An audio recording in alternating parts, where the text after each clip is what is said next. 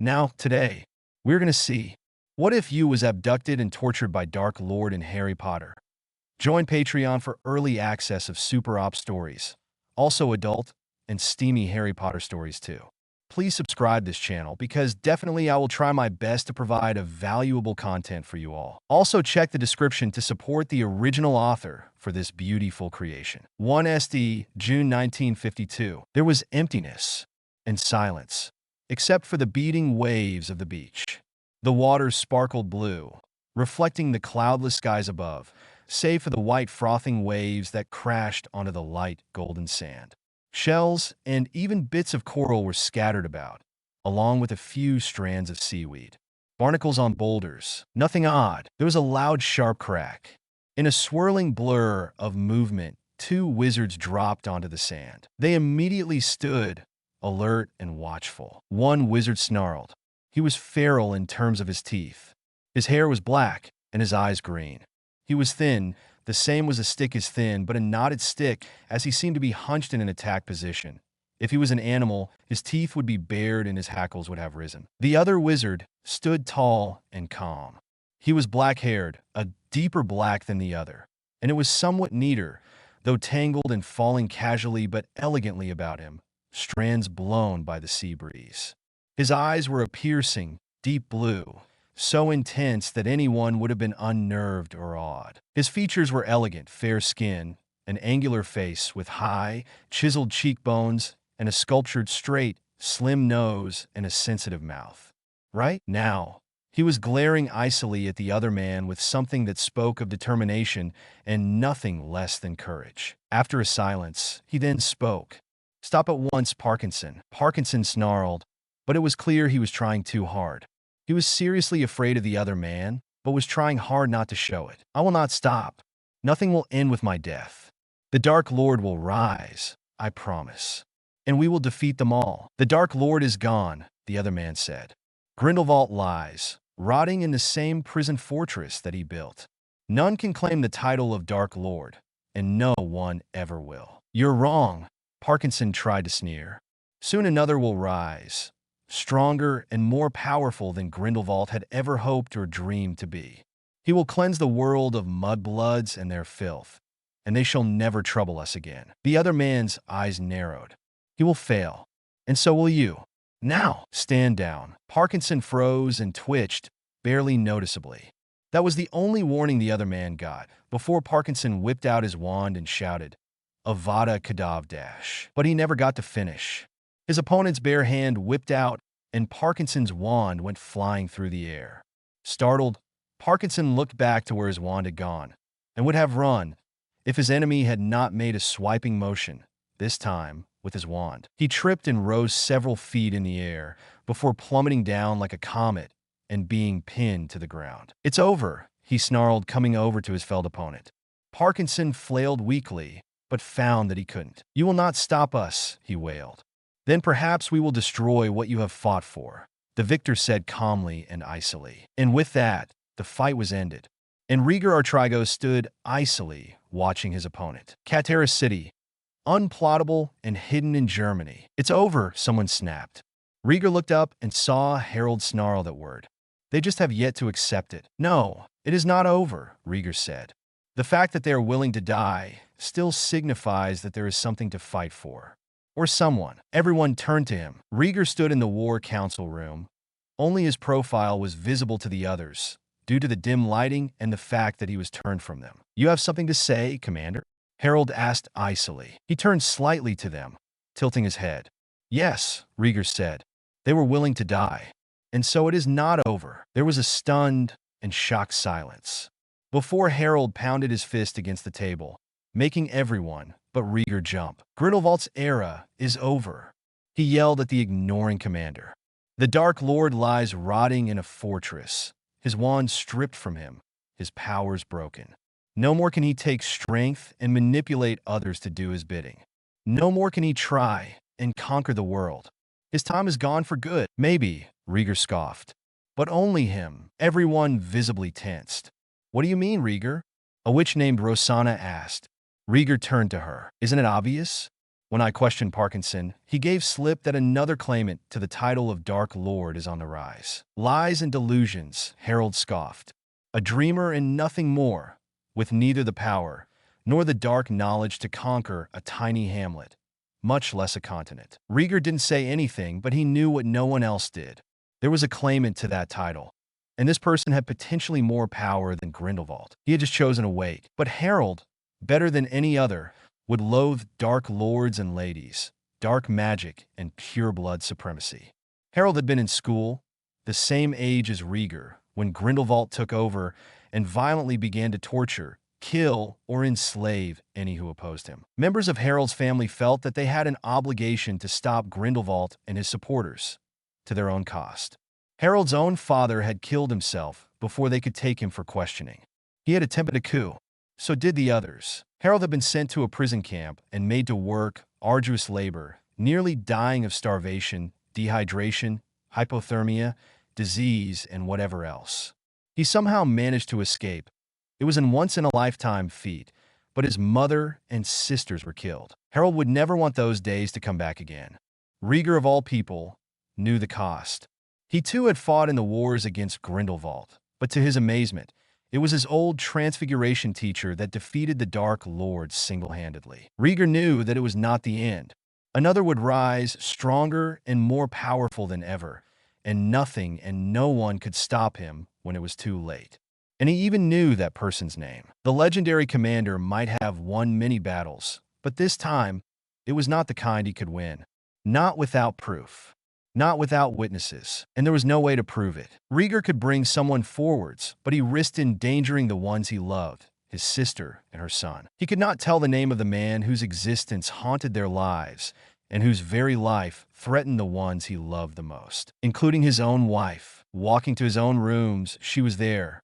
The one woman he loved, the only woman he had ever had a connection and an understanding with, besides familial love. The only one who was there and who knew him for who he was. His only source of sanity. He thought ruefully as he made his way there. He knocked. She was there. She looked up when she saw him. She was sitting in front of the fire. Never before had a vision of such impossible, breathtaking, and surreal beauty graced the eyes of humans. Her graceful, willowy, and perfect form was framed by thick, rich, silky hair, so deep a black, it was darker and more luminous than polished jet, capturing and reflecting the light infinitely brighter. No painting or sculpture, or even a dream, could ever compare to this. She radiated light, and her skin glowed flawless and exquisitely fair, brighter than the moon and stars. Her almond eyes, framed by thick black lashes, were more luminous than gems. Even Rieger, who had seen her thousands of times, was struck by her spell. Only one thing gave such reasons away: her delicate ears. Her hair sometimes revealed ears with tapering tips. This was no human. She stood, and the two of them embraced tightly. "I've missed you," he breathed in her scent. She nuzzled close to him, then pulled back and kissed him. She had a heart-shaped face and the most delicate feminine features he had ever seen. Feminine and delicate, but not perfect. Her cheekbones were fine and high, but her other features, the nose, dainty, delicately pointed and upturned, retroussé. Her mouth unbelievably lush, a reddish, rosebud mouth, and the large eyes across between almond and doe eyes were not perfectly proportioned, though flawless themselves. Yet these were what increased her beauty, gave her feature, and made it more breathtaking. She truly shimmered with shining beauty. Rieger kissed her again. "Trouble?" she asked him, her voice melodious, clear and high. He breathed out a sigh. "You have no idea, Alisa." She sighed and pulled away from him. "Have you spoken with your sister?" she asked. "She didn't have any others like it, does she?" Rieger shook her head. "None. I checked all of them." "Her clothes?" she asked. "Her jewelry?" "She didn't have much, save for the locket in her marriage," Rieger said. "And no, I checked them anyway, including her wedding ring." Alisa shook her head. "There must be something." Rieger grimaced. He sank into a chair. "If only it were that easy," he muttered. She went over to him and knelt by his side on the carpet. "Nothing is ever easy," she said. "That makes triumph all the sweeter." He smiled, and his mind wandered as he stroked her ineffably lovely face. How long was it? May 1st, SD 1929. Rieger ran, tearing through the woods. Come on, hurry, we're almost there. Freed from the cage, the young girl looked fearfully about her. He ran, clutching her tightly to his form. She stumbled, but he picked her up. He was strong. He had grown strong. And the numerous floggings and curses he had received did nothing to deter his increased strength, nor him from his goal. Not when he had something to lose. Covered in blankets, the young girl clutched gratefully to him. Her lovely face peeked from beneath the blankets. Her eyes were an impossible, rich brown, like melted chocolate hinted with pure molten gold. Come on now, Rieger said desperately. Don't stop, don't fall, and don't give up. Not now, not when he had so much to lose, most of all her. Here, he said, lifting her slight form and placing her on top of the raft. It was tightly bound with wood. She grabbed the paddle, and he pushed the raft out onto the sea, waiting until it was waist-high before he jumped aboard. He grabbed another oar. We have to be careful, he said. They'll notice Dash, but before he could finish, shouts and yells of alarm and rage filled the air. Jets of red and green light shot through the night sky. Soon they would be after them, like Nundus on a bloody human carcass. We have to go fast, Rieger said. He was desperately wishing for a wand. He didn't have one. Or an invisibility cloak. He could conjure no shield charm, nor disillusionment charm without a wand. He was almost 10 years old, and the young girl, next to him, one of the Fae, or Avila, as some call them, was 1 year younger. He was an underage, undeveloped wizard, but not untrained in some ways. Despite being disadvantaged, Rieger panicked, despite being used to the worst, including torture. And with it came an unexpected pull. The raft swirled and swished the water beneath them, and tugging, pulled itself with an alarming speed, barely giving time for the children to grab hold, before it propelled to unknown destinations. 1952. Rieger smiled. He kissed her passionately again. What were you thinking of? She asked him. The day we were free, he whispered. She smiled. Her brown gold eyes glowed and turned violet as she kissed him again. Not too far away, Athelinda sighed and closed her eyes. It had been a long day. Her son murmured in his sleep, unconsciously snuggling closer to her, beneath the blanket. Her Sigurd. It had been too long a day in the shop. She had chopped up ingredients, ordered stocks on new varieties, reorganized the whole store. Not to mention the hours spent cultivating with tenderness, potions which few could make, with the exception of love potions, Felix Felicis, and dark potions, of course. Athelinda believed in merit through hard work and in the free will of love. And most of all, she loathed dark magic more than anything, including her own husband. Athelinda fingered the wedding ring she wore on a ribbon around her neck. Why she still kept it, she could only wonder. Sigurd stirred and murmured in his sleep. Precious little thing, she cooed, kissing him, while he smiled in his dreams, before she too fell asleep. The bite of the chain was cold around her neck. She choked and struggled to breathe. The emeralds glinted evilly in the serpentine shape encrusted upon the locket's surface. There was a harsh, mocking laugh. Did you think you can escape me? He whispered. I was always with you. You will never be rid of me. A ghostly shape emerged from the locket, which had opened itself. A figure whom she once knew. A handsome, black-haired young man, with pale skin and dark eyes. She screamed and tried to get away, to claw herself away from him if she could. Hush, he whispered, crooning as if to a snake. She had fallen. She must have, since she was now down. He knelt down and kissed her. You know, I will always follow and find you. You will never be rid of me. Even if I have to rip your soul out of its very shell, the way I did mine, and tear it in two, I will. I will find you, Athelinda.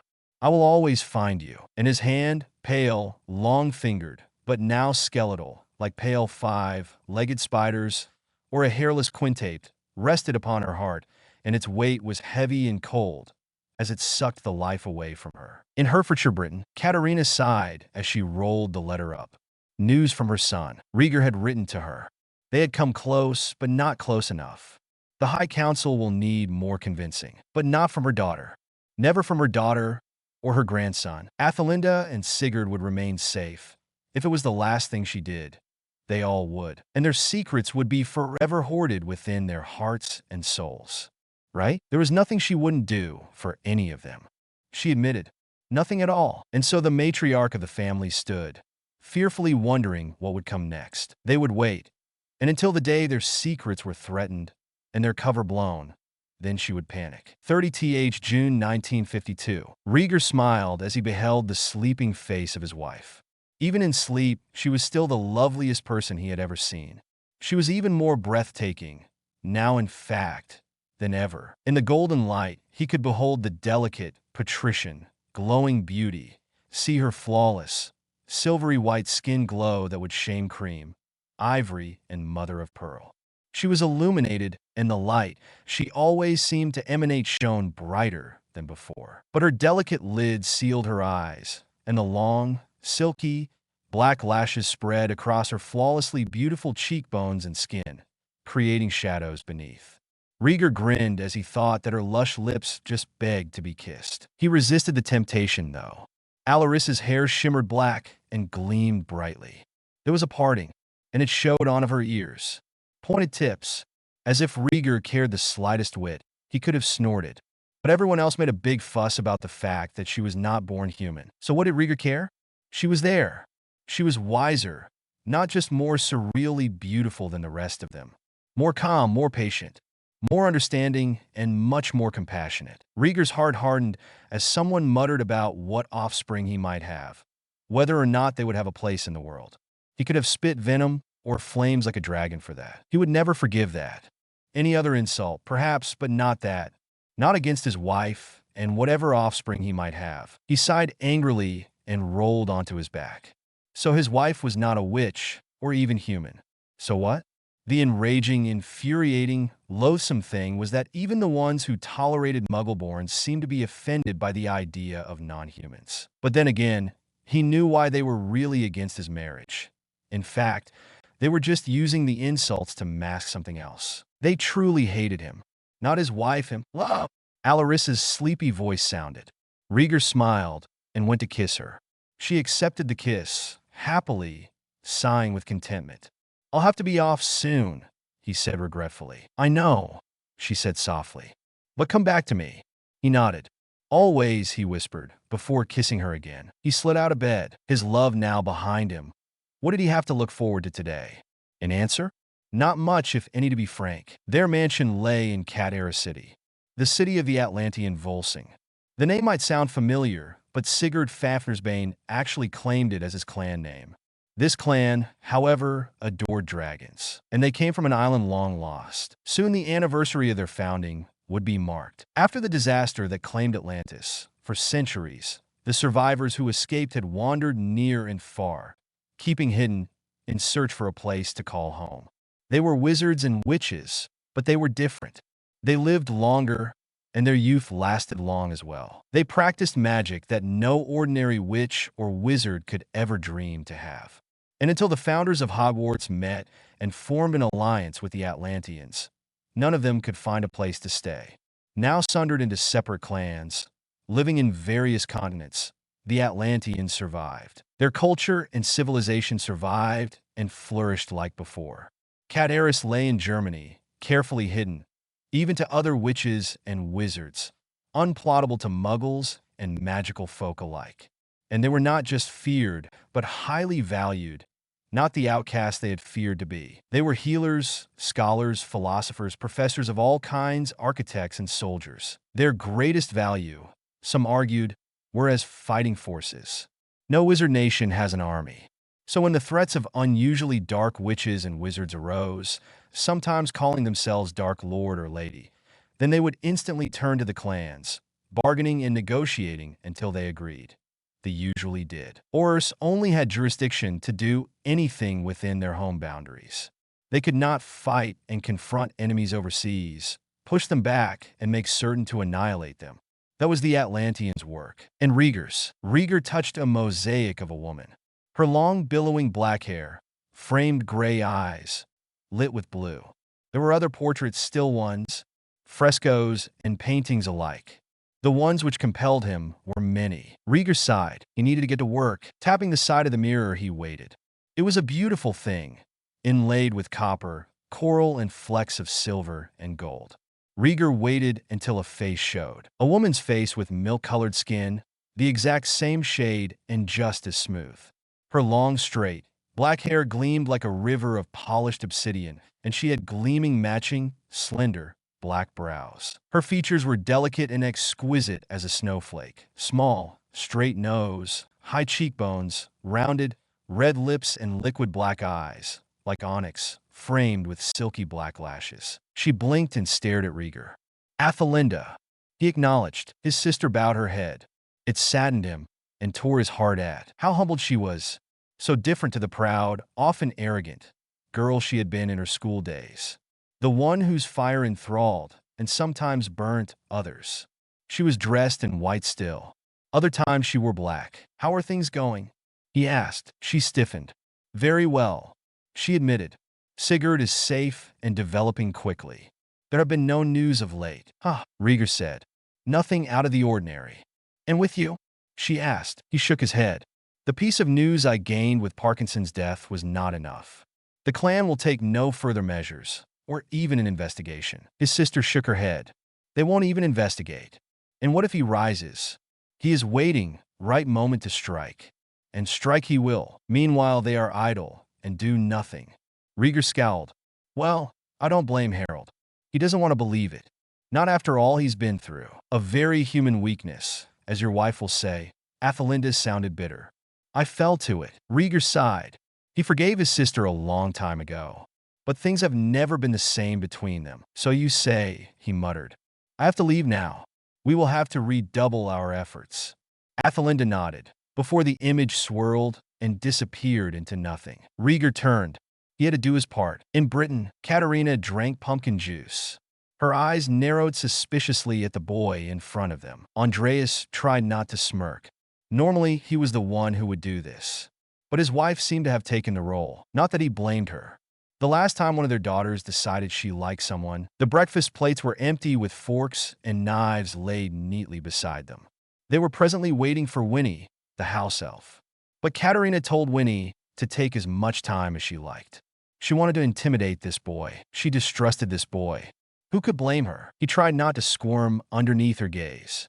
She fixed those deep, clear, and piercing blue eyes at him, so much like her legendary eldest sons. Nearby, Willamar, her second son, smiled a strained smile. He felt sorry for this boy. He truly did. His mother was as formidable an opponent as could be. She took on the entire staff of Durmstrang as a teacher, and she won more than once. She left, of course, when she couldn't stand them any longer. They soon began losing some pupils. Philomena, the youngest of the siblings, twitched nervously. Her mother was intimidating. It was Willamar that broke the silence. "Father, have you heard from Rieger?" he asked his father. Andreas looked up from where he had been hiding his Snickers behind a copy of the Daily Prophet. "Not too recently, I'm afraid," he said. "Well, he's going to try and contact the two of you tonight. You as well, Philomena." His 20-year-old sister gave a smile. "He's eager to tell you news." "What news?" his mother asked. Willamar, Philomena, and most of all the poor boyfriend could have breathed in relief. "It worked. He and Alisa are trying for a baby," Willamar said. He smiled. "He's hoping for some advice. Athelinda is preparing potions on Alaris's request. Rieger, of course, is preparing the rooms." "Will the child go to Hogwarts?" Philomena asked. "They are living in Cat Harris, presently, but they will soon return." Katarina gave an icy smile at the boyfriend, named Jason, who managed not to squirm. "In fact, I believe we will spend Christmas in Cat Harris. Don't you, Andreas?" "Huh? Yes," her husband quickly amended. "Good." She smiled a chilling, yet bright smile. "Well, if you would excuse me, I am needed in the kitchen." And with that she left the uneasy four to themselves on the breakfast table. "Curse him," she muttered. She had instantly liked Alisa, despite the fact that some people pointed out she wasn't human. But as for this boy, she just wasn't so sure. And now Philomena wanted to move to Cat Harris, to work as an archivist? Unfair. Now she would be totally alone, save for her dear house elf and her beloved husband. And how many times did she get to see her grandson? Not many. As for another grandchild, now she knew what it was like to be old, bitter, and alone. not to have the family all around her. How miserable. She had never been in anything like this before. How she longed for the days of the past. Even when they were in school, how she longed and missed to cuddle, kiss, and hold her babies. And what she wouldn't do that. Just one more time, what she wouldn't do. And to think that having a grandchild would make her happy. It did, more than anything, but it would be more if she saw the child more often. I'm growing soft in my old age, she thought resentfully. In truth, the reason she didn't like Stephen was because she wanted to keep the family unit the way it was. Alisa she adored. Any grandchildren to worship and dote upon. By all means. But no more sons and daughters-in-law. No more. She couldn't take any more, especially since the last son-in-law took her daughter away, and she nearly never saw her again. It was his fault. She raged inwardly. How she loathed and cursed him. Damn him to the worst of hell, and still his shadow wouldn't leave them alone. Katarina knew it was a futile hope, but she wished nothing more than for him to be dead, and she hoped it would be soon. I don't like him, Winnie, she grumbled when she entered the kitchen. But in actual fact, it's not his fault. It's mine. Winnie, their beloved house elf, looked at her sympathetically. She said nothing. However, she knew that it would not help. Katarina sniffed. She picked up a picture. Inside it showed a merry-looking lad with golden blonde hair. Why are we always betrayed? She asked bitterly. Winnie couldn't answer that, even if she tried. Rieger browsed over the old volumes. If anyone saw what he was doing, they would instantly demand answers. Why? Because this type of magic was very bad. So evil was it that not even the darkest wizards would attempt it, if they even heard of it. Could be anything. Yes, well, he knew what one was. The problem was finding it, and his sister made the mistake of not bringing one with her. Even living creatures, though, for reasons mentioned, this is not advisable. And to think Herpo the Foul was bad enough without this stuff. In short, nothing new was found. Rieger slammed the book shut with disgust. Rieger? Someone's sheepish voice sounded, and he looked up. It was Harold. He sighed. I just wanted to say I'm sorry. He said quietly. I'm sorry I disagreed with you so publicly yesterday. And I'm sorry I was so vocal about it. Forgiven, Rieger tried to smile. It is understandable. Har nodded, ashamed. Still, I don't want to believe what you've said. But even I can't deny there are possibilities. No one had ever gone as far as Grindelwald before. No, Rieger said. But now they know that he has gone that far. They know it is possible. Harold looked green. Yes. They stood there in silence for a long while. You know, when I was captured, Grindelwald's followers mentioned something about a prophecy. A prophecy? Rieger could not be more puzzled. Then it hit him. Obviously. That prophecy? Yes. Harold met his eyes. They weren't just targeting Muggle-borns and Muggles, you know. They were targeting us, Atlanteans. That prophecy is nearly 1,000 years old, Rieger said sourly. They might as well give up. It's not going to happen in our lifetimes. Are you sure? Harold asked, one fair eyebrow raised. It, as you said, has been nearly 1,000 years since Camelot fell. Rieger sighed. Yes, and people are still longing for those days, and to control the new age, as they vowed to do. Who do you think will be involved? Rieger shrugged. That I do not know. And for their sake, I pray no one finds out, he said darkly, and Harold looked grim. Rieger threw the next book down in disgust, more ill-tempered than before. Nothing helped him with his mood, and the threat of another Dark Lord did not make him happy in the least. He ended up in an armchair, in a secluded corner of the library. This was one of the largest arcane libraries in the world. And yet nothing helped. As a commander, he was supposed to be aware of the dark arts. But he already knew them. He knew them all too well. 13 February 1929. Rieger was in despair. He had lost and he knew it. He collapsed in a heap. Next to him, the other young boys did the same. They were stick-thin but corded with muscle somehow. Filthy, streaked with dirt and grime. Their heads shaved, and they bore many scars, most of them pale and half-healed. The children of the endless night. This was their life. They had been marching for so long now. Many of them labored to build this and that, siege engines, or did exercises under the command of the older men and women.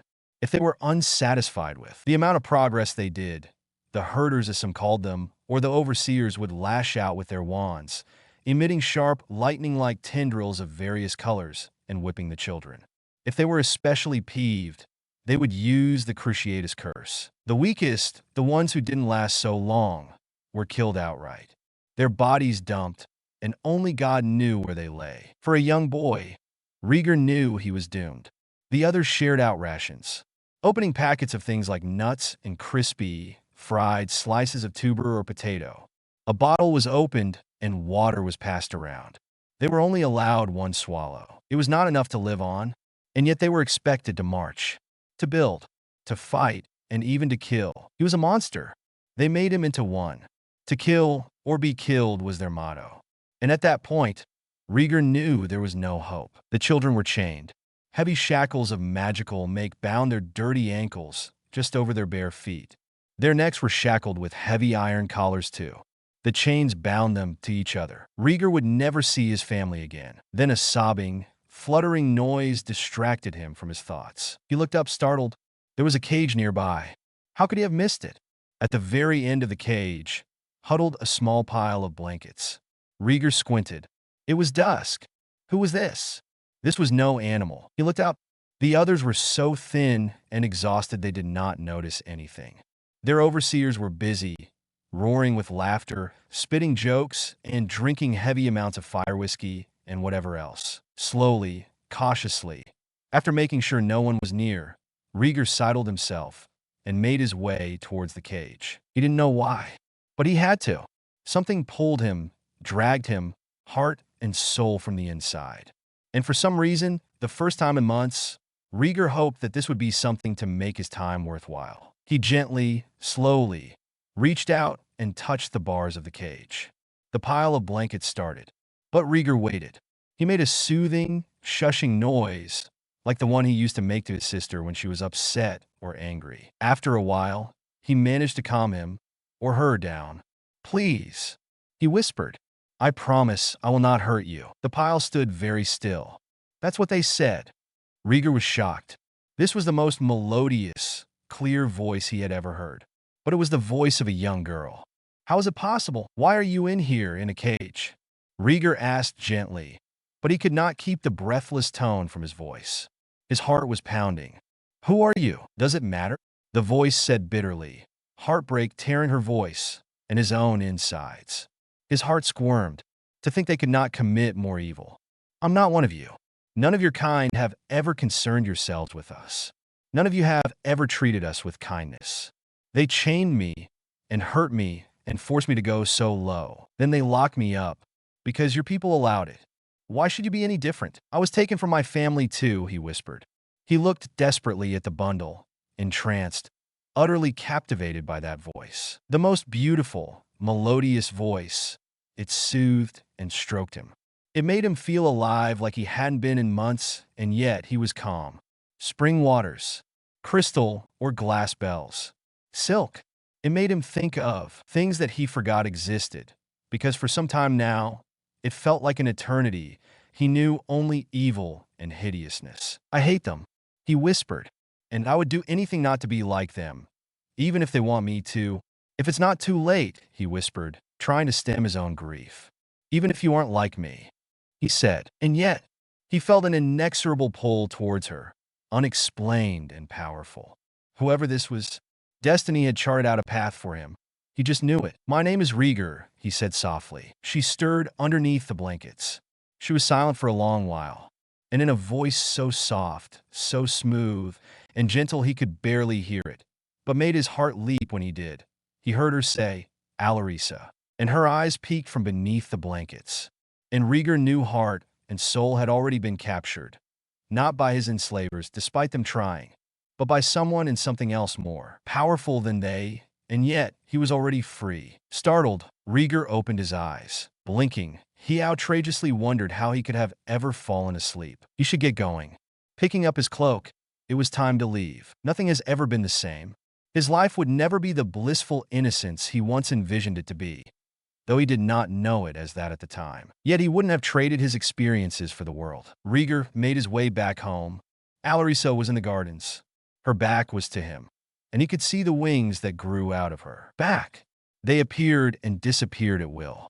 Similar to butterfly wings, they were silky to the touch, but as near transparent as gauze or gossamer. The colors were rich and vibrant, like jewels. He sighed. "Love," he called out. Alisa turned to him. "I didn't hear you coming," she said, her eyes wide. He smiled. "It's all right. I simply wanted to be with you." She smiled and held her hand out to him. Let it all go away, Rieger thought. He didn't want dark magic or practitioners of that kind to come running into their lives again. Let it all be over. And yet, he had no idea what he was in for. The party was a lavish event, but it foreshadowed the next important ceremony that would take place the next day. At the gathering, Andreas and Katarina arrived with Philomena in tow, and Willemar escorting them. Athelinda and Sigurd were to meet them later on. Rieger and Alisa were already there. Athelinda admitted she had never met Alisa. Philomena beamed and said she had no idea what she was in for then. Of course, it was a shock when she saw an impossibly beautiful woman, so breathtaking that the very air seemed to disappear and his eyes could not hold the fullness of her beauty. She seemed to glow, her skin paler and brighter than the stars. Luminous black hair darker than polished jet, so dark the mere color was shiny. Gently waving fell to her waist like a shining dark waterfall. The impossible, devastating beauty of her face was accentuated by the serene, majestic but compassionate expression on her face. Her eyes glowed, framed by long black lashes, a rich chocolate, and molten gold. "That's Alisa?" Athelinda's voice came out as being rather unimpressive. She instantly felt like a troll next to this woman. "Oh, come now, sister," Philomena said cheerfully. "She's lovely in and out." Athelinda had not been there for the wedding. She swallowed. Philomena dragged her to meet their sister-in-law, whose inexplicably lovely face lit up when she saw Philomena. "Philomena," she murmured. She went over and greeted the young woman by way of a kiss. Philomena inhaled her fragrance. Beautiful in every way. When they withdrew, Philomena gestured to her elder sister. "This is Athelinda," Alisa murmured. "Yes, I've deduced." Athelinda tried not to squirm or be too spellbound by the gaze of those eyes. Wait, how did her eyes get from one color to another so fast? Athelinda was no fool. She knew Alisa was not human. Alisa held out her arms. "You are my husband's sister, and he loves you more than you know." Athelinda smiled sadly with a tinge of bitterness. "More than I deserve," she said before returning the embrace. "Everyone needs to be loved," Alisa whispered in her ear. "It's what keeps us healthy and sane." Athelinda nodded, but could not meet her eyes. Alisa gently touched her chin and brought her head up. She smiled at the witch. "Don't underestimate your own value, just because you have overestimated it once," she said. And in her eyes, Athelinda saw mercy, compassion, and understanding. It was enough to make her weep. Next to her, hiding behind her, was a small boy. His eyes were silvery green. One pupil was tiny and round. The other moved. It was long and it slithered and twitched like a snake. "And this is Sigurd," Alisa said, withdrawing her delicate hand and turning her attentions to the young boy, whose eyes were wide as platters. Somehow she was not at all surprised by what she saw.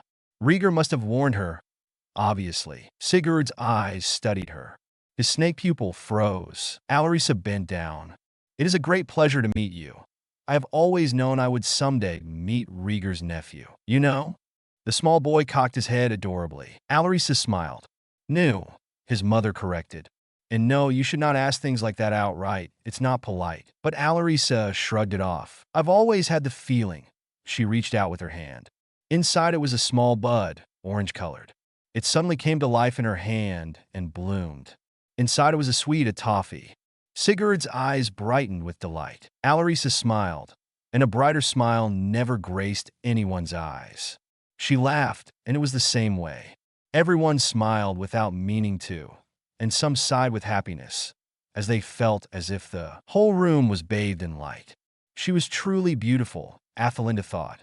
In every way. "Thank you," Sigurd lisped. She smiled at her nephew. The boy toddled away. "Welcome all," someone called out. He spoke in the old Atlantean language. They instantly fell silent and turned to him. An impressive man in rich black robes, made of velvet, embroidered with black pearls, black diamonds, and crystals. He was tall and thin. His eyes gleamed. "On the morrow, when the sun rises," we celebrate the dawning of this age, an age in which our lives and destinies were regained, after being lost, swallowed by fire and water. We regained our destiny, we regained our lives, and we regained our strength, so that we may never lose it. We celebrate and we commemorate what we have lost and what we can rebuild to be much more. When it comes, the audience murmured in unison. The man nodded. He gestured. A pretty, dainty girl with creamy skin, curly corn, colored hair cut short and slender, petite figure came forth. She bore an engraved silver cup filled with wine.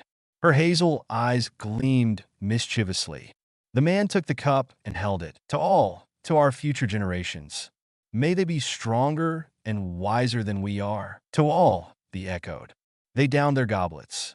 Several dancers came up. A pair of female twins wore costumes made entirely of sugar pink, sea green, and sky blue ribbons came forwards. The lights dimmed, all save for a single light above them, lit by magic. A flameless lantern, an Atlantean invention. They slowly raised an arm each. The twin on the left stretched her right arm high. The twin on the right did the same on her right arm. The instruments strummed. The drums started beating. More instruments joined them. And soon the women started to dance, but the light soon left them to go behind, and they turned to their sides so that their profiles were visible. Opening their mouths, they added their voices to the music. But it was barely heard, not that they wanted everyone to pay attention to what they were singing. But soon colored mist poured out of the twins' mouths and started to cloud together and swirl. An image formed itself from the steam. Atlantis. The twins thumped a foot each. They started to dance and sing. Atlantis, the thriving city, a great civilization, the only civilization to comprise entirely of witches and wizards. The greatest library on arcane works in the ancient world, long before people knew how to write. Their people, more than ordinary human, due to the magic that ran in their blood. Their architecture, arts, magic, even their cuisine was unparalleled. And then it changed. Fire destroyed most of Atlantis before the waters rose and swallowed it. But one person foresaw this oncoming destruction. She tried to warn the others, but they didn't listen.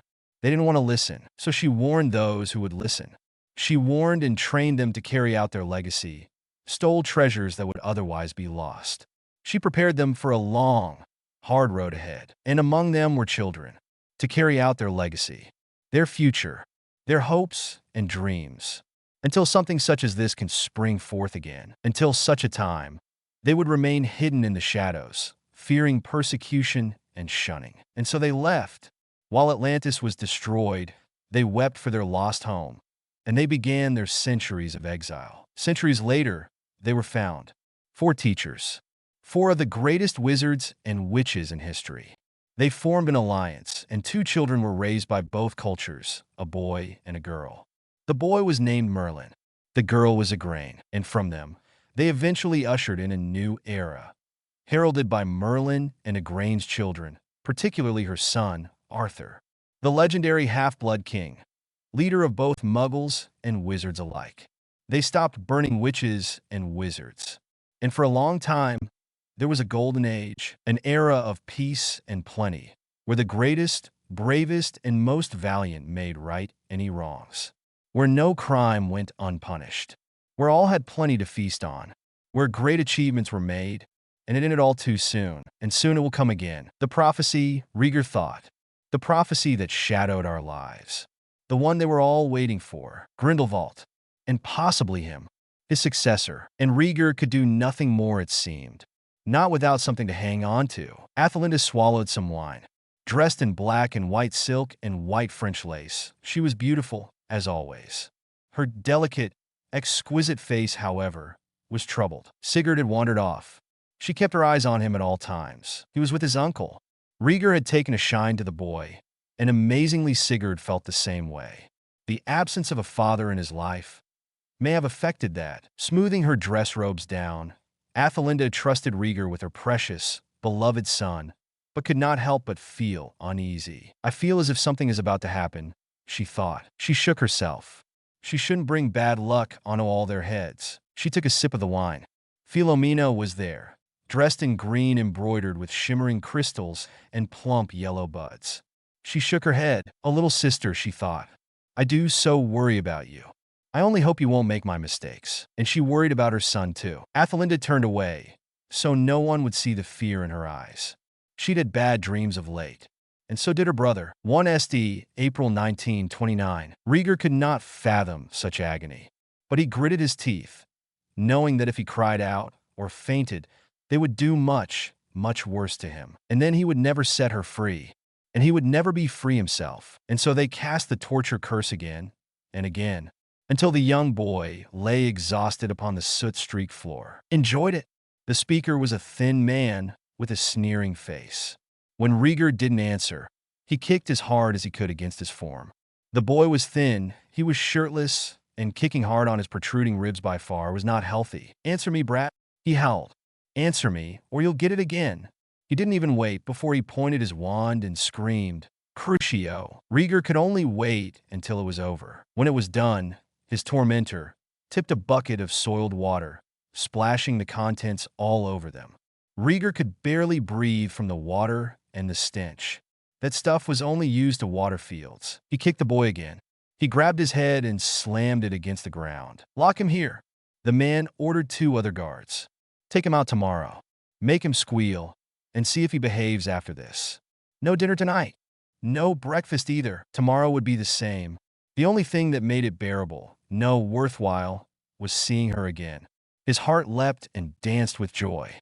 Alisa, soon they would be free. He just had to wait. And he held a strange metal instrument in his hand, which he twined again and again. His key to her and his freedom. No matter if they killed him, no matter if they tortured him again, no matter if they starved him, they would be free. Rieger turned to his wife. She touched his arm, concerned. "Come," he whispered. He just wanted to be alone with her. In the garden beneath the tree, they kissed. In the light of the moon. It might sound soppy, but the other was all they had. At least, that was what Rieger felt. Katarina watched them from a nearby portico. They were hoping for a baby. She hoped with all her heart they would have one. They were truly in love and happy, the only one of her children, and she was glad for them. She remembered. Of course she did. The merry, golden-haired boy. She knew who he was. She knew him once. At least she thought he did. Now he rotted in Nurmengard. He once smiled at her.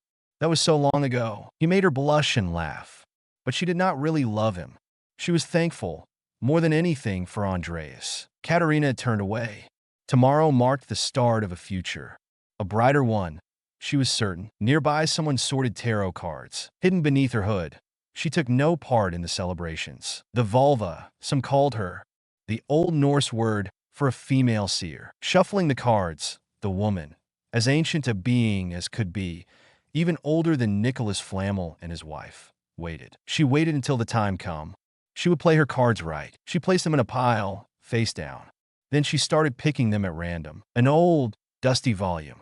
A tower with lightning striking one side of it. Death. A man on a journey. And more. Much more. She knew what they meant. She had seen it. The vulva sighed as she shuffled the cards. She needed to get this right, in case it all went wrong.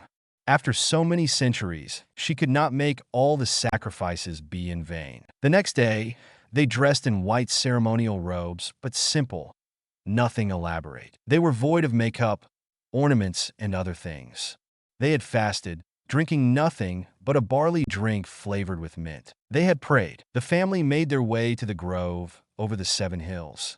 It was a long journey, and Sigurd started to whine. The ceremony of remembrance would start at sundown. But before that, there were traditions and rituals they had to get through. Mum, Sigurd said. Athelinda looked down at her son. Mum, where we going? Where are we going? Sigurd's voice was much more measured and careful now. Athelinda had slowly been weaning him out of baby speech. To the grove, to prepare ourselves for the ceremony? Ceremony? Sigurd asked hesitantly. Athelinda prepared to tell him what it meant, while the others hurried along. Her mother offered to carry Sigurd, but Athelinda shook her head. It would not do for her son to arrive to such a monumental event, carried in anyone's arms. Sigurd himself was eager to walk and prove to everyone that he could walk the distance. Rieger was the only one dressed in black. Everyone was in thin white cloth. He was in his uniform, battle robes, and slight body armor. He looked around him warily as he helped everyone up the final hill. There was a shady grove, surrounded by willow trees. Several hooded acolytes stood there, robed in black, handing them flasks. They gratefully accepted the refreshing barley and mint drink, along with a strange green potion. "We welcome you," they said in a monotone. They spoke in Old Atlantean, the language of their civilization, before its downfall. Several people were already there, dancing and singing. Tambourines were shaken, and girls had flower wreaths in their hair, and were barefooted, dressed in white cloth. They were singing and strumming their instruments, mostly harps and lutes. They were singing old paeans, and every note was imbued with magic. Soon the magic would cloud everyone's minds. The green potion they drank merely amplified their inner eyes abilities. The music started to cloud their visions, and everything started to whirl. It wasn't dizzying, though. Everyone was dancing. The sounds of laughing started to ring and echo in everyone's ears. This was the basis of Muggle attempts at shamanism. Muggles have tried to replicate such rituals in ancient Greece, Rome, Mesoamerica, Central Asia, and even Viking Scandinavia, but with limited success, if any. They did not understand such power. They used feeble, mundane things, which cast hallucinations, not visions, for their rites. Therefore, they never really succeeded in seeing the future or gaining powers, anything like that. But the Atlanteans certainly succeeded. As his vision swirled, it turned dark blue, the same color as rare blue obsidian, but it swirled as if he were in a funnel cloud, dotted with swirling stars. Rieger turned. No, he should not hold back. There were people whispering. He heard their voices, but they sounded strange, like they were in the back of his head, although he certainly saw them. Then everything swirled faster than before. Faster and faster did everything swirl. Faster, much faster to comprehend. He saw more than stars. The blue dissolved into black. The stars grew fewer, but were still plentiful. The wind felt cold against his skin, and he realized he was standing somewhere during the night. A golden full moon loomed ahead. The grass seemed to shiver beneath him, with the promise of power. There were people, a group of people, knights he saw, dressed in armor with a dragon emblem, a red one, stamped on their cuirasses. They were holding torches. Others had wands. They were wizards and muggles combined. Someone led them. No more than one. A tall, strong, younger man with a gold crown and an extremely handsome face.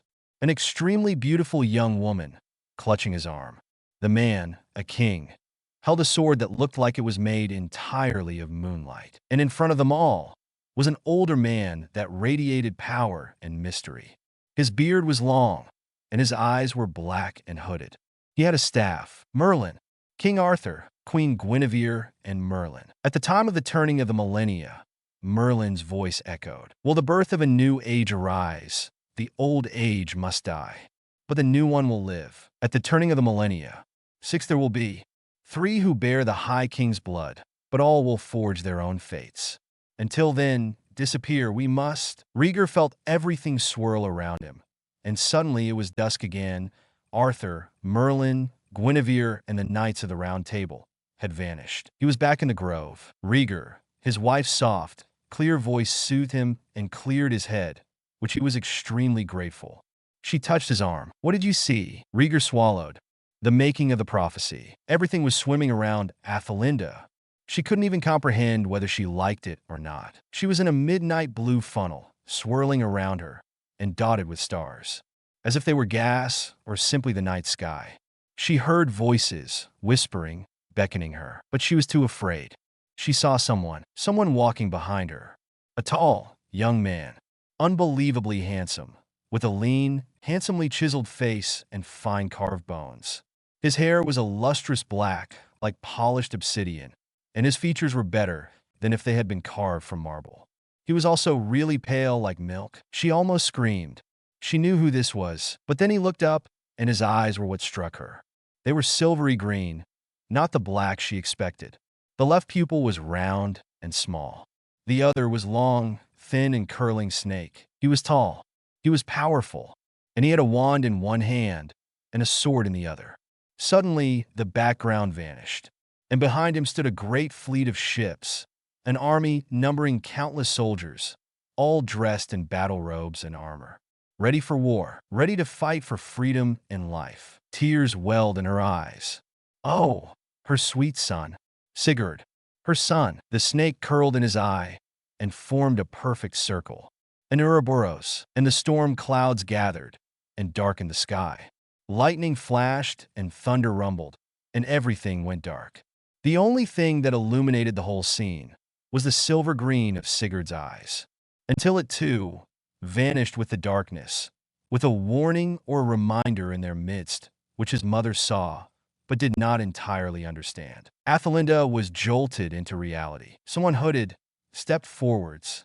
Her wand was longer than most and draped with things like shells and powerful symbols carved upon it. The Volva had arrived. She stretched her hands out. Here, tonight, we celebrate, and we remember the days that destroyed us and the days that marked our rebirth. Like the phoenix that sprung from the ashes, so too shall we rise again, onwards to eternity. Everyone intoned. The tip of her wand lit with silver light. She touched it in front of the largest and oldest willow tree. The lines of the bark glowed with silver light, as if the tree had a light source within. It spread and soon reached the tips of the branches, whereupon it burst forth, and the leaves themselves were illuminated. A silver-white glow fell upon them, and people rejoiced. Let the celebrations begin, the Volva ordered. They started singing, clapping, dancing, and playing their instruments. Tonight, ecstasy would take their minds elsewhere, but not Rieger. He pulled his wife aside to a private corner, and they kissed. In Albania, people were laughing, trying out the new Swift-Stick racing broom, testing its limits. But nearby, something or someone was on the move. In a forest clearing, far from the prying eyes of wizards and muggles alike, several hooded figures wearing masks stood on guard. The moon was full. Another figure came through. They stood straighter, eager to hear any news of information. The figure ignored them and went to the edge of the clearing. A long snake slithered nearby. It was green, and its manner was more sinister than that of a snake's. "My lord," the cloaked figure whispered, kneeling. "We have found the information you seek, my lord. The splinter groups are, however, in disarray, and the news of the prophecy. Not so good, my lord." There was a frightening silence. The kneeling figure twitched. "Parkinson has been killed," the kneeling figure said. "The Volsung clan dealt with him. Or rather, the general and Commander Rieger are Trigos." The standing figure twitched, and the atmosphere seemed to drop terrifyingly. "Tell me," the voice was soft, like a snake slithering towards its prey. "Does the commander suspect what we might be doing?" "No, my lord," the kneeling man stammered. "Surely not. Parkinson died before he could be questioned." The snake slithered and rose its head, high up, next to the standing man. The man's back was to the kneeling figure. The snake curled closer to him. "And the descendants?" The standing man hissed. The kneeling man swallowed. "We have candidates," he said hesitantly. "They live near the Austrian-Swiss border." "Good," the standing figure said. "Send a force. Dispatch them to bring them to us, alive and unspoiled. Unless they resist." "Yes, my lord." The servant bowed his head. "As you wish." He rose and beckoned to several others. They came forwards and filed together, following him out of the clearing. Rieger had retired early with Alisa. He needed it. She curled close by his side. He took comfort in that. The moonlight fell, and her beauty was illuminated in a silver glow. But he could not sleep. The two of them, spent and exhausted, had fallen asleep, but dreams plagued Rieger's mind, and he could not be rid of them. His dreams were not cohesive. Therefore, he had nothing to grasp their meanings upon. It was the potions. Curse them. Rieger did see something. He heard a baby crying that night. He had even sworn he had seen an image of a baby, protected by stars, curled up, as if it were not yet born, in a shell of light. He blinked. He did not know what to make of that. But he did know many things. Rieger's mind wandered to long ago. 1949. "So you are to be married," the Volva said, amused. "Do you know the risks?" He bowed his head. "Very well. I give you my blessing," she replied, touching him on his head. She turned away. "She is the most beautiful thing I have ever seen," she mused. "The loveliest creature in the world, surely." Rieger chuckled. She always was to me. But you worry about the future, she said. Which is why you came to see me. Rieger was silent. Yes. He swallowed. A few years ago, my sister, as you can remember, she left, the Volvus said. Yes, I remember. Rieger swallowed. You fear for her, she said. Do not worry. All will be well before long. Best look to your bride and the future generations. Soon, you will start a new family. As for your sister, the Volvus said musingly, keep your faith. She will return to you. He nodded. But be warned, she will come back with surprises. He had always thought it meant the baby. Now he wondered if there was something more. As he lay there, Alisa touched his arm. Can't sleep? She asked. He smiled. I'm sorry, he said. There's nothing to be sorry for, she said. She pulled herself, so she rested on her elbows. He sighed. Talk to me, she urged. What can I say? He asked. I feel like I'm waiting for something to happen. What that is, I don't yet know. And I'm not sure whether I should feel eager about it, either. You may not. After all, you don't even know what it is, she acknowledged. But it does not mean you cannot prepare for anything. He sighed. I've been through worse. Why am I so put off by this? Alisa fell silent for a while. Her eyes glowed brighter than any gem, a rich, deep and clear, violet color now. There is nothing we may not survive, Alisa said, providing we know what to do in the situation. She was too lovely for words, Rieger thought. But more importantly, her presence was a greater blessing than he could imagine. February 1929. My people are the Fae, she said. At least that's what some call us. Our women are called many things, Wileys or Vila. That's the most common term. She accepted the bowl of soup Rieger managed to steal. He had not enough nourishment. None of them had. It was their overseer's way of weeding out the weak from the strong. She took a sip. Rieger could not help but gawk, and then redden at the sight of her mouth touching the bowl. Her lips were so lush and soft. She gave him the bowl, handing it through the bars of her cage. It was vegetable soup, sour, pickled vegetables, and nearly cold, but they had little else. They dared not light a fire to heat it, and they did not have sufficient knowledge for such magic. Anyway, do you miss your home? Rieger said softly. Does it matter? She asked. I will never see it again. I can bring you home, Rieger said. His eyes burnt with a fire deep within. She stared at him. Impossible. She brandished her chains. They looked small, but they were made of iron. He could see marks there, angry red ones. He looked up at her, alarmed. Iron hurts us, she explained. They knew that even the weakest link would be enough to hold me. I cannot break through it. Rieger paused. What if I can? He asked. She sighed. But you said they do not allow you to hold any weapons unless they want you to fight. Yes, he said. But I've been picking things, forging things out in the battlefield when I had to. He grimaced. Scavenging is not the best thing, but sometimes we have no choice. And what did you find? She asked breathlessly. Iron, steel, wands. He held out one. I disarmed an opponent before he could get me. I stole his wand. I managed to hide it from them. Her eyes widened. You must keep silent and be very wary, he warned. Even the slightest thing can give it away. Her eyes widened, and she nodded. There are more things I must plan. He said, a good thing they taught me to build, but I can't leave everyone to their fates. I fear that if we escape, they might be punished for it. She nodded seriously. Then listen carefully, she said. I know a spell. It puts them to sleep. You don't need a wand to do it. You just have to practice. You can blame it on the junior officers and overseers. He nodded. It will take some time, everything, he said, but we can wait. Just don't die, Rieger.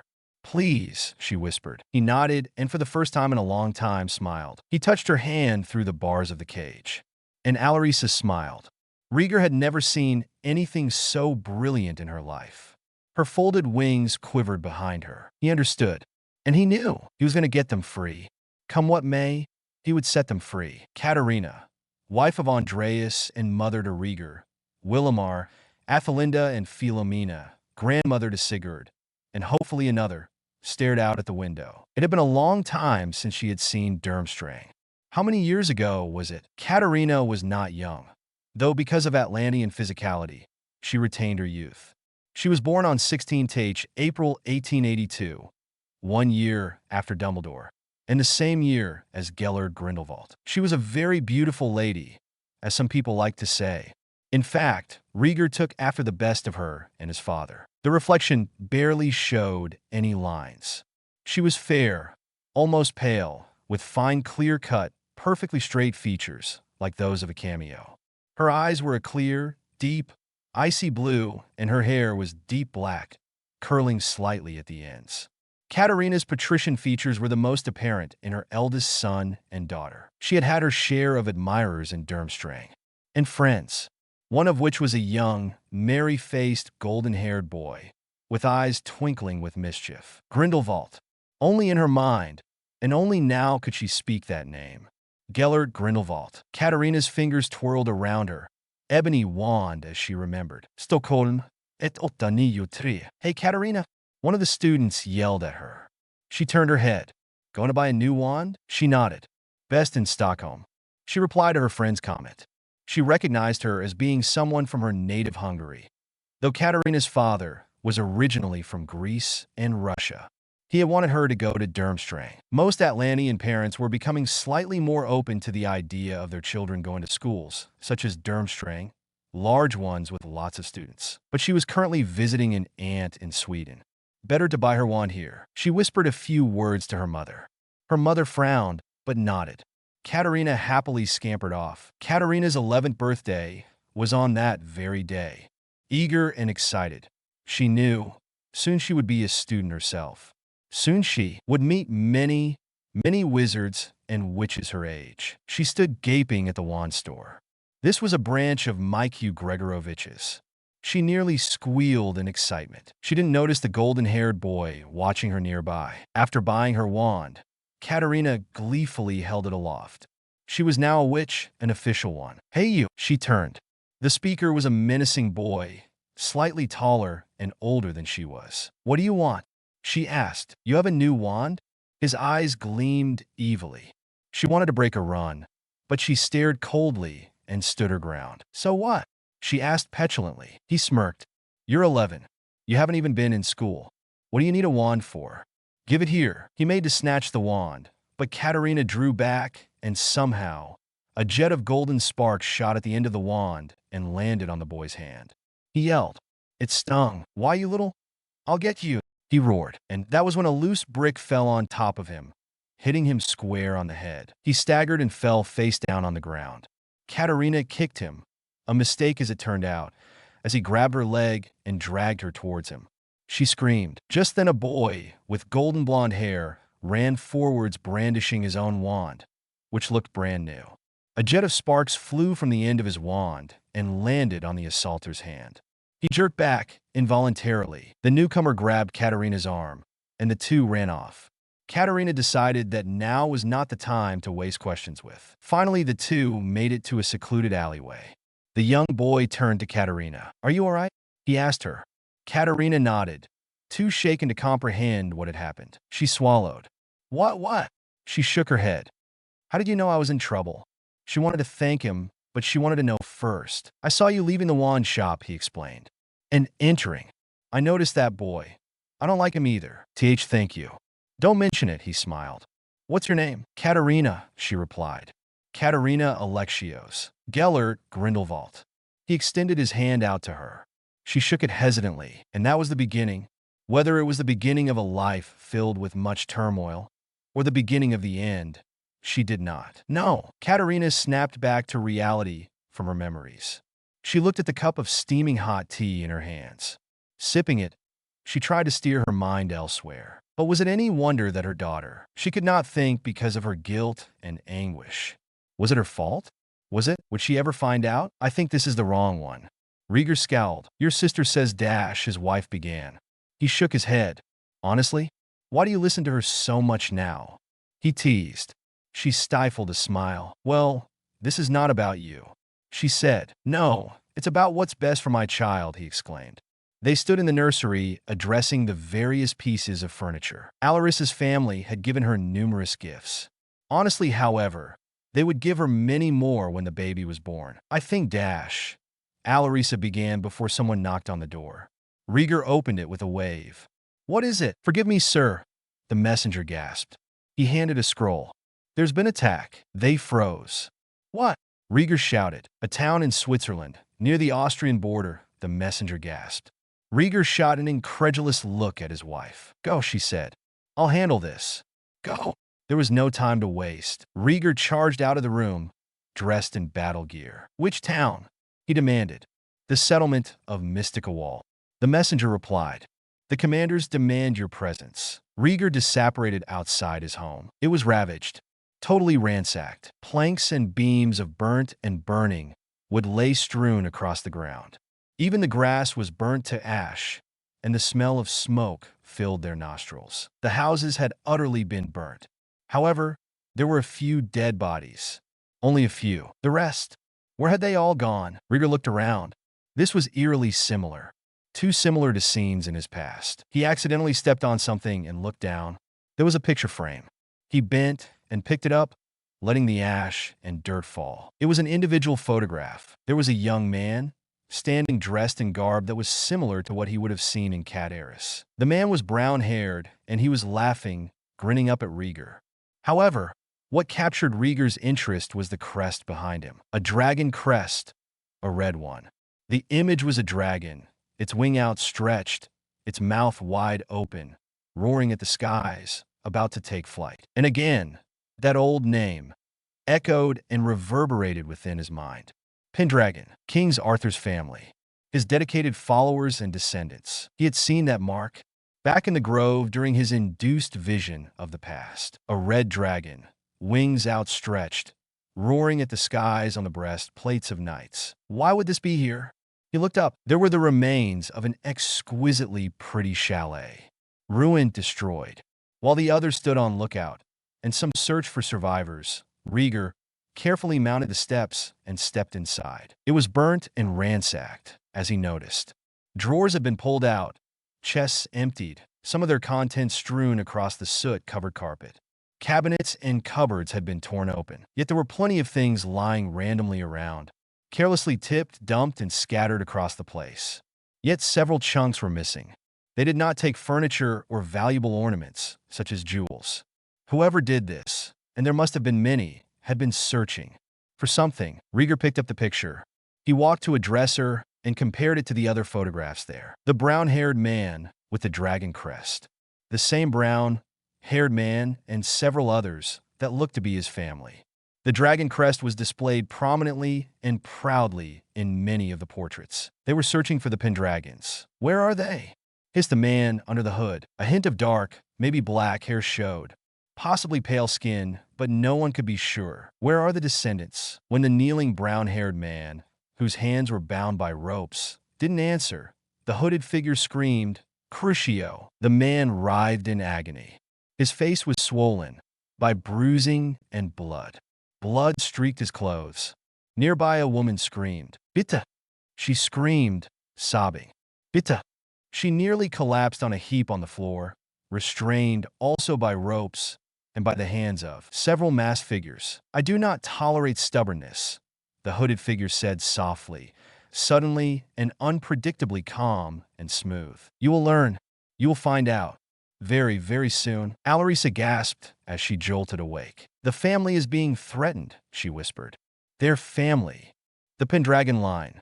Startled, Alisa gazed wide-eyed into the face of her husband. He looked grim and worn. Instantly, she jumped out of bed and rushed out to embrace him. Rieger, she whispered, nearly sobbing in relief. Rieger. Rieger's arms closed around her, and he breathed in the scent of her hair. She was safe and alive in his arms. That was what mattered. You're back, he sighed. Yes, he breathed. And with you, where I belong. Not on the battlefield. Not anymore. May 1929. Rieger smelt the smoke and the burning wood, even from a long distance off. He stood there with a dagger held to the throat of a woman. She was a middle-aged woman. Dirty blonde hair lay in clumps around her face. Her eyes were blue, and they looked at him with pity. Finish her, his superior ordered. Finish her off. You monster, the woman whispered. You think to turn children into monsters like yourself. You think you make them brave? You only take away what humanity they have left. What good is in them? Finish her off, boy, he shouted. Finish her. or I will kill 10 to 20 of you." Rieger's eyes never once left the woman, and the woman looked at him with pity and sorrow before baring her throat and allowing him to plunge the dagger into it. And no one but Rieger noticed the tears falling from her face. "Good," his master said. "You've done well, Rieger. Soon you will become like us." And no one noticed his numbness, nor the tear that threatened to spill from his eye. He stood there for a very long time. 1952. Athelinda was tucking Sigurd into bed. "There," she said. "Now, what story would you like tonight?" Sigurd's eyes widened. The snake twirled excitedly. "Tell me about Daddy," he demanded. "Everyone has a daddy but me. Where did mine go?" Athelinda froze. She didn't know what to say. "I'll tell you the story another time," she said soothingly. "But now you have to pick another one." Sigurd pouted but said, "Tell me about the Dragon King." "You mean King Arthur?" Athelinda asked. "Yes," Sigurd declared. King Arthur. He was developing his speech well, Athelinda thought. He would be 3 that October. "Very well," she said. "Once there was a great wizard named Merlin. A long time ago, he and his sister were born.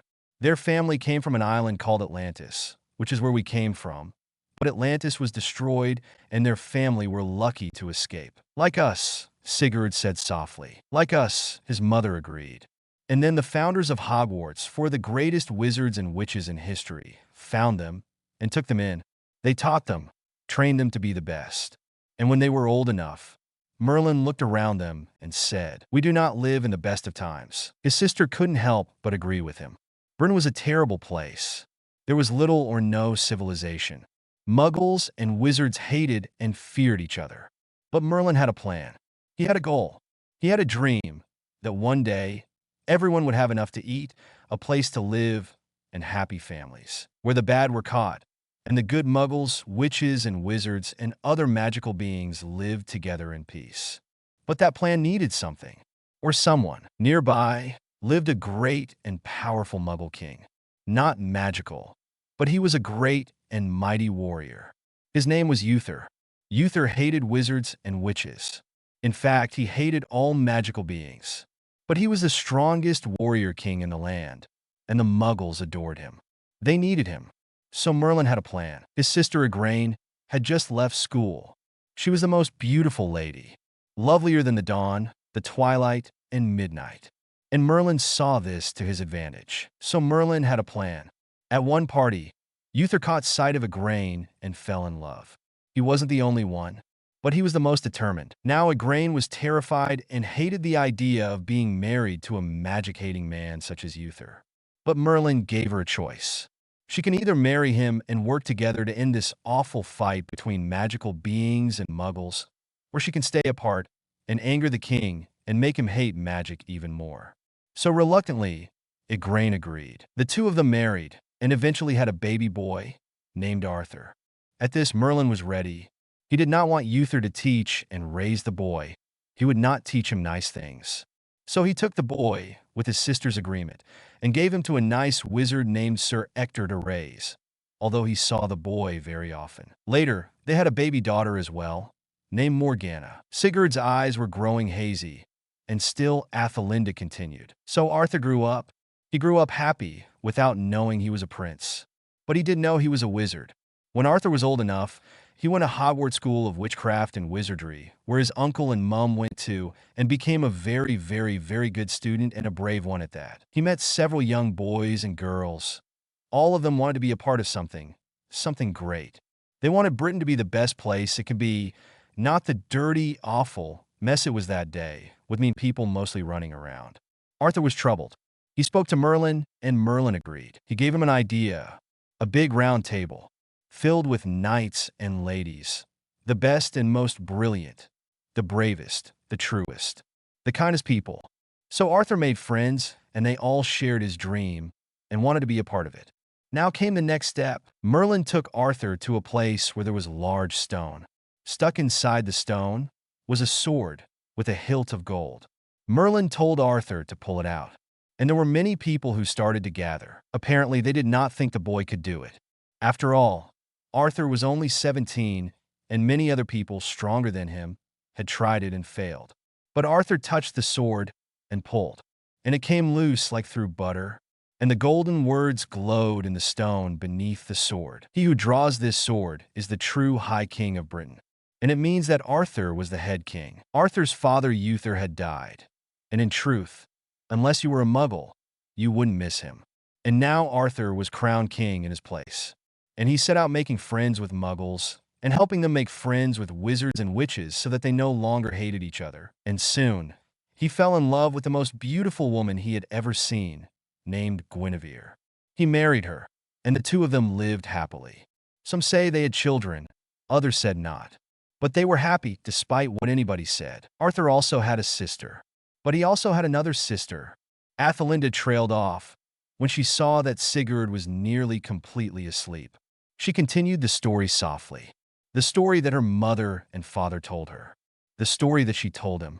The story that he would one day pass to his children, and they to theirs, and so forth. Hopefully, that chain may never be broken.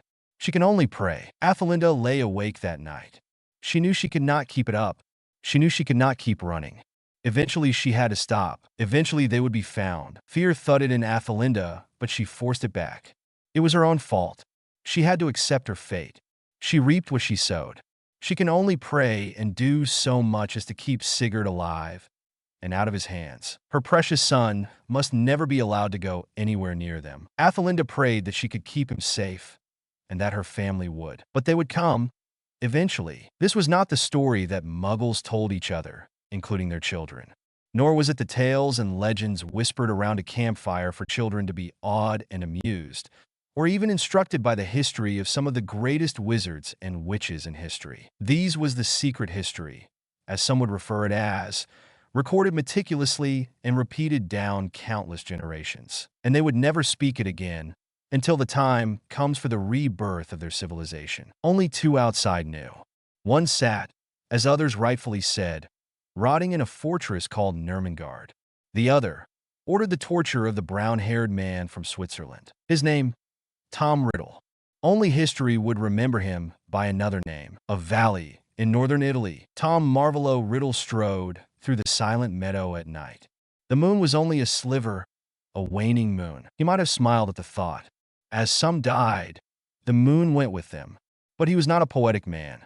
He had no time for such foolish nonsense. And so the cloaked and hooded figure stepped over the disposed bodies of the corpses of the people he had first kidnapped, tortured, then slaughtered, before striding along on his way. He stood in front of a gate to a house. It was a relatively large house, luxurious and pretty, half-timber with a thatched roof and whitewashed walls. A cobblestone path led to the red front door. He did not knock. He was not here for a cordial purpose. Pointing his wand at the keyhole, the Alohomora incantation was uttered. The door silently opened. But he knew they would detect his presence. These were not fools. He could respect that. Sure enough, a man and a woman appeared in their night clothes and dressing gowns upon the stairs. He lifted his head slightly. What they saw underneath the hood alarmed them. The man shouted at his wife to go in Italian. The woman stood frozen. Prendi bambini. Vai ora. He yelled. The wife recovered her wits and ran up the stairs. The man drew his wand. He nearly smiled under the hood. He moved towards the hall. The man stood calm. Ah, he must have been trained in their warrior arts, he mused. But that would do him no good. The door swung shut. He raised his wand. Quickly the man shouted something, probably a disarming spell. But he was ready. He quickly blocked it. But wait, he was not aiming to kill. Such weakness, he would never condone it in his followers. He raised his wand. They began to duel. Jets of light streamed through the air. He could not pretend the man was a formidable opponent, but still, he was no match for him. Mirrors smashed, ornamental vases shattered, and flakes of paint and wood crumbled from the walls and ceiling. He was holding on his own. The man shot a spell at him, which glowed blue. Riddle blocked it and set vague lilac-colored one back at him. The man blocked it and sent a stream of smoke at Riddle, but he dodged it and sent a golden jet at a collision course towards him. The man hurled a fiery jet at him. Again, he jumped to the side, dodging it, and sent a red stream of light towards him which was blocked, but apparently took a great deal out of him, because to the man's surprise, it required a little more than a mere shield charm. The impact of it disorientated him and knocked him slightly backwards. It was a crippling spell. The shield charm blocked the worst out, but it still had its effects and costed a great deal out of his opponent. Riddle had had enough. He cast a spell that shot several feet into the air and hurled itself towards the man who blocked it. But soon he fired even stronger and more powerful spells at the man numerous times, and he was unable to hold on. In the end, he never stood a chance.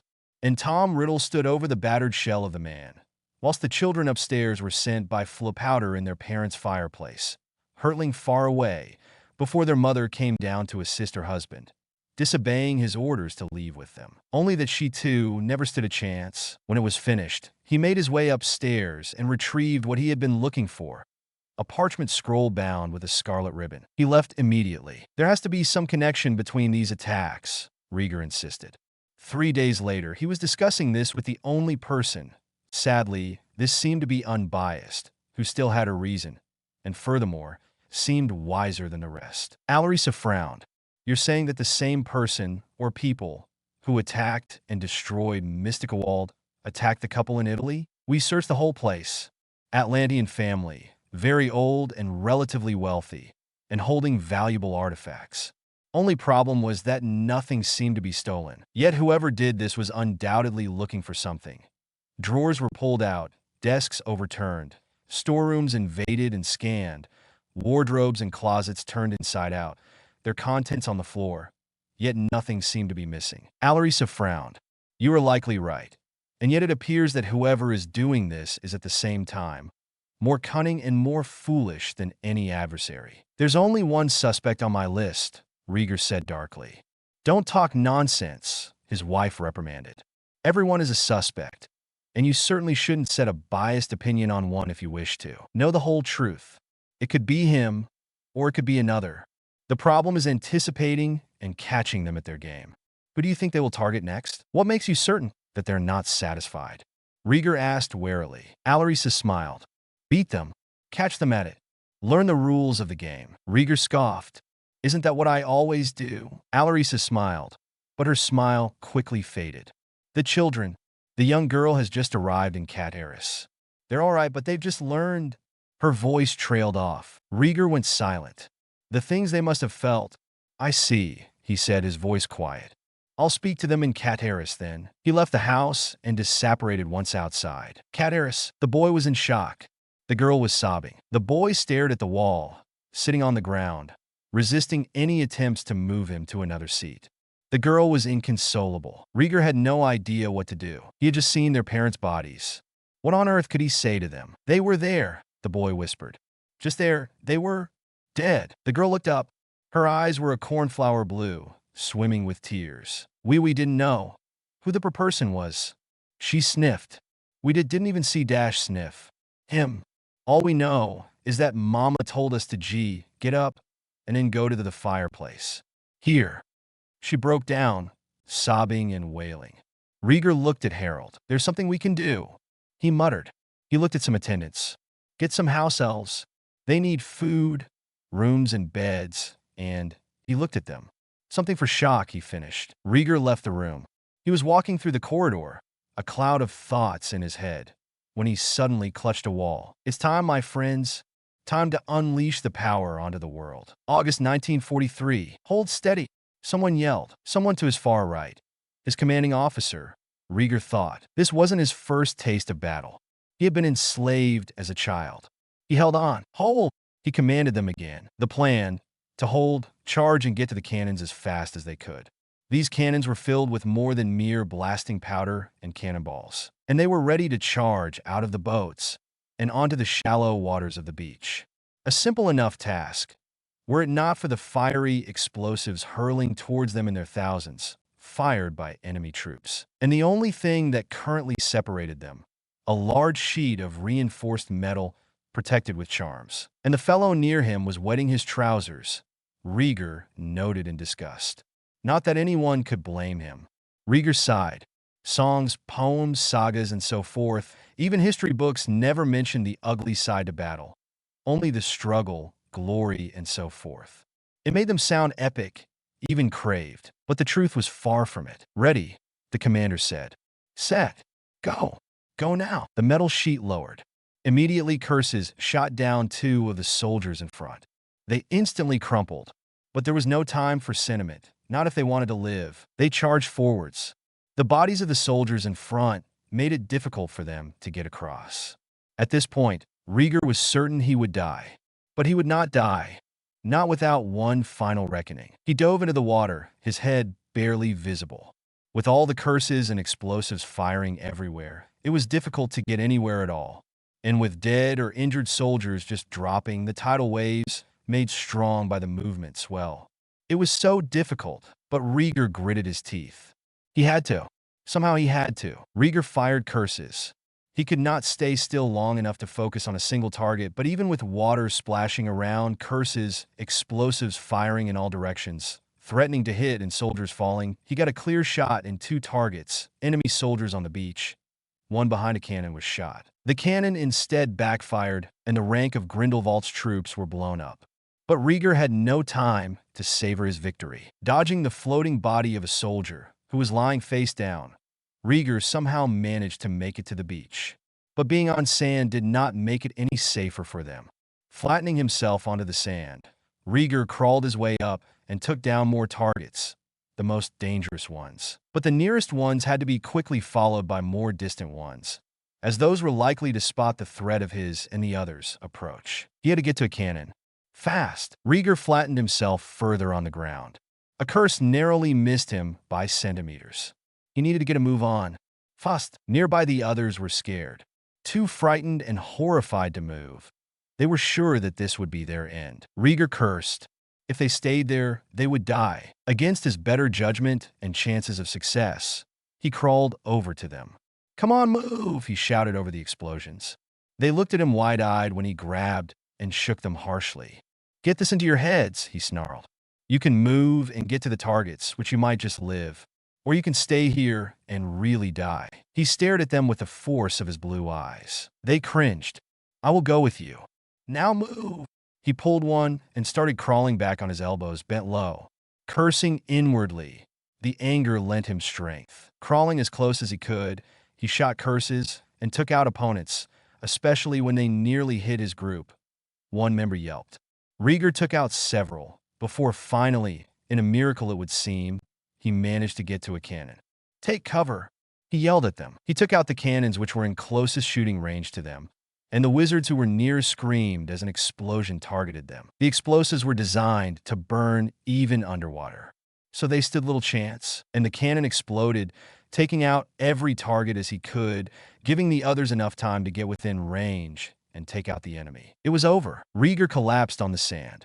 Not a heroic stance, but who cared? He was worn out. The adrenaline had gone, and he was drained. So many were dead. He was sure the others would be as well. "Damn them," he whispered, before he lost consciousness. Of course he managed to open his eyes, as he sensed someone, a Medi wizard, placing a drink to his lips. Water, he realized. He drank and was revived. And he looked up on the beach and saw devastation and death. Dead bodies were strewn about the beach along with scorch marks, the remnants of curses and explosives. The bodies were grotesque, the result of severe injuries, such as having limbs and heads blown off or distorted by magical curses, and a number of them still floated on the sea, of which a horrible thought occurred to him.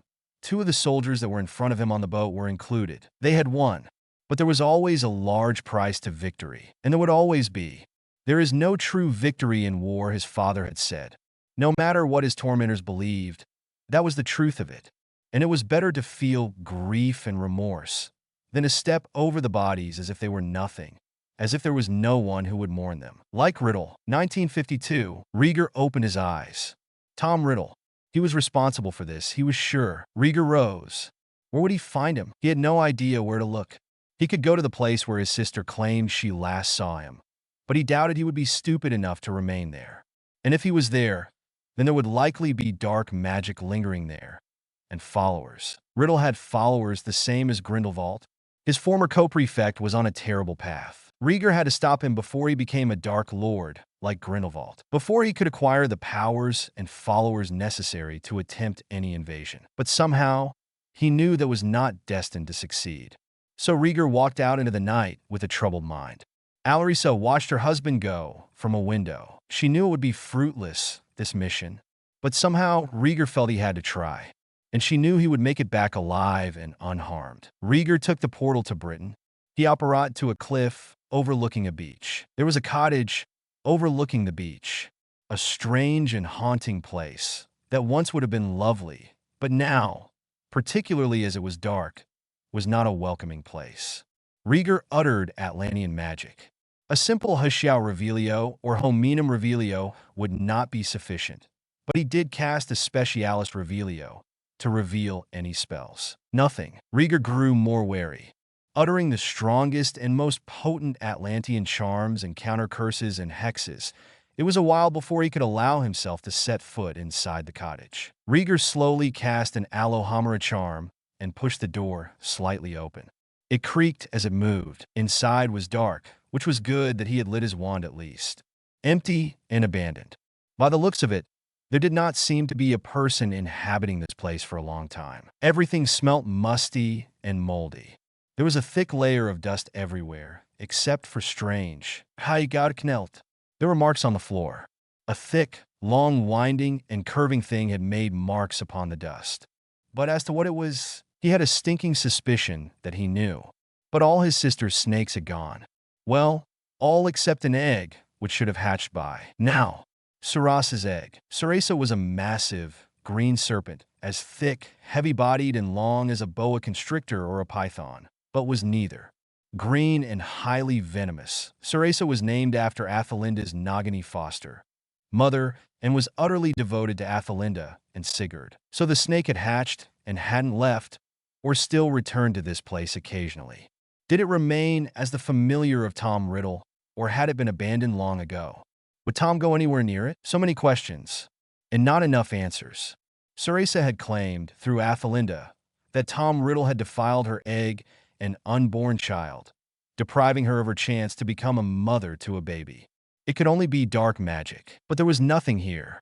Rieger narrowed his eyes as he left, disapparating into the night. He operated in front of the heavy wrought iron gates that stood in front of his family home. Placing his hand on the iron, he murmured an incantation that allowed the wards of his home to detect whose blood ran through his veins. Silver light ran through the ornate iron swirls, curves, and lines. The gates unlocked and swung open, allowing Rieger to walk the path.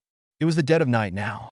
The fountain still splashed musically, but was nowhere to be seen, and he didn't fancy accidentally stumbling into the maze, so he walked straight ahead, and the front door swung open. His mother's eyes widened when she saw him.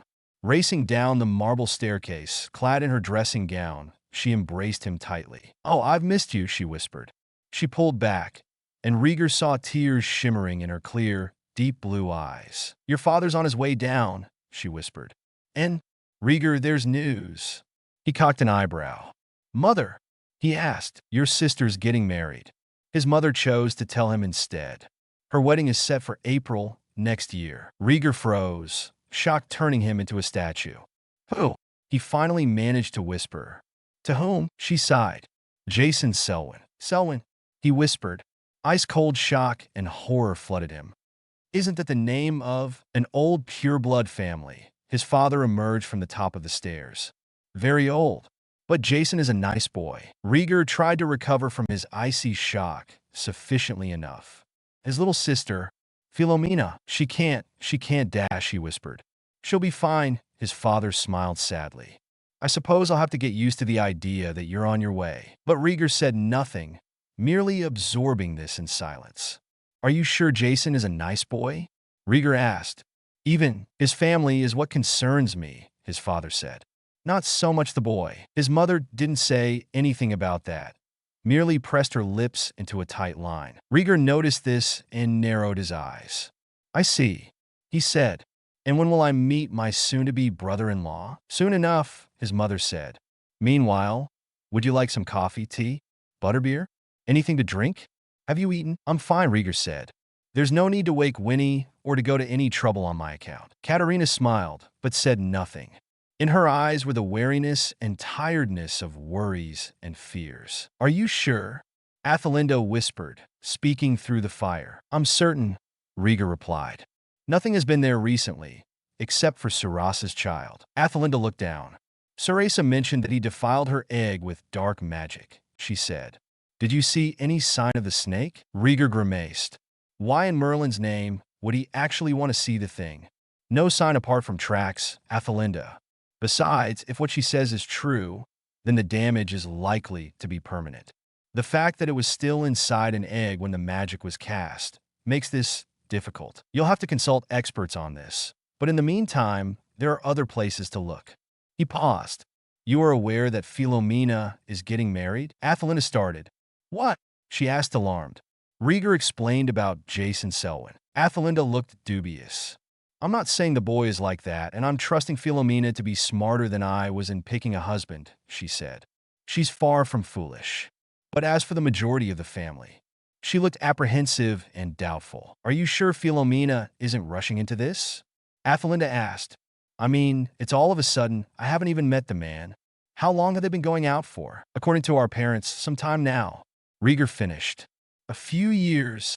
Athelinda sighed. I don't trust the family, Rieger.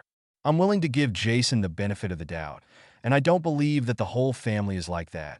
I'm not prejudiced, but I know for certain that a number of its members are pure-blood supremacists. They're a very old family. After all, she paused. As for my own deeds, I know I'll never have peace. I'll come back to Britain. In the meantime, why don't you get Alisa there as well? I have some potions for her to try out. 24th December, Christmas Eve, 1952. It was snowing bitterly, and apparently they decided they would spend Christmas in Britain. Rieger stamped his feet to get rid of the snow from outside as he stepped indoors and made his way to the drawing room. The strands of his hair were slightly mussed from the wind, and there were snowflakes on his winter cloak. But the fire was warm and cheerful and was scented. Indeed, he smelled cinnamon, nutmeg, cloves, roses, walnuts, honey, and a number of scents, both spicy and sweet from the enchanted fire in the ornate marble fireplace in the drawing room. There were garlands decorating the manor's foyer, parlor, ballroom, dining room, and drawing room. Mistletoe among other things, with holly berries and gold grape leaves, and lights magically captured from fairies strewn about artistically. The richly carved, elegant cedar paneling gleamed golden brown, with its ornate carvings of vines, birds, and blooming flowers with honeybees, polished brightly. Not too much decoration was needed, just some along the borders. An enormous fir tree stood near the fireplace, protected from the sparks by magic and decorated lavishly, with gold and baubles, sparkling golden streamers and other things, which contrasted sharply with the green. Rieger smiled, remembering the happy times he had as a child. There had been happy moments despite the time he spent amongst the children of the endless night. But Sigurd was currently the only child running about now. The only one gaping in awe at the decorated Christmas tree. The only one laughing and clapping his hands in anticipation of his Christmas presents. The only one jumping up and down when he saw, and then when he tasted the treats Winnie brought out for him. Only Sigurd. A sudden dullness settled onto Rieger. Not yet, but soon. He hoped. It would take away a great deal of their emptiness and banish old demons. It was haunting and sad, this emptiness. Now I know what others feel like, he thought dully, his sudden glumness coming from the emptiness and memories that the healers in Cat Eris had warned them. The fact that Rieger and Alisa had come from two different species meant that their chances of conceiving were limited. Hybrid children were rare, far rarer than even squibs and seers. And besides, the healer warned them, if they succeeded, that child was going to have a hard life. Prejudice, she meant. The wizarding world was rank with it. Rieger furrowed his brow as he made his way to where his mother was levitating more Christmas decorations upon the tree. Mother, he greeted. She turned and smiled. Sigurd. He lifted the boy up in the air, making him squeal. The silvery green eyes, like his grandfather's, glittered excitedly. It's Christmas, Sigurd said happily. Rieger laughed. Yes, it's Christmas tomorrow. Sigurd squealed. Play with me? Snow. Sigurd. What do you say? His mother asked from where she was kneeling on the floor, tying a red ribbon on a parcel. Please, the boy said. Rieger laughed.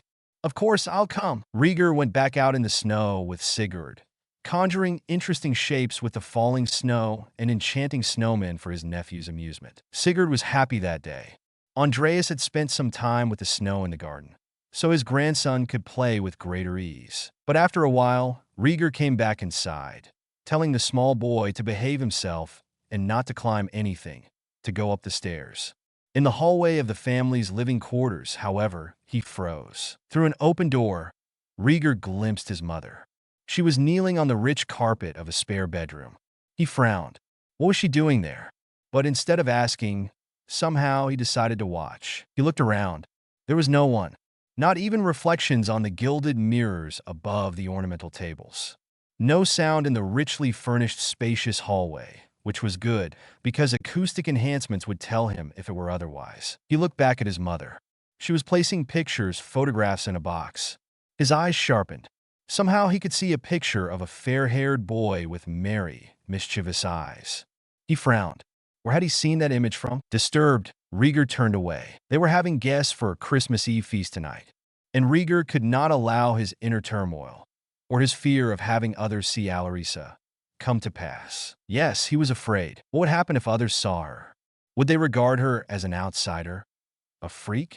An exotic specimen that's wondrous to look at, but really shouldn't be at a dinner with formal society?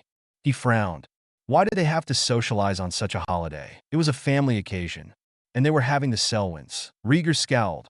If the Selwyns react strongly to having Muggle-borns anywhere near them, he was sure they would react even worse if they knew a non-human would be near them. Honestly, he was tempted to blame his little sister, but no one really planned who they would fall in love with, including him. He just hoped tonight would at least be tolerable. Athelinda was in white silk with gold leaf trimmings. She shifted, not used to the elbow-length white gloves that encased her arms, with a heavy gold bracelet on her hand. Her hair was done up, partially cascading, and she wore black jet necklace. White and black, the colors she had been well known for. Athelinda glided over to her wardrobe. Hand stroking the wedding gown had hung there. The embroidery of pearls and silver thread formed the buds and blooms on the border that sprung up so briefly during the false spring during their engagement. It was symbolic, she thought, considering that the spring wasn't really a spring and made way to something else, as did the marriage. Diamond pieces encrusted French lace.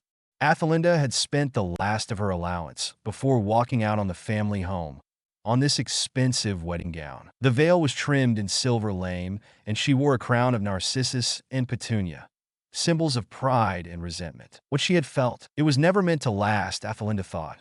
She had been a fool. She hoped her little sister would be wiser. Every sign, every nuance, every detail she overlooked pointed to the marriage being a complete and utter disaster. Why didn't she realize it? She wasn't even sure she loved him. She was awed by his passion in wanting to change the wizarding world for the better and to stop them from going into decline. She sympathized with him and felt that he needed someone in his life. She admired and respected him for assumingly being a good person and for being intelligent. He did save her life, she remembered that as well.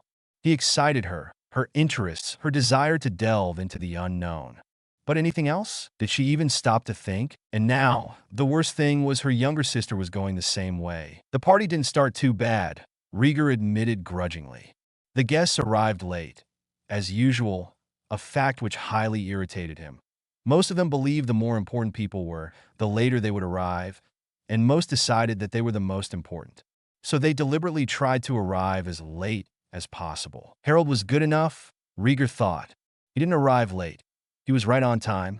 With his wife in tow, Harold moved to greet Rieger's parents, then Rieger and his wife. Rieger smiled at them.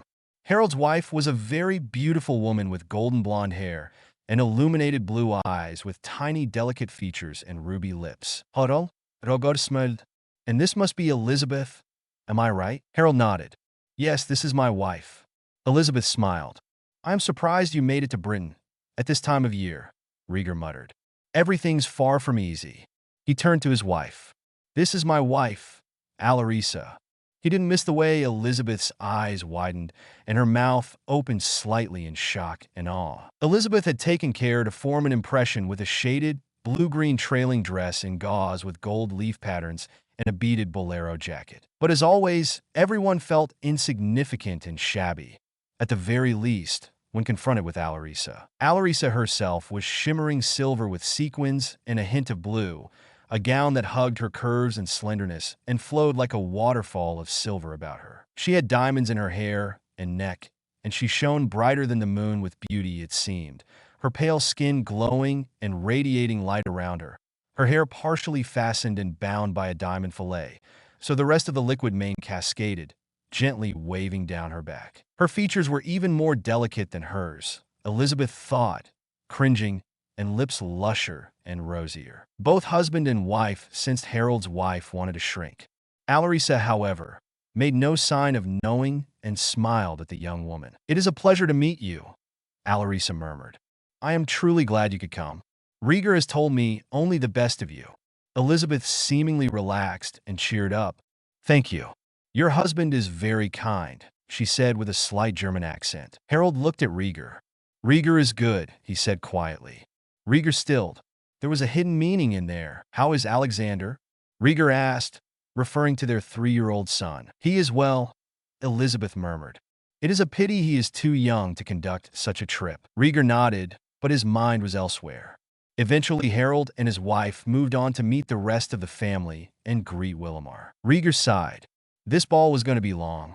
He prayed that if it couldn't be happy, at least it would be as boring as possible. Strange thing to hope for, but better than anything terrible. In formal dress, the fitted dress robes Rieger wore were the deepest black emblazoned with the red dragon and with crimson lining the sleeves, trim, and white collar.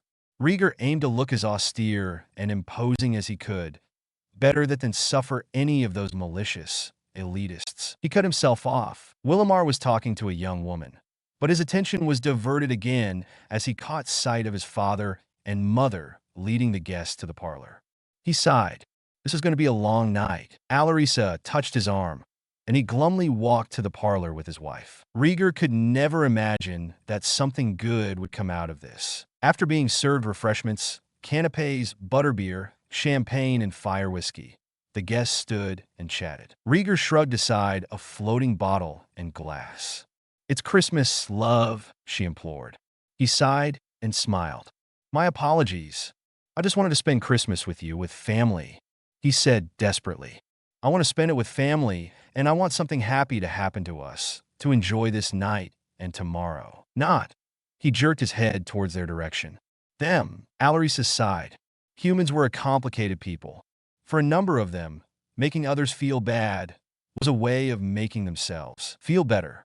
For the Fae, they could never understand such malice and unkindness. It was better, she had been warned, to stay as far away from them as she could. But she had grown too curious. The result? Being caged and groomed to be on display and meeting the one man she would ever love. Hopefully, they would have something to celebrate tonight. More people came in glittering dress robes. Some of them were being vain for the sake of it, and did not wear cloaks, coats, or even shawls and scarves, casting undetectable heating charms instead. Rieger saw someone and caught Athelinda's eye.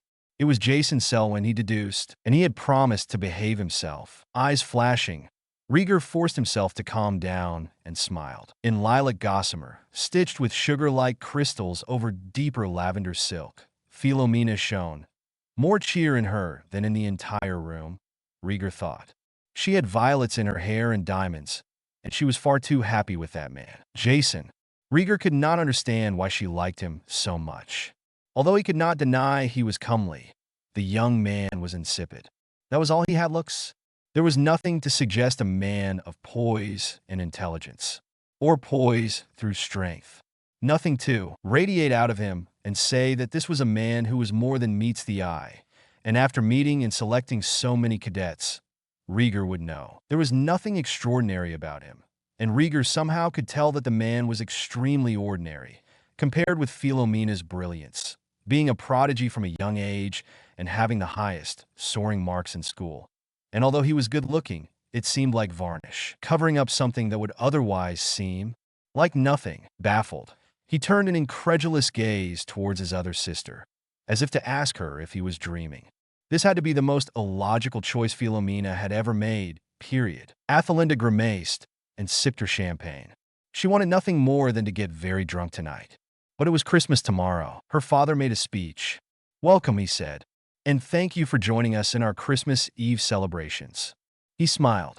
"At this feast, I am glad not only to welcome you, but to announce the engagement of our youngest daughter, Philomena, to Jason Selwyn."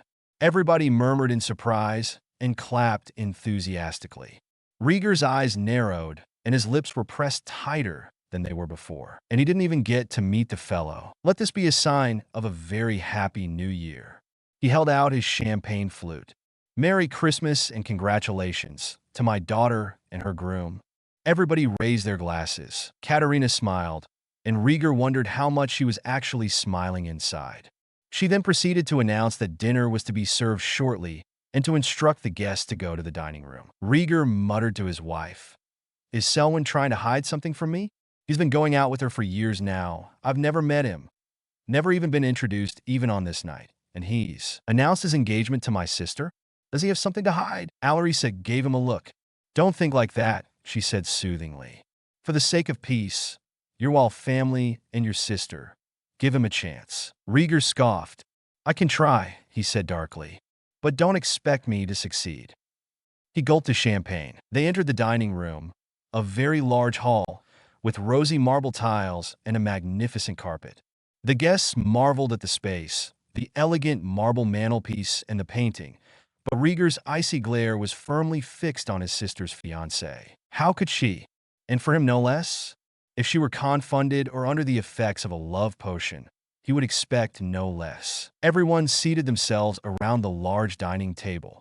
Rieger tapped his finger lightly against the stem of the empty glass. His father made another toast and waved his hand.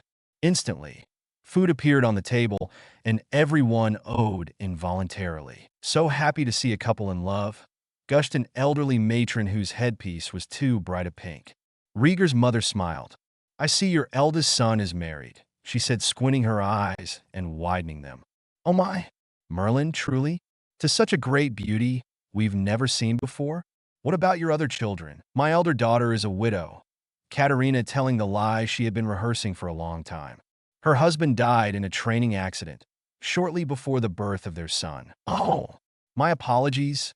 Such a terrible tragedy." "My younger son remains unmarried," Katarina said calmly. "Ooh." The matron turned towards her granddaughter, a pretty girl who beamed with delight. No doubt she was planning to entrance Willamar or excite him in any way she could. "Good luck," Katarina almost snorted. Willamar hadn't fallen in love since he lost that girl. That muggle-born girl who was burned on a stake by her fanatical, cultist family. He was still mourning her, she thought, and her heart squeezed in pain for him. Only he refused completely to talk about it. "What are these dishes?" the matron asked. Katarina's eyes found her eldest sons and her daughter-in-law. "Honey and crystallized blackberry spiced biscuits with strawberry preserve," she said bluntly. "Bread baked with oatmeal and bits of orange, fig and dates. Bergamot and orange blossom water pears," the matron said. Rieger's eyes caught hers. "Smile," she seemed to hiss at him. He didn't dare scowl, but his eyes darkened. She seemed to tell him she didn't like Philomena's engagement and was not happy that this prospective son-in-law chose to go and disrespect them, behind their backs no less. But there was no choice. Rieger narrowed his eyes. There was always a choice. Did his mother expect him to welcome the boy into their family at such an insult, disrespecting them, making them seem like fools of what was going on? Did he really expect to gain their trust? When he had such a family, he needed to show that he was different from them in order to welcome him into their family and to allow him to go anywhere near his youngest sister. But no, that never happened, did it? They had no reason to trust or respect him. Rieger's inner rage flared. Katarina pressed her lips tighter together. After the appetizers were finished, she noticed Athelinda looking at her. Her glass was already emptied and immediately refilled itself. This was not looking good. Several men were gawking at her daughter-in-law and turning a ludicrous shade of purple. The women were muttering amongst themselves, ugly flushes staining their pasty powdered complexions.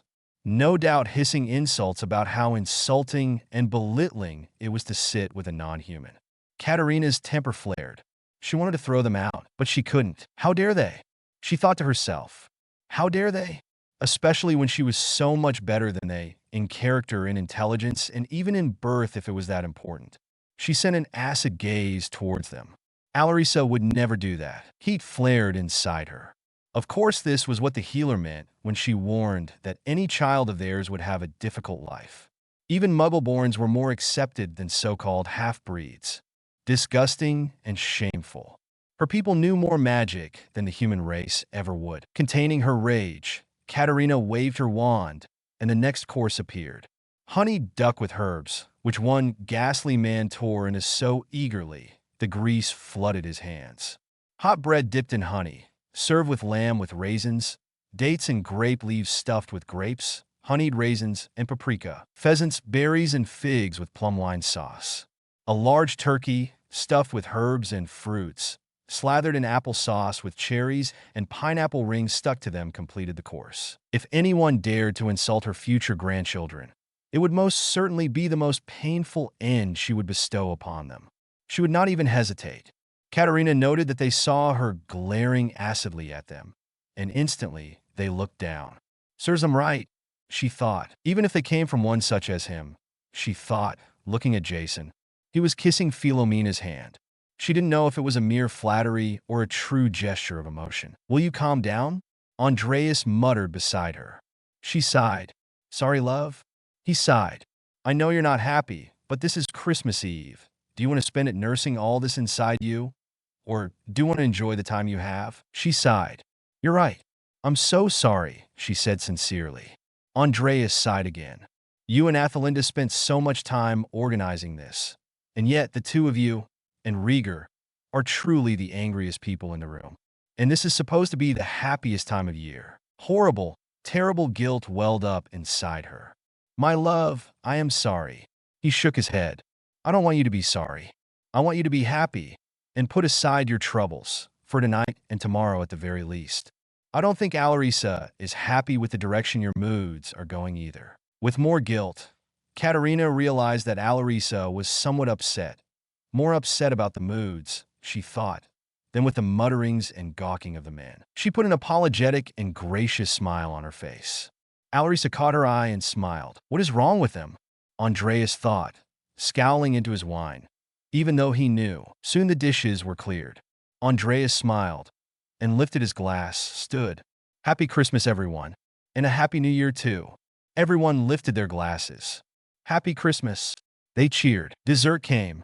At this point, Katarina had cheered up immensely. Smiling at her children and the guests she did like, she happily forgot and put aside all negative thoughts. By the time the dessert arrived, she was beaming. Andreas snorted with amusement. But Katarina had every reason to be cynical about men proclaiming love. What happened to her and their eldest daughter was reason enough. It was dreadful, horrible beyond imagining. More than anything, and it was unimaginable if anyone should find out. The dessert course came out. Mooncalf milk mixed into vanilla ice cream and rice pudding flavored with berries. Honeyfinger biscuits with milk dumplings flavored with rosewater as syrup and petals, and ice cream with raisins and chocolate and raspberry souffle. And off to the ballroom they went. But Katarina lagged behind. Excusing herself, she slipped off to a side room. Rieger saw his mother slip away. Murmuring something to his wife, he went quietly after her. It was dark, but Rieger didn't need to light his wand. Months of training and experience in combat taught him that if he went on a covert mission, he could not light his wand. He had to operate in the dark. Catching up to his mother, Rieger saw her kneeling yet again. And again she took out a picture from a hidden compartment in a table before setting it on fire. But not before Rieger caught the image of a golden-haired boy with merry, twinkling eyes and a mischievous grin. Rieger froze. He had seen pictures of that man before. And just before the fire crisped it away, he caught the image of his young mother beside the young man. Mother! Rieger's voice caused her to jump alarmingly. Rieger, she said breathlessly, trying to control her heartbeat. What are you doing? He asked, going towards her. I dashed. Katarina paled. I was just dash, he frowned. Mother, he stepped towards her. When Athelinda left to get married, you reacted terribly about this. Of course, she exclaimed incredulously. What mother wouldn't? But Rieger continued. It seemed that you had a tremendous amount of foreshadowing, as if you were haunted. Why don't you want Philomena to get married? I understand the reasons you share with Athelinda and I, but there's something else, isn't there? You are particularly opposed to the match, but every time you speak of it, you never seem to mention his family and your suspicions about them. She paled further. Mother, Rieger said sternly. What is going on? Does it have something to do with Gellert Grindelwald? Mother, Rieger asked. He had never seen his mother so white. Rieger. His father's voice appeared from behind him. Your wife is being approached by some hungry-looking men. He turned and raised an eyebrow at his father. After years with my wife, I know they wouldn't dare to get too close to her if she doesn't want them to. Though admittedly, normally he would have rushed out of there, but he had the feeling that his parents were hiding something from him. What is going on? He asked in an icy tone. If you have a special reason as to why Philomena can't get married, by all means, tell her, if not me. We have no reason to stop her, Andreas said firmly. No matter what our wishes and feelings towards the marriage are. Please, Rieger. Another time, Rieger narrowed his eyes at both parents, which, though they never admitted it, affected them more than it should, considering he was their son. He strode out of the room. Katarina, Andreas said. You have to tell them. One way or another, they are bound to find out. As will Sigurd. Someday, Katarina whispered. But not today. Rieger stood with his wife. Tonight, my love, she said. You are in the worst of moods. This is supposed to be a night for great celebration. Yet even though you want nothing more than to forget that man, you are brooding on him. Constantly. She looked very upset, pursing her lips together. Rieger felt deep shame and remorse. I'm sorry, doesn't seem to cut how remorseful I feel, he admitted. She shook her head. No, it doesn't. But go now and talk to your sister. Better today than tomorrow. She glides swiftly away. Rieger felt a knife plunge deep inside his heart as he watched her leave. He felt a deep and terrible upset and shame because he'd hurt her. He sighed. He really needed to make this up. He watched her with pain in his eyes as he belatedly realized his sister had left her fiancé's side. Rieger? Philomena asked hesitantly. Rieger turned a stony look towards the youngest of his siblings. Sister, he acknowledged curtly. She flinched. Brother, would you care to meet and greet your fiancé? Rieger laughed softly, but harshly. No, I don't think so. I have nothing to say to that man. Now and ever. She took a step back. Her eyes flashed, with hurt or upset, or probably both, before saying, Brother I may have lived in Germany, but I have been in Britain on more than one occasion already, he said in a deadly, quiet tone. And yet, not once, despite having been numerous opportunities to do so, have you introduced the man. Not to me and not to Athelinda. He said icily. Yes, his family are well-known pure-blood supremacists, but I was willing not to judge the boy on his family. You know me better than that. And after having courted him for such a short time, here we are, you never once approaching me before the announcement that made your engagement public. He narrowed his eyes. Did you even tell mother or father? I wonder. She went very still. Imagine that. Philomena Artrigos, one of the most brilliant and brightest students Hogwarts had ever had in its day, a Ravenclaw who valued knowledge and logic above all else. Yet this is the most illogical choice you have made. Do you really expect us to accept, even to trust this boy, after going behind our backs, humiliating us by this public announcement, and having people congratulate us on having a new member into our family, when I and Athelinda, for one, have never even been introduced to him? What does this say about his character? And yours? His family wouldn't accept a secret or sudden engagement. In fact, they're beaming right now, which means they must have known about it beforehand. They don't look like they've been given a sudden shock. Yet why do we have to do it? Do you really expect us to trust and welcome him? Philomena looked down, flushing with shame. Rieger, go to Athelinda. He jerked his head in their sister's direction. See what she thinks. After all, she's had the experience of eloping, and look how that marriage turned out. He moved away. Philomena stood there for a long while, face flushing. She guiltily moved towards her elder sister. Athelinda, she began. Philomena, Athelinda said, just as curtly. What is it that you wish? Philomena flinched. I just What? Athelinda said in a very deadly tone. Philomena took a deep breath. Yes, she knew. She wasn't foolish. No one smart ever thought this was easy. Athelinda, I just dash, her sister raised an eyebrow. I think you're highly intelligent, even for my standards and Rieger's and Willimar's. She said softly. But I think this is the most illogical, nonsensical thing you have ever done in your life. You expect us to trust him? To treat him with respect when he has not treated us with nothing of the kind? Need I remind you of what happened to me? I turned my back on the family, Philomena, she said, narrowing her eyes. If you can't learn from my examples, my mistake is imprinted on our memories. And soon it will be imprinted on yours. She left. This had to be the worst Philomena had ever felt. Not that anyone could blame them. She and Jason had gone to his parents for permission. But after seeing her own mother's reaction to Jason, she just couldn't bring herself to do the same thing, even when Atlantean tradition strictly demanded it. And knowing Rieger and Athelinda's own experience, her siblings were unlikely to welcome him. And Jason's family did not help matters. They were right. It was cowardly and it was utterly foolish. The most foolish thing she had ever done. Willimar had seen the exchange and was drinking heavily from champagne. Nothing too strong. The girl next to him was a very pretty, sylph-like figure with curly golden brown hair cut short. Her hazel eyes twinkled.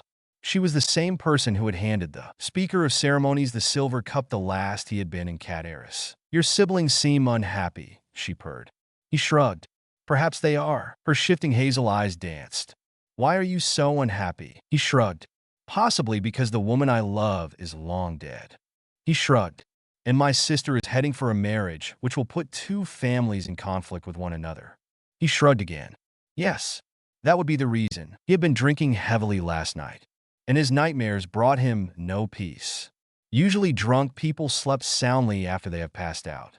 Not him. He had screamed, moaned, no, in his sleep, turned and tossed, moving agonizingly, tangling and rumpling the sheets in his apparently endless nightmare. And it happened night after night. Always the same thing. Burning. He would never know peace. He would never know love again, and he had refused to share his burdens. What's your name?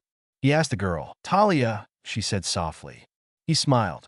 Well, Talia, he said, sometimes things don't work out the way we hoped it would. But it doesn't mean that sometime, somewhere, it might not turn out the way we have been working so hard to do. He took another swig of wine. He was referring, of course, to his elder brother and his wife. The two of them loved each other more than the world, no matter what others said. And they were lucky. Is it done? The voice asked. Yes, my lord. The Malfoy man knelt before his master. It is ready, and soon the Atlanteans will know what has hit them. Send out the beast. Yes, my lord. A deep, terrible growling, deeper than the rocks rumbling beneath the earth, sounded. But it was no mere animal, not even a magical beast the likes of which Newt Scamander would know about. A heavy, magically reinforced steel cage shook. It was covered with thick drapes, and beneath that hood, Riddle smiled. Sometime in the night, a city was silent. It was asleep. Children were tucked in their beds, sleeping soundly after fathers and mothers had read them a bedtime story or sang them a lullaby, and they themselves were deep in slumber. Sleep will never save them, though. Neither would their dreams. Boom! The explosion blasted within the city, and within moments, most of its inhabitants were dead. Parents jumped awake in beds, hearing the screams of children, running as fast as feet could carry them to their bedrooms. The sounds of glass smashing echoed, and witches screamed shrilly outside. Wizards were yelling and shouting at one another, and small children were wailing. They were trying desperately to find a way out of their houses, through all the smashing windows and walls that exploded with loud blasts, showering bits of rubble, plaster, and paint everywhere. The families choked as they desperately tried to claw their way out, seeking the front door. When they did find it, a number straightened, blinking at each other, before jets of spells hit them and they crumpled. Fire burned, exploding the houses, setting people on fire, until their shrill screams rang through the night air. And in the town square stood several figures robed in black and wearing metal masks shining menacingly in the firelight. Some people screamed when they saw them. The figures raised their individual wands, and bursting out of the tips, several powerful spells designed to annihilate. And at that very night, countless masses lost their lives. Just as before, The nights imprinted on the memories of those that had lived before during Grindelwald's rise to power. But it was nothing compared to what was happening now. No terror could be as great, as haunting as the survivors themselves would say. It would happen again. Again would they come. Alisa. Rieger looked down. His wife sighed. "I'm sorry," he whispered. "I'm so unbelievably sorry." Alisa gave him a mournful look. She sighed and turned back to look at him. They were on the balcony. "I don't care what other people think. What matters most is what the people I love think," Alisa said, turning back to the view. She wiped away tears. Rieger instantly came to her, enveloping her in his arms from behind. "I'm sorry. I do love you. And that's why." He swallowed. He really shouldn't have cared what people thought. Then if he cared about her feelings. Maybe he was oversensitive. And as for his sister, "I'm sorry." He looked down, genuinely pained. Alisa sighed, hands pressed to her front, but leaning back against him. "If there is nothing I can do more to take back what has happened," he said strongly, "then let me compensate for everything that has been done by me. There's nothing I wouldn't do. Even if you would have me battle a chimera, a manticore, a nundu, and a dragon at once, I would never hesitate." He looked deep into her eyes. She laughed slightly.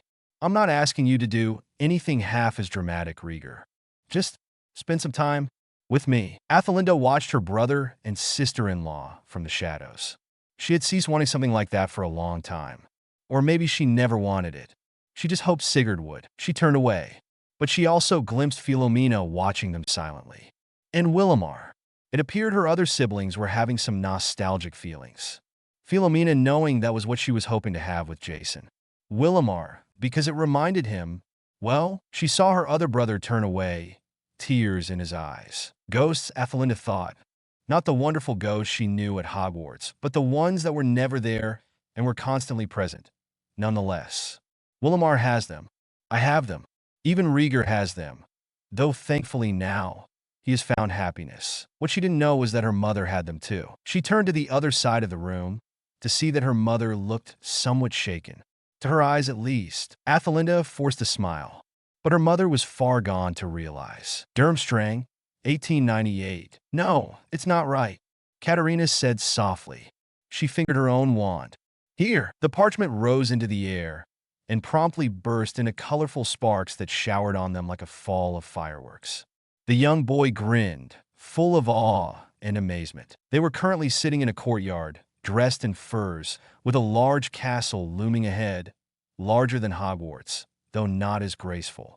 Other students lounged about, but only Gellert and Katarina were sitting together. One boy laughed, a rowdy, rude sound, at an inelegant body and a slight bit sadistic joke.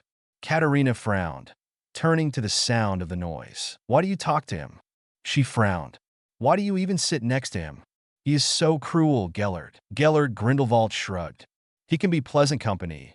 You just have to know him and see the best in him at least." Katarina frowned again, doubtful, but keeping her misgivings to herself. "Gellert," she said again, "how are things at home?" Gellert's shoulders hunched up. "My mother is getting worse," he admitted shamefully after a short silence. His father had long died, in a brawl apparently. It was the shadow of shame that lingered over him constantly that made him strive to be better, more brilliant and stronger. Katarina empathized with him. She knew he didn't want her pity. She smiled sadly at him. "You will make her proud," she said finally, strength in her voice. "I know you will. And perhaps that will make her feel better." He smiled at her, that mischievous grin she loved so well. "Katarina," he spoke softly. He hesitated. "Do you? Are you still afraid?" She blinked. "Of what?" "Your heritage," he said. "Of people finding out." She shrugged helplessly. "It's more than a matter of fear. Our people swore we would return in triumph again when the second Camelot comes. And then we can be safe. Never shall any muggle threaten us. No more hiding from dark sorcerers. Yes, I am afraid. I would be a fool not to be afraid. But I'm still alive, and my children would live. My grandchildren too." Gellert frowned. "You place a great deal of faith in a single prophecy." She shrugged again. "We have no other choice." He didn't like the sound of that. What if things could be different? He asked her. What if you can be free? What if we all can be free? She smiled sadly at him. "Gellert," she said, You have a good heart and good intentions. You are someone whom people will follow and who is destined for great things." He grinned, glowing at her praise. "It's the truth. I trust you enough with my heritage and that secret. Isn't that enough proof?" She laughed slightly. "Gellert." She grew serious again.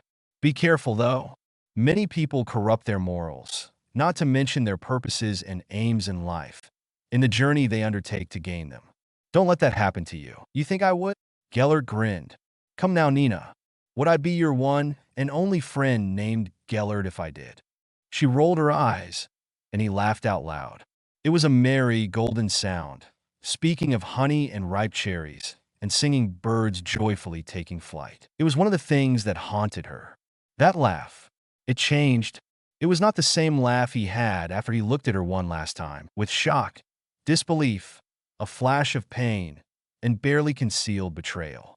When he harshly told them he would be back, and he would have vengeance.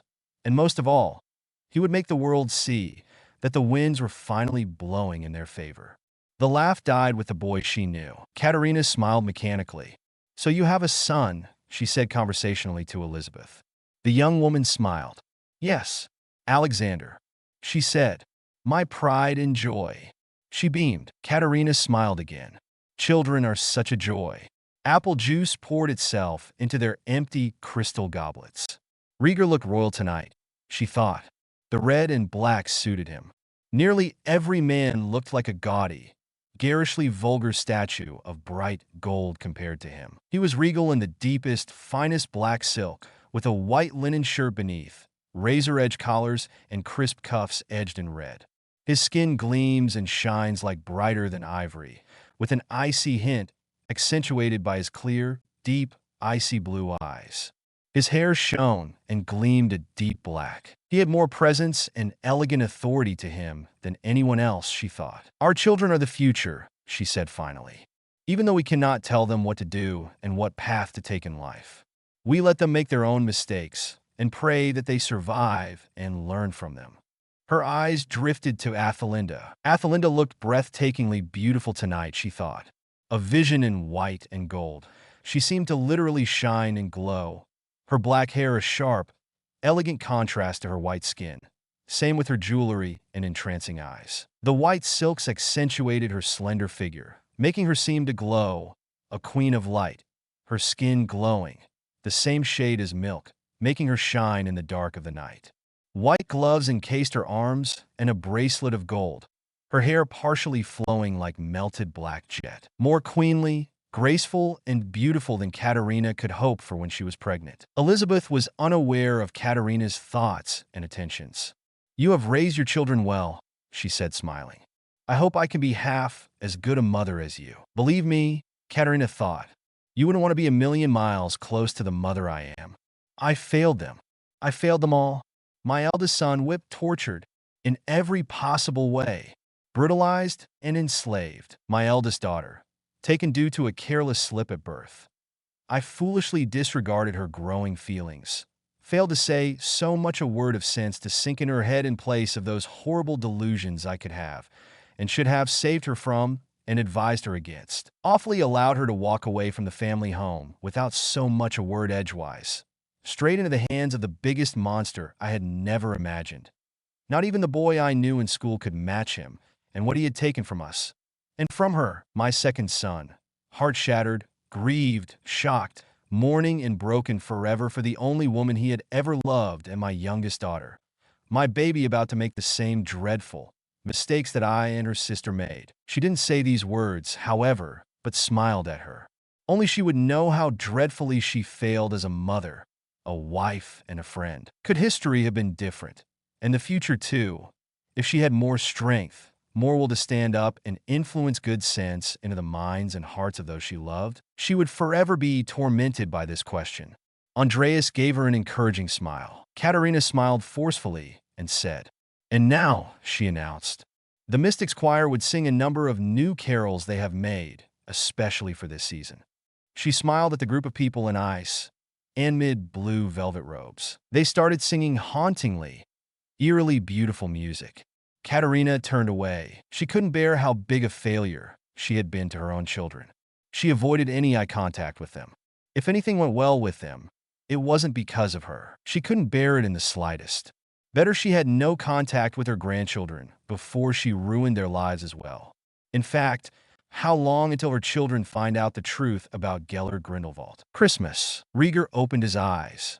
He could hear his nephew hollering and hooting with joy, and he leapt about the hallways, before Winnie and his mother reprimanded him to keep quiet and be considerate to his grandparents, his aunts and uncles. He smiled. Sigurd just couldn't wait for his presents. He nuzzled his wife. "Happy Christmas, my love," he murmured. She smiled, eyes still close, and her shapely arm closed around him as he drew closer for a kiss. They couldn't linger, though, no matter how much they wanted to. Rieger sighed as he got up, went to the bathroom, and dressed. Sigurd was downstairs, tearing at the wrapping paper, eagerly trying to open his presents. His mother sighed and was the one to save the pretty paper and ribbons. "Merry Christmas," Rieger called cheerfully. Athelinda smiled warmly as Sigurd squealed and ran to him. He scooped the boy up and cuddled him close. "Merry Christmas," Sigurd cried. He laughed as his uncle tossed him into the air before catching him again. "Where's your grandparents?" he asked him. He shrugged. "Still asleep. Mummy says, wanna open presents?" Rieger laughed. "All right, I'll open presents with you." Rieger knelt beside the Christmas tree in the drawing room. But his mind was on other things. Where was Alisa? He wondered if she would like his gift. He wondered if they could get over the events of last night. But selfishly, he admitted to himself he wanted no presence of Jason Selwyn to mar this day. He had finished unwrapping Sigurd's presents when Alisa herself came down in her dressing gown and an exquisite nightgown trimmed with priceless lace. She smiled at him. "Happy Christmas, love." She kissed him and moved on to Sigurd. Rieger had countless things to be grateful for on that day. Winnie came out, asking if they wanted breakfast, before Sigurd ran over and enveloped her in a tight hug. She was plied with presents, though none of them were clothes, and they would have private meals together, breakfast, lunch, and dinner. It was a perfect day in all. There were laughter and smiles, a far cry from the night before. Sigurd ran about squealing, they played games, and Rieger pulled Alisa to a secluded corner with him. He gave her a small box. "Happy Christmas, love," he said softly. She opened it and gasped. Her eyes widened. It was a set of jewels. But these weren't ordinary jewels, and no goblin had crafted anything as beautiful as these. The stones glowed as if made of starlight and moonlight themselves, and the glowing silver-white metal did as well, crafted into exquisite shapes and intricate ones, swirling delicate vines, fine buds, and other patterns. They were a tiara, a necklace, a bracelet, and rings. They glowed and shimmered with the light of the moon, stars, and sun, it seemed, in their gems and metal. "These were made by the smith in your father's employ," Rieger said softly. "By the member of your house. I know you don't need extravagance, but also know it can't be easy for you to go without home for so long. The home of your birth. So here's something to match the beauty of the Fae cities for you." He looked at her mournfully. "I know, leaving your people and your home was the hardest thing you ever did. Humans are among the cruelest creatures to walk this earth. I won't deny that. We are cruel even to each other, and it shames and dishonors us tremendously. But even so, to our shame and my own, you put up with us." He smiled. "My greatest wish is for your happiness, Alisa, even if the other wish, just as great, wouldn't come true." Alisa seemed to sense his thoughts. "I have a gift for you as well." He blinked. "You already gave me one." She gave a conspiratorial smile. "The greatest gift I can give, my love I am with child." Tom Riddle paused. The dead lay about, as plentiful as wheat in a field. He narrowed his eyes. Dark clouds occluded the skies. His followers had gone home to celebrate Christmas with their families. He scoffed at that. He did not need the celebrations, but it was necessary for them to groom and cultivate their children, to mold them to his own purposes. Riddle clenched his fingers around his wand. He smiled a bone-chilling smile. His skin was naturally pale, but now it was white as a skull's, if not whiter. His features had somewhat changed, becoming more distorted, as if made of half-melted wax. Tom Riddle was gone mostly. The man he had become was less of a human being and more of, what some would say, a monster. Years of rituals steeped in dark magic, ancient long-forgotten dark secrets, or self-discovered abominable arts, led Tom Marvolo Riddle to become completely unrecognizable. No one would have guessed this was the handsome, charming, polite head boy at Hogwarts, the teacher's pet. Would Athelinda have recognized him? Where had those thoughts come from? Riddle frowned, which became a scowl. Athelinda. He hadn't thought of her for a long time. Or rather, so up front like this. Usually she lingered at the back of his thoughts when he closed his eyes. But she was there, an ever-present reminder for him, never to weaken once, never to fail, never to trust either. Not even his Death Eaters, former knights of Walpurgis, had his complete trust, no matter how much they boasted or made complete fools of themselves to each other and his allies. But no matter. Riddle had another proposition, another plan. These attacks were nothing, but Athelinda's memory had stirred something within him, something which made him think, then gain a bit of shock, to say the least. Didn't she have a child? She had been pregnant when he had last seen her. Unless she had lied, then the child would be a few years old by now. But he could never be sure of Athelinda or her motives. His frown deepened into a scowl. Riddle turned away. The pieces were moving into place, and soon the Volsung would be in disarray. And he would move, and he would strike a dark blow against them. Rieger had a great Christmas and all, and the news had overjoyed him beyond belief. But as soon as he went to sleep, he had his worst dream yet. He was there, standing at the edge of a dark and menacing forest at night, under the light of a waning moon, and there were countless people, dying or dead. Knights, he thought, in shock, in full armor, and most of them were dead, lying on horses, shot with arrows, or with numerous wounds, pierced into the armor that encased their flesh. And beyond it all was a dark-haired man, and another, a taller, handsomer man, much more handsome and light, with gold-brown skin and amazing features. He had a gold crown on his head, and although may normally have looked cheerful, this time, numbness and grief were set in his features. By his side, a gleaming sword, shining as if it were made of moonlight, seemed to drop. "Father," the dark-haired man called. Arthur Pendragon stiffened. He turned around, so he saw the younger man with darker hair. "My son," Arthur said. A twitch pricked the younger man's lips. "Your bastard son, the one you threw away." Arthur's face twisted in grief. "I never would if I knew. I tried to make amends, took you in dash, but not enough for that which to take me in either." Mordred shouted. Arthur looked even more aggrieved if possible. But then he froze. "Mordred, what have you done? What have you done to you, mother?" Mordred looked menacing, evil in the dying light of the moon and the starless sky. He was handsome, yes, but not a quarter as much as his father, and he was icy cold and chilling to the core. "I corrected my mistakes. I did what I should have done years ago, father. What you failed to do." Mother breathes no more. "No." Arthur took a step back. "How could you? This was your mother, the woman who gave you life." Mordred spat upon the ground. "Yes," he snarled. "The woman who lay with her own brother and committed the most heinous act, who brought me into the world, nothing more than the sole purpose of making me a tool of destruction, a pawn and a slave, who tortured and cowed me as a young boy, increased my rage and hate, and adored watching others torment me. I prayed, Father, night after night, day after day. I prayed that my true father would come and take me away from her, to avenge the wrongs done to me. But you weren't there." He spat. "And I learned that you can never count on anyone, especially your own blood. Morgause wanted me to be a creature of destruction. She never minded if I lived or died. And so I will. But if I die, I take her with me. And I shall take you as well." Mordred gave a cry of rage and lunged with his own sword. Arthur sidestepped his blow. "Mordred." Arthur's voice was pleading, clouded with grief. "Please, I never knew you existed. If I did, in less than a heartbeat, I would have taken you away and made Morgause pay for her actions. But I never did. You are my son, no matter what you did. Please, do not make me do this. Nothing can stop my hand, especially if there are others who need saving.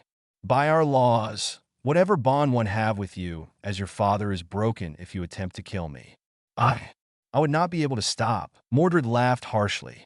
"Is that what you are afraid of?" The great Arthur Pendragon, frightened of raising a hand against his own. Bastard? He laughed harshly. Mordred, Arthur said. You never even knew I was your son. Mordred shouted. You never tried to acknowledge any bond, never did anything, save for the tiniest amount when you said I was your nephew. He spat the word out. Why act so different now? Why not carry on as you did before, when you had your legitimate offspring? He sneered. Arthur took another deep breath. Mordred, please. I don't want to do this. I do love you, despite all that has been done. Please. The great Arthur was begging now, begging his son to allow him to spare his life. The son that should have never been born. The Knights of the Dark Mountain are gone, Mordred said. Though some remain, I have taken them, Morgause's father's pets, and I have used them and destroyed them as they deserve. Now the Knights of the Round Table and Clan Volsung, they shall suffer the same fate. Mordred! This time, Arthur's voice was a warning bark. Don't do this. You won't be able to stop me. I won't be able to stop myself, no matter how much I want. Mordred laughed again. Then by all means, he said, do not let me stop you. You cannot. He lunged with his sword at Arthur and stabbed him in the side. But that was because he let him, Rhaegar thought in shock. But Arthur, his eyes filled with tears, raised Excalibur and brought it down, hard, upon his wayward son. Mordred fell limp to the ground. Arthur fell on his knees and wept. He collapsed, but someone arrived. A woman, her face lovely. Her hair was dark and glossy, her eyes deep violet blue, her features fine and delicate. She had a veil over her hair and knelt beside Arthur, comforting him. Another woman emerged. This one bore a strong resemblance to the younger woman, but her beauty was even more so. She was tall, regal, and stately. The way she carried herself, her poise and grace. He knew her. He had seen her before. Arthur, she said softly. Morgana. Her voice, too, sounded familiar. Then a man appeared. Tall, robed in black, flowing robes. He radiated an aura of power, authority and grace and deepest magical powers and mysteries that none can know. Merlin, it is time, he said in a voice that chilled Rhaegar and entered deep into his blood and bones, reverberating within him. Even his voice was full of the greatest power and mystery, if magic. Brother, Morgana turned him to the side. She took a glass vial in her delicate hand and poured it over Arthur's wound. After minutes of tending to him, she turned to Merlin and the other woman and said, "It is time." She stood. The Morgana magically lifted Arthur onto a stretcher, and the other woman gathered up Excalibur. She swallowed at the sight of Arthur. "What about Guinevere?" she asked. "She will join us there," Merlin said, "and someday, Arthur's children too will return to this land and create a world order of golden peace and prosperity once more." He turned away. "But not this time yet. To the island of Avalon we shall go," Morgana murmured. "To be safe there, where no harm can be done to us. To rest, to regain our strength until the time is right." The vision faded out. Then another came out. 6 more. A voice hissed beneath a hooded cloak. "They have joined us, and now we shall begin. Our purpose will be served. And when the war's done, we shall reign, and the muggles and mudblood shall be trampled at our feet." "Yes," another voice said, one that was frighteningly familiar to Rhaegar. "Yes, we shall have more. We will have the alliances, oh, that much and more. But we must wait. Wait and be patient. Only a small amount of time from now." The second hooded figure turned, and Rhaegar almost yelled. His face was distorted, as if his features were made of half-melted candle wax, distorted and blurred but very white. His eyes were bloodshot, the white streaked with red. Something was very wrong indeed, and he smiled a thin-lipped smile that was icy even to look at. Rhaegar woke with a start. It was morning, his body told him that much, but not yet dawn. He got up silently as to not wake his sleeping wife and went to the bathroom. He stared at himself in the mirror. Rhaegar had inherited his father's features, but somewhat different. His skin was fair, whereas his father was tanned. Their noses were similar, high and thin, perfectly shaped, as if cast out of a mold, but Rhaegar lacked the bridge that made it aquiline. They had the same sculpted cheeks and high, defined cheekbones, though.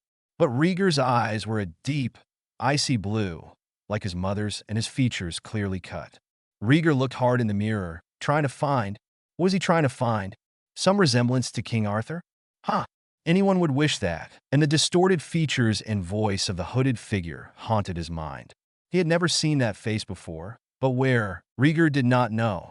He feared he would never know. But he feared even worse was that he would find out sooner than he liked. "Commander," one of the soldiers gasped.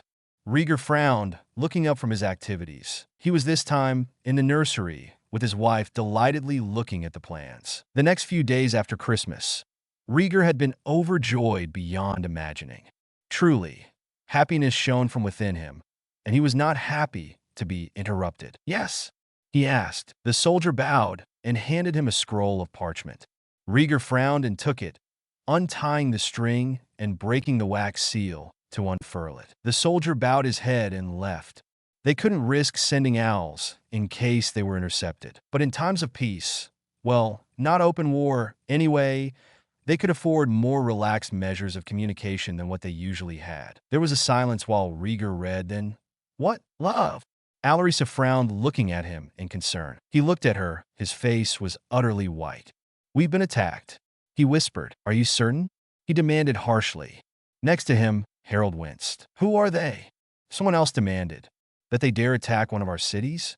En masse as they were? As in armies? Are they remnants of Grindelwald's forces? Heigar Snarlet.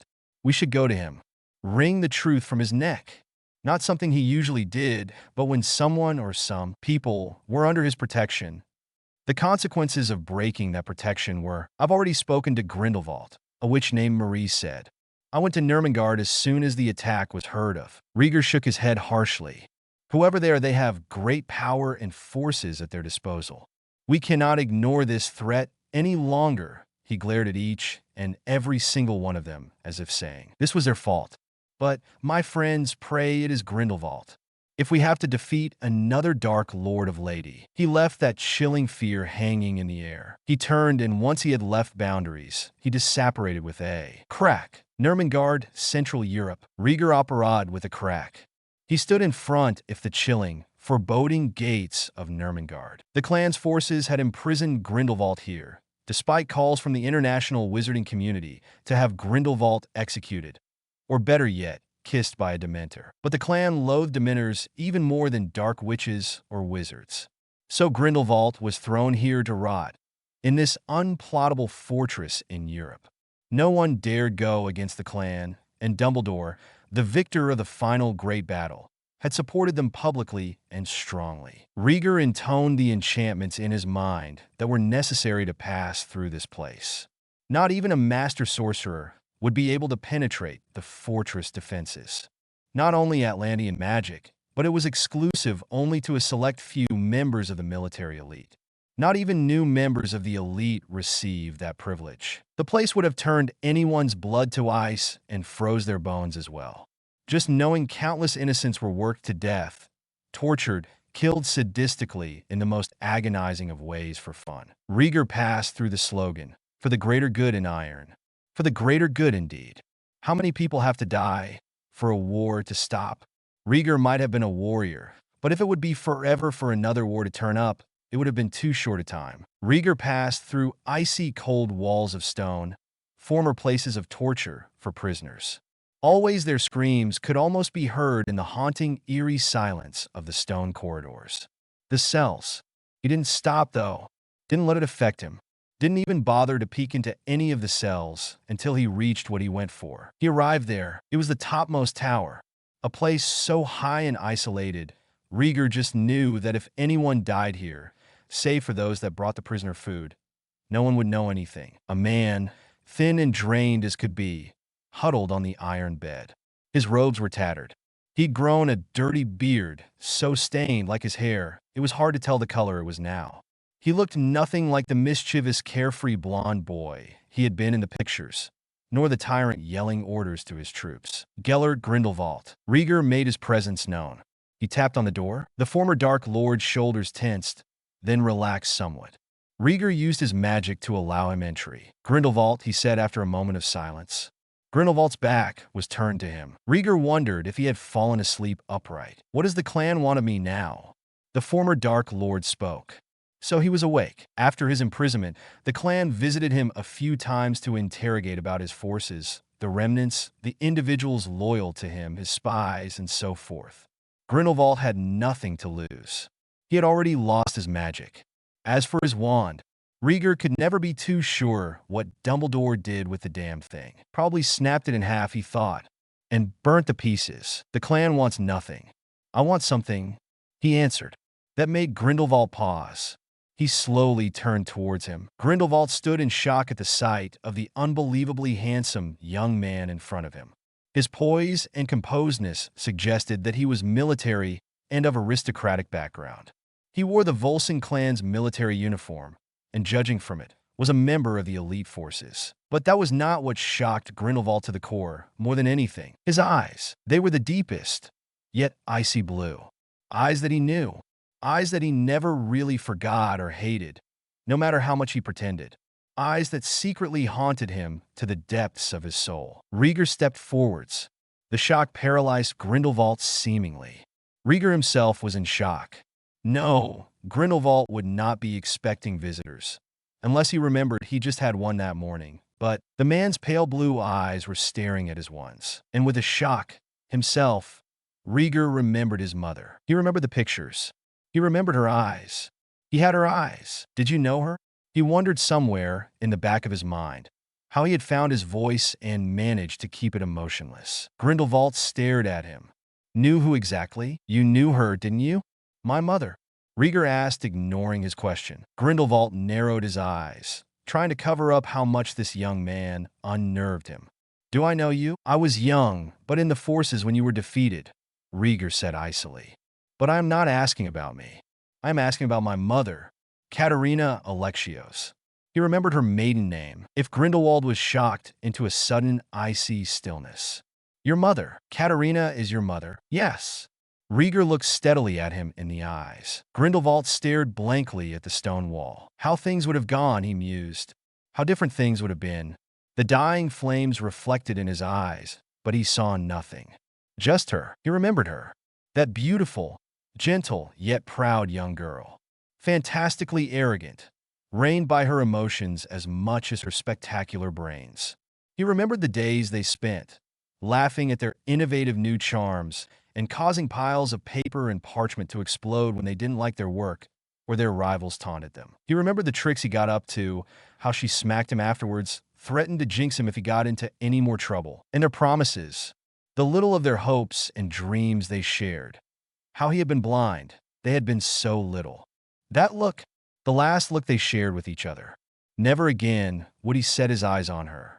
Never again. And he had left, arrogantly proclaiming that he didn't need her, but admitting silently to himself that he not only did, but he depended on her the way he did on no one else. Time and time again had taught him to rely only on himself, especially after numerous betrayals. But despite his intentions, he had found himself leaning on her more than anything. He had fought, all this time thinking of her, convincing himself that she would see reason and they would be reunited together, her and him championing and guiding the new world order. And he had seen her face just before the last duel, just before he collapsed and allowed blackness to overcome him. And all the time in Nurmengard, he had mourned only one thing. Now he looked up at the boy with her blue eyes. Those blue eyes, seemingly staring and piercing straight through his soul and seeing right through him. So, is that why you have come, Katarina's son, to ask me what she knows? Perhaps you should have asked your mother in the first place. Rieger narrowed his eyes. I'm asking you, he said in a deadly, quiet voice. Grindelwald stared for a moment, then began to laugh hysterically.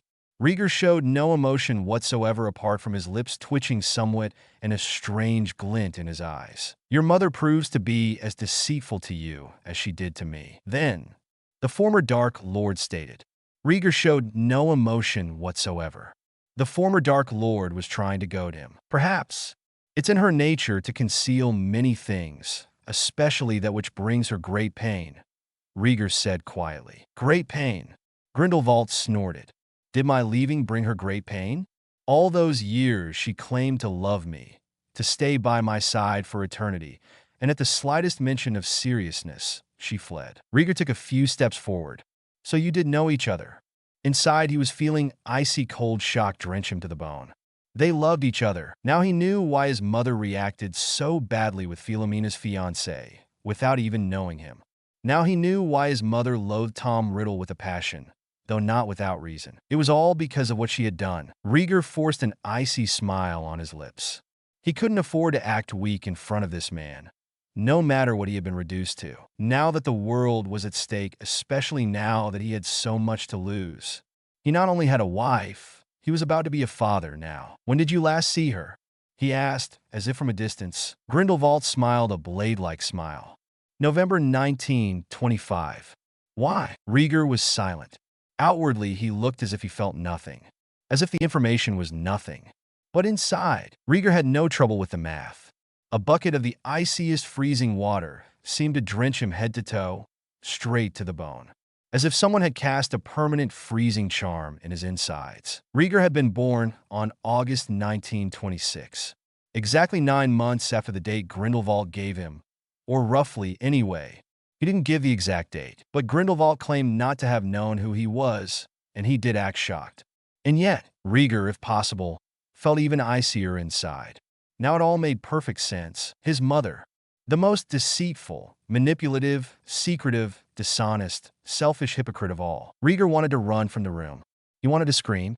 He wanted to whip out his wand and blast Grindelwald to shreds. Except that no one could cast magic in this place. He wanted to dive into flames and kill himself. He wanted to howl at the skies, to blot out his existence to the world. He lies. A voice screamed in his mind. And yet, what if he wasn't lying? He had smiled, as if he knew what this was doing to Rieger inside. Did Grindelwald know that Katarina had married? That would have been no surprise.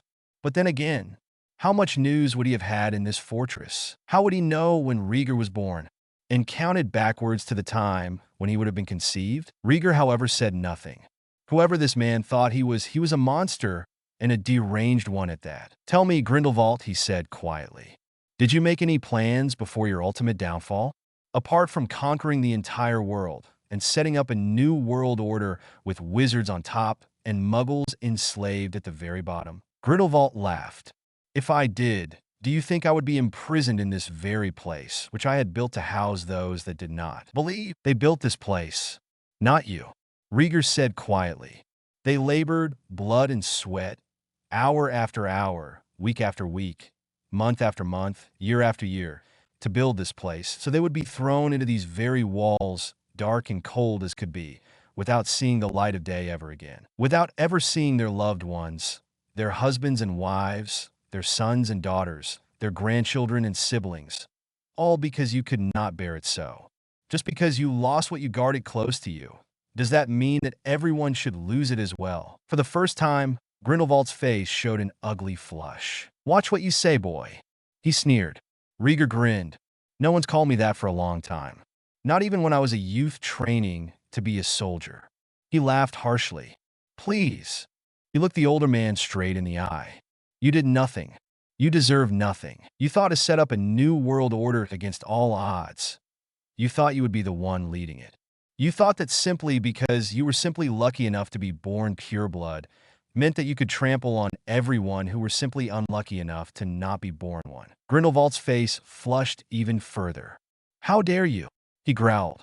It was they who trampled us in the first place. Those damned muggles and their witch burnings dash. Rieger scoffed, still looking at Grindelwald in the eye.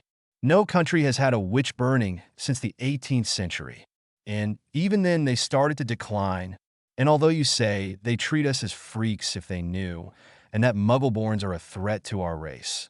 Ask yourself this. Did you choose which family you would be born into? His icy eyes bored into Grindelwald's pale ones. It was as if a cannonball had dropped into the room. They stood there for a long time. Are you going to answer my question? Rieger asked icily. His icy eyes, which seemed to have an effect on Grindelwald, never once moved from his and seemed to see right through his soul. Grindelwald froze. Apparently, he could think of nothing to say when confronted directly with this question. Then he sneered. I don't have to answer to you, boy. You or anyone. Rieger looked icily at him. Then you have to answer to yourself. Ask yourself why you're in here and why my mother married another man. Ask yourself whether it was clever of you to think of everything up and why you are here. If it was clever of you, why are you in here? There was a pause. People dead before their time. I got a spot. Mother and fathers lost their children, sons and daughters, their parents. Siblings torn apart by war. All because some were merely lucky enough to be born pure-blood wizards. But ask yourself this. Was it anything more than luck? His eyes blazed. Was it anything more than luck we were born purebloods? Not even the former Dark Lord could say something against that. When Rieger left Nurmengard, he was steaming. Rage simmered in him. Bitterness, hatred, and resentment. And more. He had looked evil in the eye before. And there was the information he gained. Now he wondered what Sigurd would feel someday when he grew up and learned the truth. Heck, he wondered what his own child would feel if she ever knew. But was it the truth? He lies. Rieger's mind told him. He is filled with lies. And yet, he had looked shocked that his visitor bore Katarina's eyes. And he didn't know his mother. Not even she could dispute that. Either way, he would no longer trust her. Not as long as he lived. Rieger disapparated. Alisa was waiting for him when he got home. She smiled and ran to him. Careful, he said in a warning tone as he caught her, his hand automatically going to her belly. It was still flat. She rolled her eyes. I'm more coordinated than humans, even when pregnant. Besides, what could happen? He scoffed and gave her a kiss, wrapping his arms a little too tightly around her. Rieger, she complained. Sorry, he muttered. He drew back, as if his very touch would contaminate her. She looked at him, alarmed. Rieger, what's wrong? He took a deep breath. She noticed he was shaking slightly. That frightened her. He would never react like this, unless something major had happened. Apocalyptic even. Rieger, she touched his arm. Her gentle touch seemed to have restored something within him, and when he looked down, she noticed that his color had gone back to normal. Please, she led him to the kitchen. Minutes later, after fixing them both cups of tea, she sat across him while their drinks cooled. There was silence. In a way, they were both glad the atmosphere was warm and cozy. It was a while before either of them spoke. Was that all he said? Alisa said. Rieger nodded, his eyes fixed on a spot in the table in front of them. Yes. Alisa looked at the teapot. Rieger. He looked up and their eyes met. Gellert Grindelwald has been known to manipulate others by playing on their emotions, their desires and fears, their loves and hates. He is a master of this. Do not take this to heart.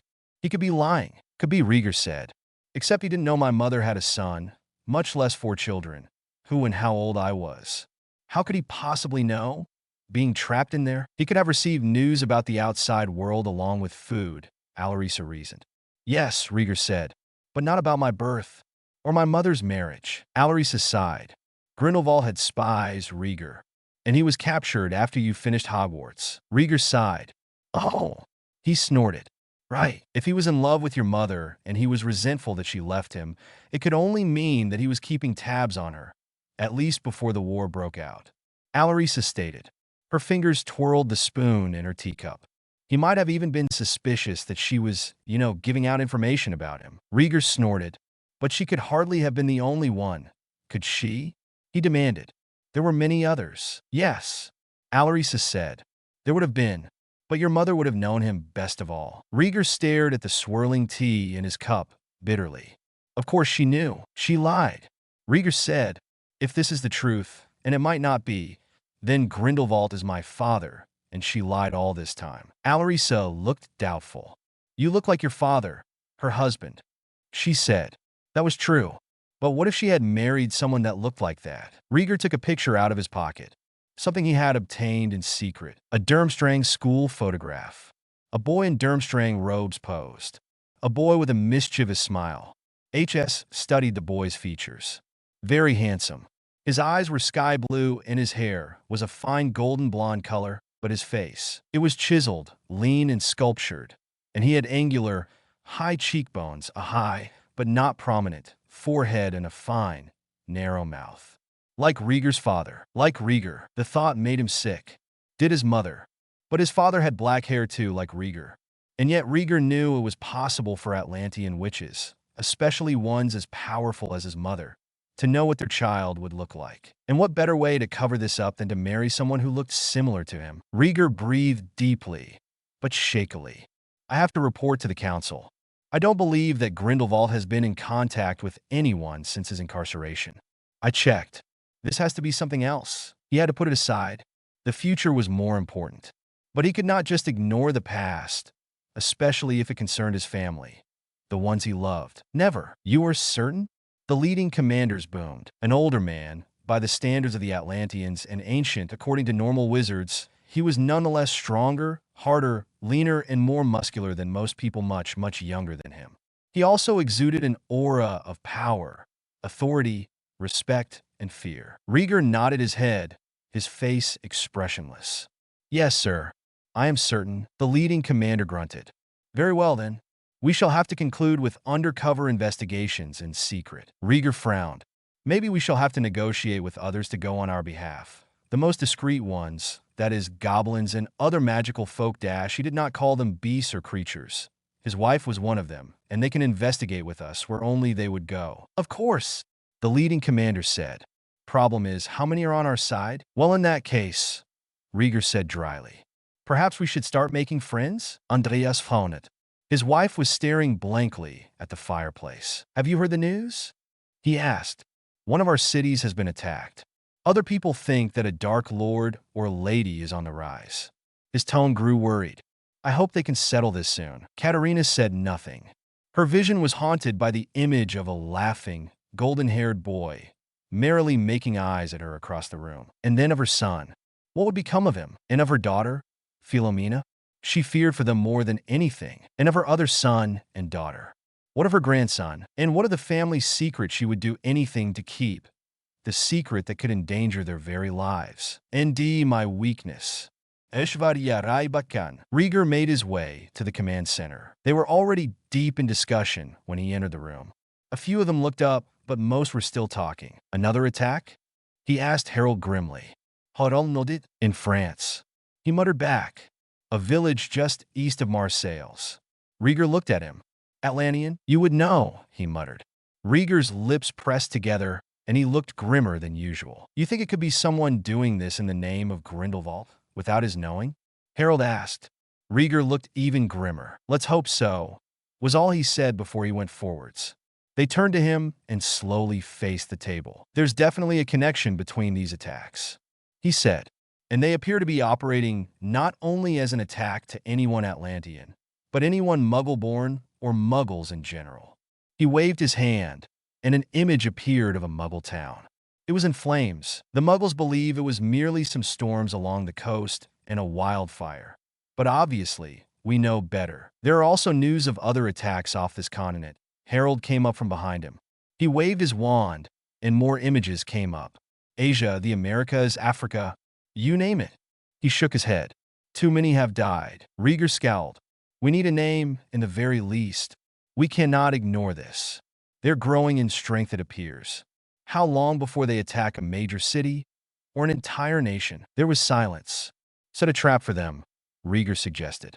Set a trap. All we need is one prisoner. Alisa pressed her hands against her still flat belly and sighed. Inside, however, she felt a spark of life that was growing. Grow, please, she begged silently. Grow strong, my little love. Grow strong and know that your father and I love you more than anything. And she concentrated all she had on the tiny spark of life within her. As if she would will all she had to keep her child safe from anything and everything. Children were rare among her people. That was all the more reason to cherish the child, a little girl, inside her. Especially with the growing danger out there. All she would go towards guarding and shielding her small baby, keeping her safe and happy mattered to her more than anything, along with her husband. Silently, she embraced her own midriff. The perfect, precious child, this gift that mattered more than anything in the world to both of them. She was the most important, most perfect, precious gift. Already so important? Alisa closed her eyes. And then a rustling wind broke her thoughts. Her eyes snapped open. She turned. A figure stood by the fireplace. Robed in rich but simple robes, this man was handsome beyond the human standards. His golden blonde hair was like light itself, framing his face in soft waves. So bright it glittered and shimmered. His skin was like finest porcelain, flawless and smooth. His eyes were a truly piercing sky blue, so intense that it took a gasp out of mortals, and one could easily tell that he had the figure that was every maiden's dream. He winked at her. She curtsied low. "Brother." It was one of her numerous siblings. He grinned. "I received your message." His eyes twinkled, then shone. "Congratulations." He grinned happily at her. She beamed. "But Alisa," his smile disappeared. "You know the risks. This child will be very powerful. What do you sense will become of her? How did you know it was a girl?" She asked, confused. "I have my ways." Her brother smiled wryly. She took a deep breath. "Isinsa, many things. It's all so complicated, but I think she will be great and beautiful beyond measure or imagining." "Yes," her brother said, "but in danger every step along the way." She looked down. Her brother sighed and stepped forwards to her. "Alisa." He took her chin gently and tilted her face upwards so their eyes met. "Do you love this child?"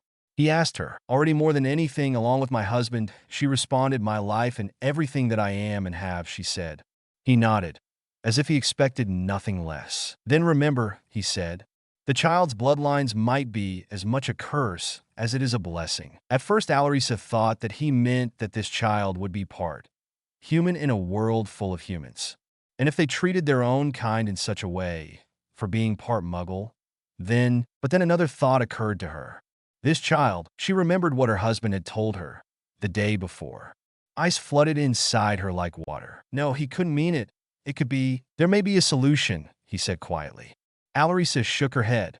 No, she did not want to think about that. Not that at least. Not yet. Her brother gave her a pitying gaze before a powerful wind swept through the room and a bright flash of light appeared, and he disappeared. Rieger leaned back as far as he could. The damage, the carnage in France.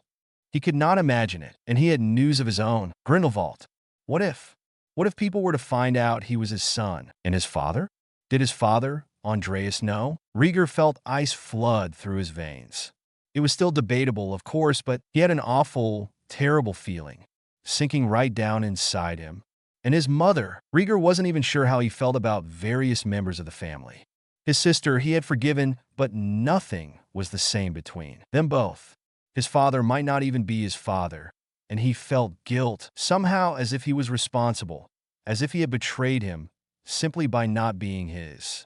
His other sister had lost all credibility in his eyes, especially with the new information.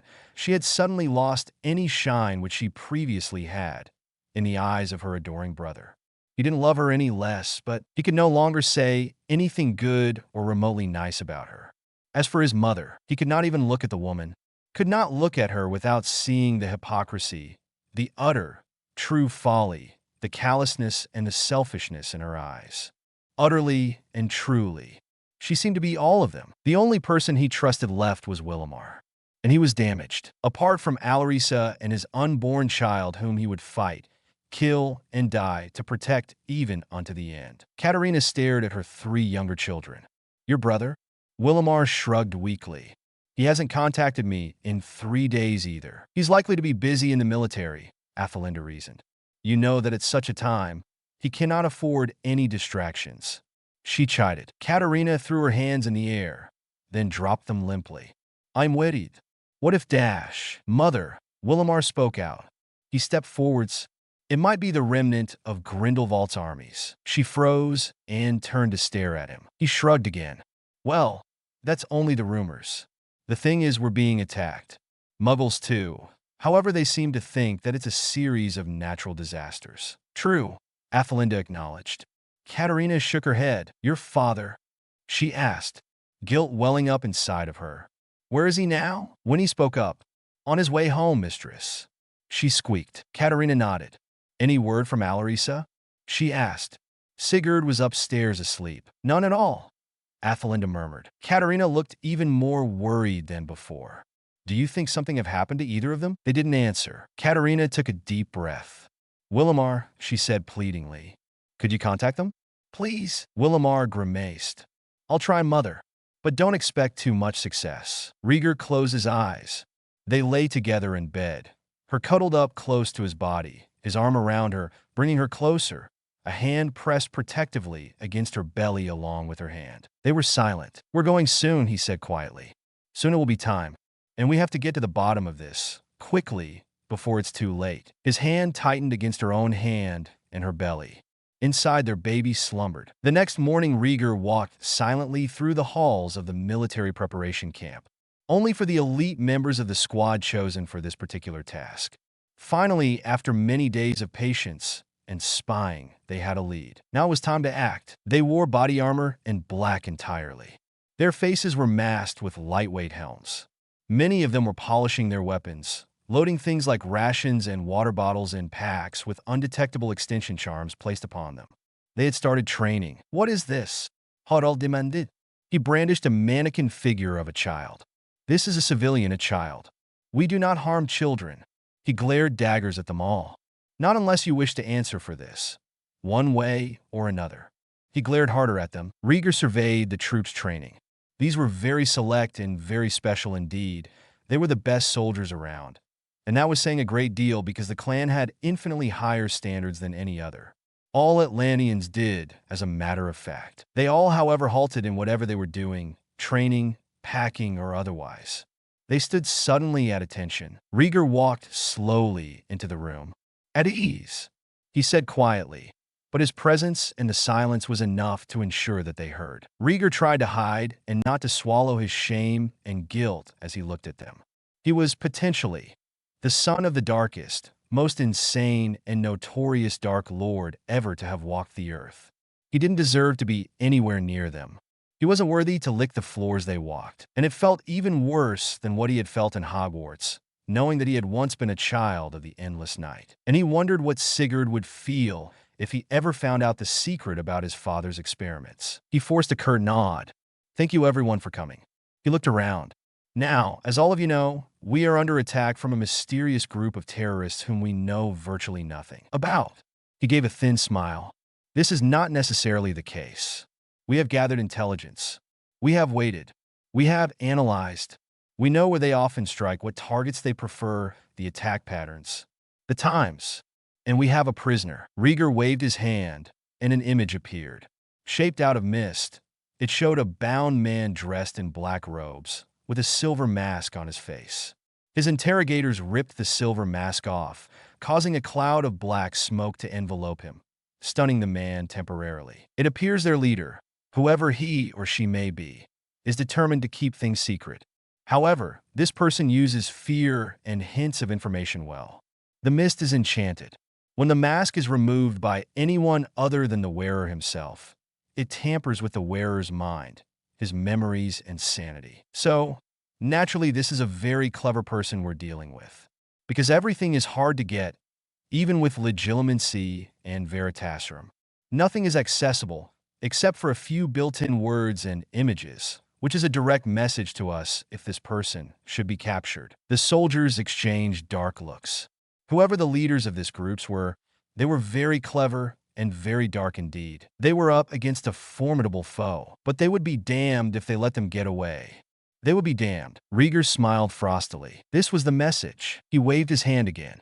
Smoke poured from the man's mouth, and from his eyes, nostrils, and ears. This smoke, unlike the first, which was black as pitch, was purple, and a voice, apparently meant to be frightening, probably succeeded with most. Low and powerful, creeping and almost metallic. "Time runs low. Soon the secrets will out. Yours and mine, Volsungar. Soon the secrets will out. And soon I will arise. You cannot stop the tide of history." The mist disappeared. There was a silence louder than before. Then a witch named Magda spoke. "English? Why English?" A wizard named Thomas snorted. "Why not English? Everyone speaks English these days." That was true. Ever since the end of the global wizarding war and the Muggle Second World War, the English language had dominated. Where once French, Latin, Greek, Spanish, Italian, Persian, Mandarin, and German had prevailed, English now dominated. It was in the Muggle world because of the victory of the English-speaking Americans and the British. In the magical world, it was because of dear Albus Dumbledore, Rieger's own former Transfiguration teacher.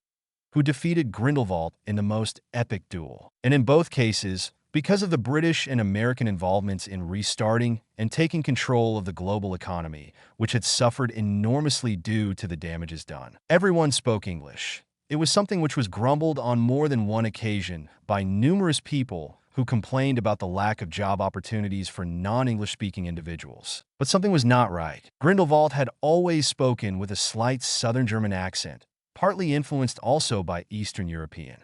It was something Rieger had always noticed when traveling on campaign, missions, diplomatic business, or even on holiday. Accents. His mother, who had lived for many years in Britain, he quelled the pain and betrayal he felt when he thought of her, would have sounded undisputedly British to many natives there. But to the sharpest there was a slight trace of something Eastern European, some Hungarian and a hint of Swedish.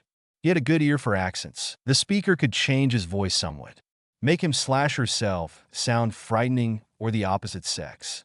But accents? He supposed that whoever this was didn't seem to think a great deal of it, or that the accent was undisputedly English. In an accent which was very polished, as some would stereotype. Very educated. It was steady with a perfect tempo, rhythm, and beat. Proper and carefully measured pronunciation. Confident, spoken with ease, and precise. Where had he heard an accent like that before? He was no stranger to it. Certainly not. No, he had grown up with it. He had heard it all throughout his school life. Not from the middle class or lower class students at Hogwarts, but the more aristocratic of them, such as the pure bloods or the ones in Tom Riddle's gang. He had heard them, heard their mocking laughter, heard their jeers and insults. Not at him, never at him. They were too afraid, but at many others. And he remembered. He had loathed them. For a personal reason, he remembered the beautiful sister he had, charming, vivacious, lively, and spirited. How she had laughed with them, spoken with them, encouraged them, and they lapped her up like a dog did its water bowl and food dish and begged for more. How she had egged them on, her black eyes merrily mocking them.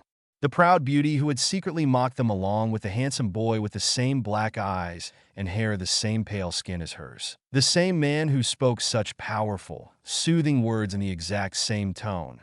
Soft and soothing, calm and mild, yet powerful, persuasive, charming and strong. And menacing, Tom Riddle. But that was impossible, surely? And yet, 13th June 1943. Strange, he said softly, but just loud enough for him to hear.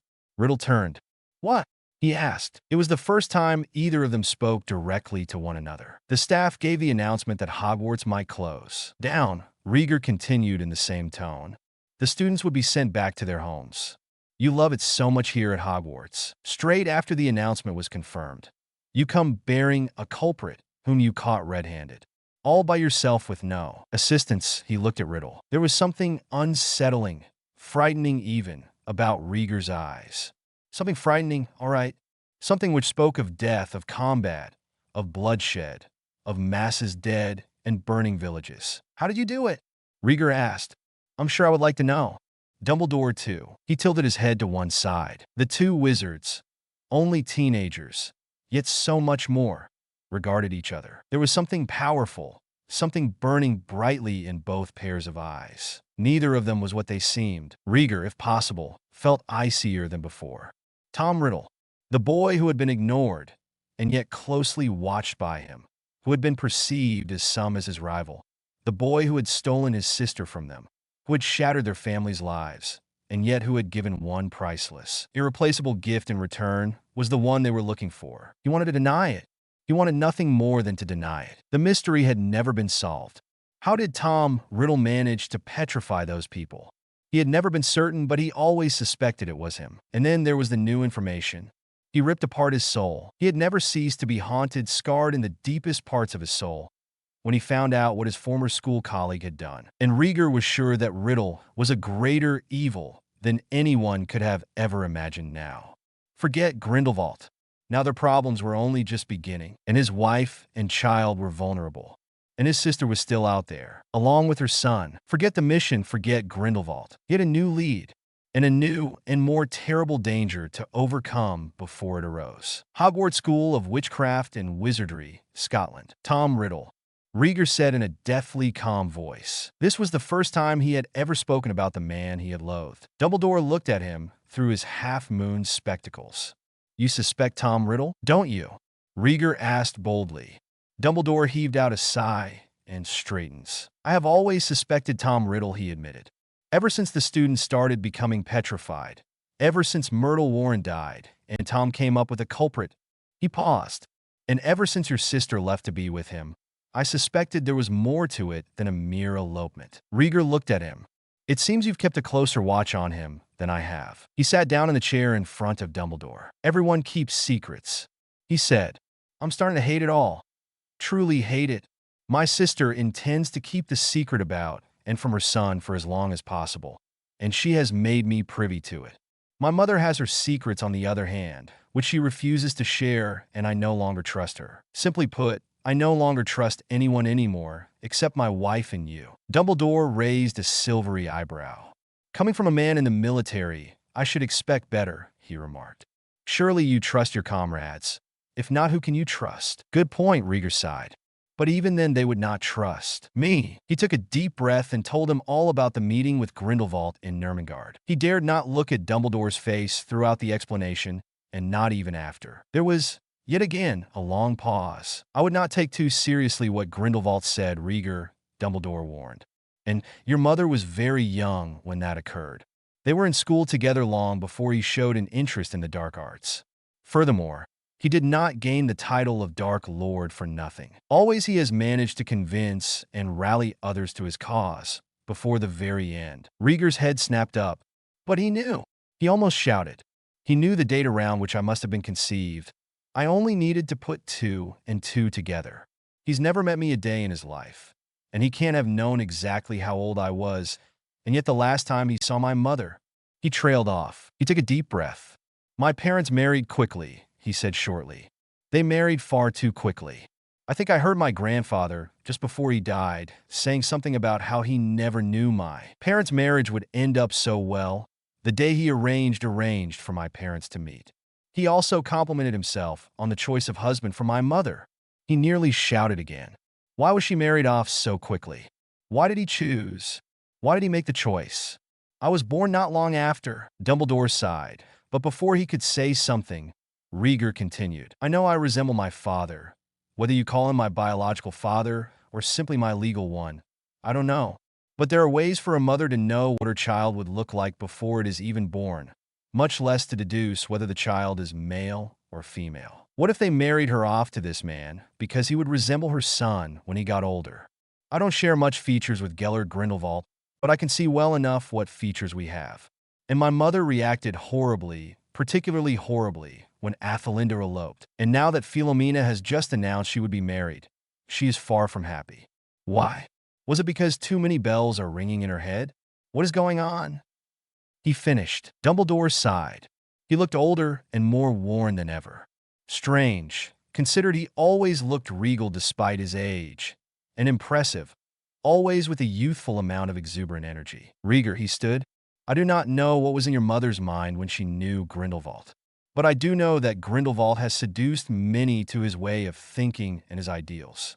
This would not be the first time he has deceived and convinced others. I'm not surprised that he has continued this way of thinking while he is in prison, although I am disappointed. But you of all people would know that this is not the first time he will deceive others. Rieger looked away. I suggest, Dumbledore continued, that you meet with your mother and speak to her about this matter. Only she can answer for what she has done. And that has never included the dark arts or genocide. Of that I am certain. Rieger's shoulders slumped. I know, but I do not think I can trust so easily ever again. My mother, Athelinda, Philomena, I gave everything to them. I gave myself. And yet, his voice turned bitter. It's as if the whole world is telling me that it's the wrong course to take. Alisa sat there. She gazed 2 of the siblings who decided to pay her a visit today. No doubt on either the idea or the encouragement of their parents, but also certainly with their own strong desire to do this in mind. Alisa was the youngest of 50 siblings.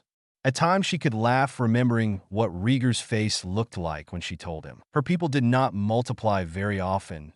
They struggled more than often to conceive nowadays, but in ages past, they had countless offspring. Alisa, however, was born centuries well after the last child, and was considered unbearably young by her family and her people, thus stifling her enormously and causing barely concealed frustration. Well, it shocked every mortal she had ever met. Mortals could not comprehend how anyone could have so many offspring. And when she told them more about her family life, they were further astounded when she said that her parents kept perfect track of all siblings and loved them all, even making time for each and every single one of them, as if they had a smaller family. Her eldest brother sat there. Aslan did not look pleased. Not at all. And neither did Delaney. Delaney Kindleblaze, as she was known, was a fire fae. Rich auburn hair, truly like unearthly fire, beautiful in its red-gold shades which shone, sparked and flashed, capturing the light, tumbled down her back.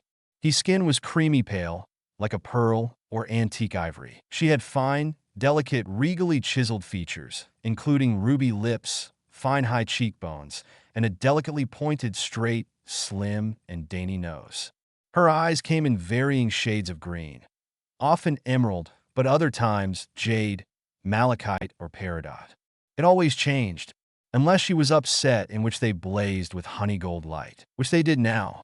She looked little like Alisa, something due to their blood and parents' power. Aslan's skin was a creamy tan color that gleamed as if polished.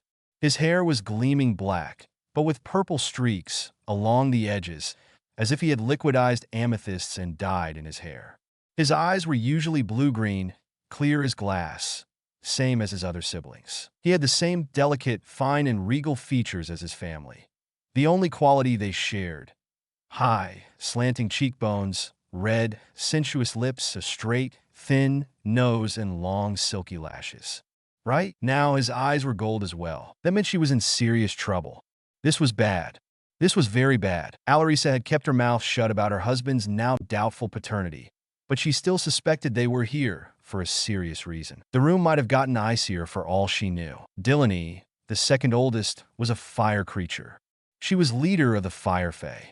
Despite the fact that, as always when she was angry, the room's temperature increased dramatically, the room seemed icier than ever. This sister remained the longest amount of silent eye contact with Alisa. It made her feel enormously uncomfortable. Well, Delaney finally spoke.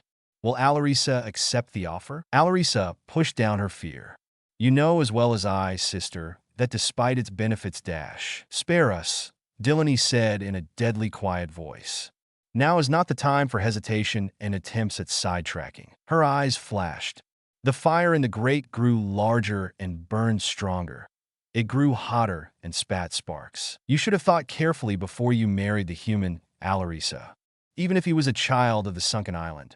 You will feel pain, Alisa, unlike anything you can possibly imagine. But we can spare you of another pain at least. You will outlive your husband, the mortal, but not necessarily your child.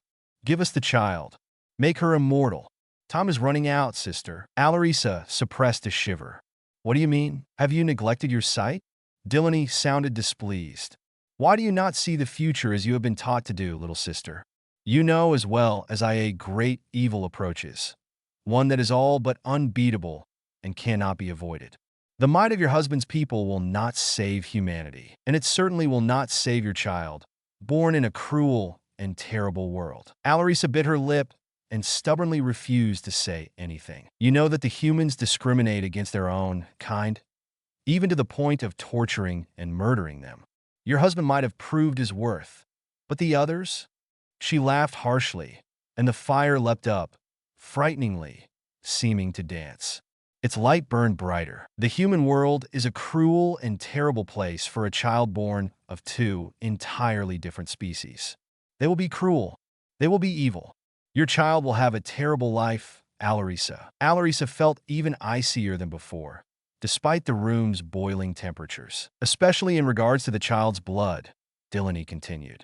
Both bloodlines, as a matter of fact. Two very ancient, very powerful bloodlines, destined for greatness.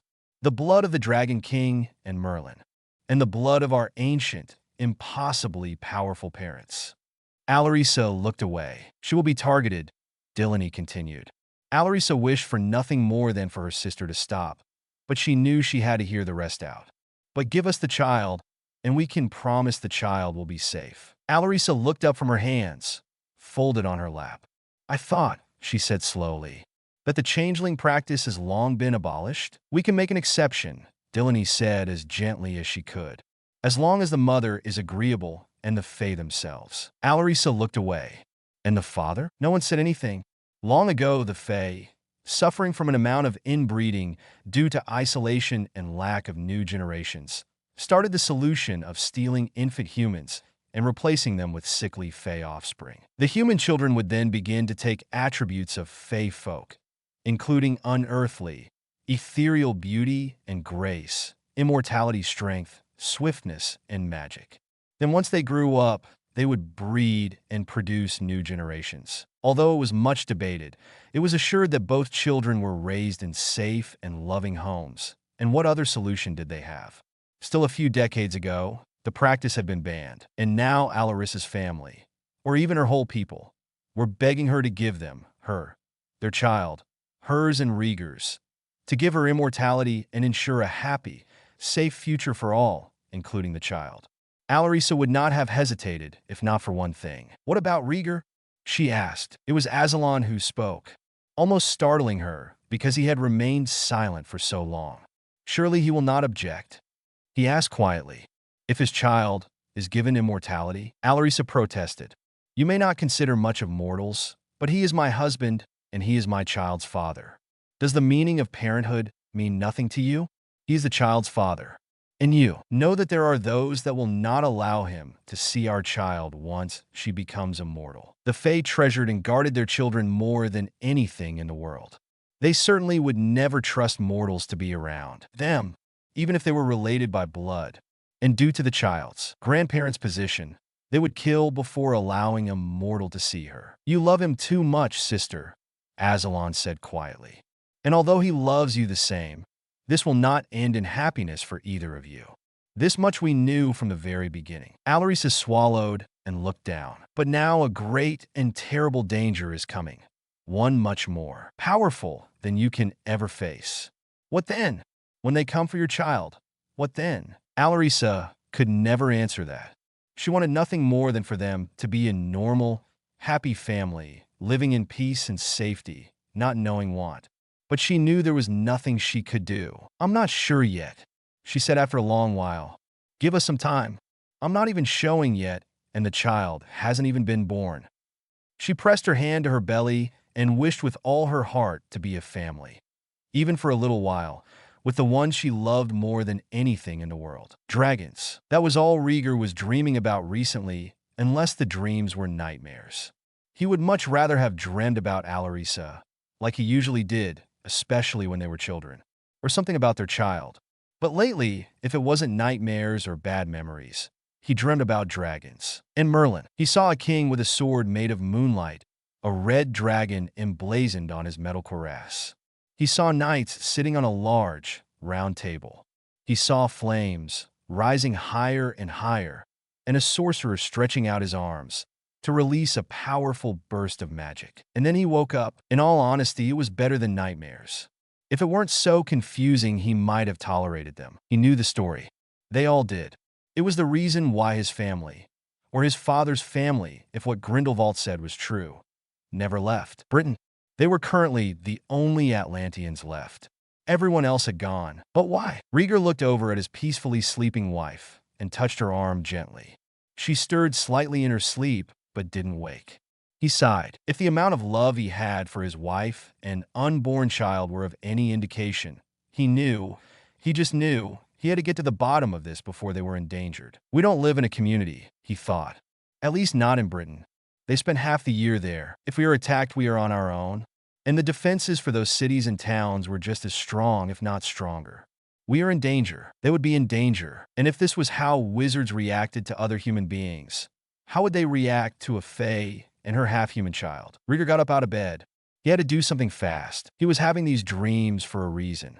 Rieger wasn't a seer, but even he knew that such things meant something. He couldn't ignore them. Not unless he wanted them to get into serious trouble. And he had everything to lose. King Arthur, Queen Guinevere, the Knights of the Round Table. Merlin, what did they have to do with him? He didn't know. He couldn't ignore this any longer. The dreams, the attacks on Atlanteans, his family, and whatever secrets they kept. No, he couldn't. He needed to see the vulva. Now, the house was a clean place, made of wood with a slight musky scent, mingling with dominating honey. It was clean and organized, but with a great deal of things lying around. There were some talismans and amulets hung around, small statuettes and figurines of powerful magical uses, symbols painted on the walls, or done in mosaics. Herbs also added to the scent, neatly cut, dried, and stored in sealed jars. The old woman was sitting on the freshly scrubbed table with a handful of glittering, colored pebbles in one hand, over a board that looked like a map. Finally, she said, "I wondered when you would be coming." Rieger stepped inside the room. "My lady," he said. The woman looked up and smiled. "She is ancient." He had absolutely no idea just how old she is, but she had lived for centuries now. No human ever knew what it was truly like to be immortal, unless they were in her shoes. Underneath her hood, the woman's hooded eyes glowed like pale amber. She appeared made of the finest, thinnest paper with a hint of honey, and fine, delicate lines were etched emphasizing the delicacy of her features. "Rieger Artrigos," she smiled warmly. "I was waiting for quite some time." He smiled a small smile. "I wonder what question you will ask," the vulva said smoothly. "Something about your wife? Something about your now unborn child and its future? Something about your dreams? Or something about your own suddenly doubtful paternity?" Rieger froze. "It's no use denying anything to you, is it?" She gave a tiger's laugh. "No, Rieger. It is no use. Then you know what I'm here for." He moved further into the room and sat down in the chair that the vulva had gestured, right in front of her. "Actually," she said, "you only get one question. I want to keep them safe." Rieger said, "There is nothing I want more than that." She looked up. "Very well. To know the future, one must listen to the past. Pay attention to detail. Your child will be very special, Rieger. Just as your nephew. She will play a great role." Rieger froze. Alisa had not told him about the baby's sex. The awe, amazement, and utter joy at realizing he had a daughter, which made him secretly wish to jump, leap and scream with laughter, or dance like he was insane, or run back home and hide his wife with her little growing belly, settled in him powerfully. He had never felt so elated, so overjoyed apart from the time he and his wife were engaged and married, and she told him she was pregnant. A daughter! The vulva smiled. A great and powerful being who will fulfill the role of setting things right in this world.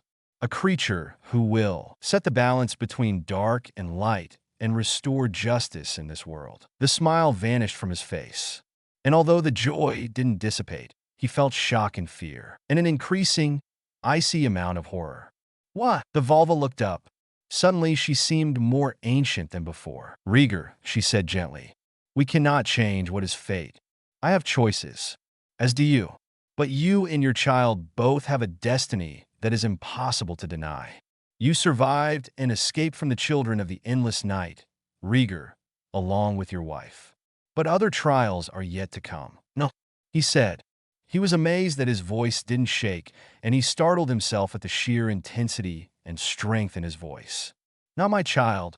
Never my child." The vulva gave him a pitying gaze. What will happen," she said softly. "But first, clear your thoughts and search deep into the past. The events of the past are clues as to what will happen in the future. The reason why our people are being targeted, your daughter's role, is all connected." Rieger felt as if a black, bottomless void had opened up in the pit of his stomach with no escape. "You can save her," she said softly. "But you must be wary, and do not give up so easily. Trust your instincts." And Rieger had every intention to do just that. The library was dusky. Why in the world did he choose Hogwarts Library? He had no reason to do so. It was impressive, yes, but Rieger had seen even larger collections of arcane volumes. He wasn't a student researching on his next essay. Memories rushed back, of sunny days spent indoors because the heat outdoors was just too unbearable, pouring over dusty volumes of parchment. The smell of ink in the air, the peaceful calm presences of Willamar and Athelinda, for once calm, the sunlight streaming in through the windows. He shook his head. Dumbledore had given him permission. Unlocking the restricted section area, he scanned the shelves. What was he looking for? He scowled. He wasn't eager to pore over an oversized volume of something he already knew, something Cuthbert Binns had droned emotionlessly and nonstop about during history of magic lessons when he was still a student. Ugh, that was the last thing he wanted, but he needed to learn the past. Camelot, Arthur, Merlin, the Knights of the Round Table. He needed to go beyond the myths, the stories and legends which he had already known as a child. He needed more, of course.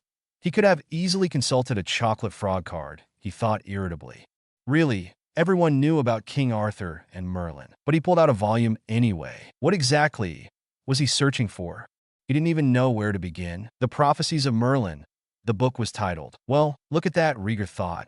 He actually developed an interest in this sort of thing. But this was for his daughter. He could never be swayed from that. He unsteadily took several shaking deep breaths, trying to calm the panicked thundering of his heart. He flipped the pages. He went through several prophecies. Honestly, was Merlin actually a seer? He never really knew. Not every mage could see the future without faulty tarot cards, crystal balls, star charts, and tea leaves. But these prophecies came in riddles.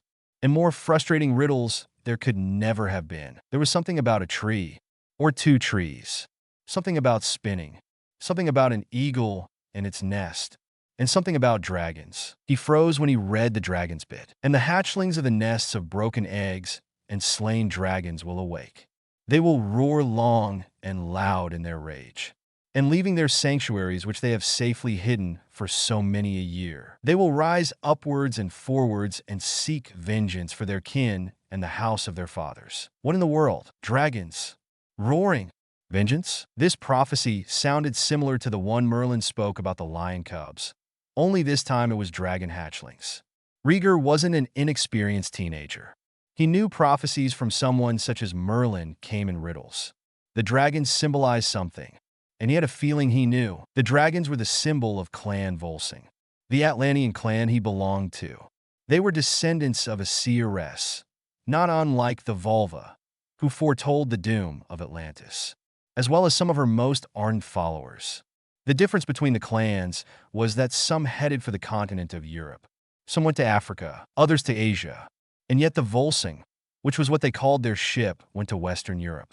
There, they wandered and hid, foraging and scavenging for food, going here and there, desperately searching for a place to stay, to live permanently in safety. Instead, they were often hunted and found, tortured and killed, while the remnants fled and ran, hiding far, far away. They did not build any permanent settlements. They practiced their unique magic in secret from other wizards and muggles. They hid from them, until a boy named Merlin and his sister Igraine were left orphaned when a mob of angry wizards or muggles killed their parents out of fear and rage. They had gone to Britain, hearing about the island off the continent, desperately searching for a place to stay and some food, for they were close to starvation. The Volsungar had long since discovered, before Gamp, that food could not be conjured out of thin air. They were starving, cold, homeless, and desperate. They were outcasts, like the seeress predicted. But Merlin and his sister were found, pitted upon, and taken in by the founders of Hogwarts, and they were taught and raised by them, and soon bridged a gap between the Atlantean Volsung and the ordinary wizards and witches of Britain due to their greatness of their power and justice. And then they bridged the gap between magical and muggle, and Igraine had married the muggle king Uther Pendragon. She gave birth to a son, named Arthur, who would be the High King of Britain. Igraine also had a daughter named Morgana Le Fay. With the shining golden age of Camelot, where no one knew hunger or terror, poverty or homelessness, where everyone, wizards and muggles and magical creatures, lived happily side by side, where the Atlanteans finally gained the admiration, respect, and even awe by everyone, even outside Britain, and started to build permanent settlements in the manner of their forebears and practiced and added to their arts. They grew in greatness. But Camelot fell, and although the Atlanteans still had the greatest awe, admiration, fear, and prestige, slowly the covetous dark wizards and witches proved to be a danger to them, and slowly they all started to leave Britain. Save for one family. Merlin and King Arthur, Queen Guinevere and Morgan Le Fay left Britain. Just before they set sail for the island of Avalon, Merlin predicted that Arthur and the rest of them would come again, when Britain needed them most, and that the age of Camelot would return once again, permanently, and no one would go through such dark times again. Arthur's descendants apparently would provide the role. The dragons. Were they perhaps Arthur's descendants? The symbol of Clan Volsung was the dragon. Arthur's dynasty was named the Pendragons. That meant head or chief dragon.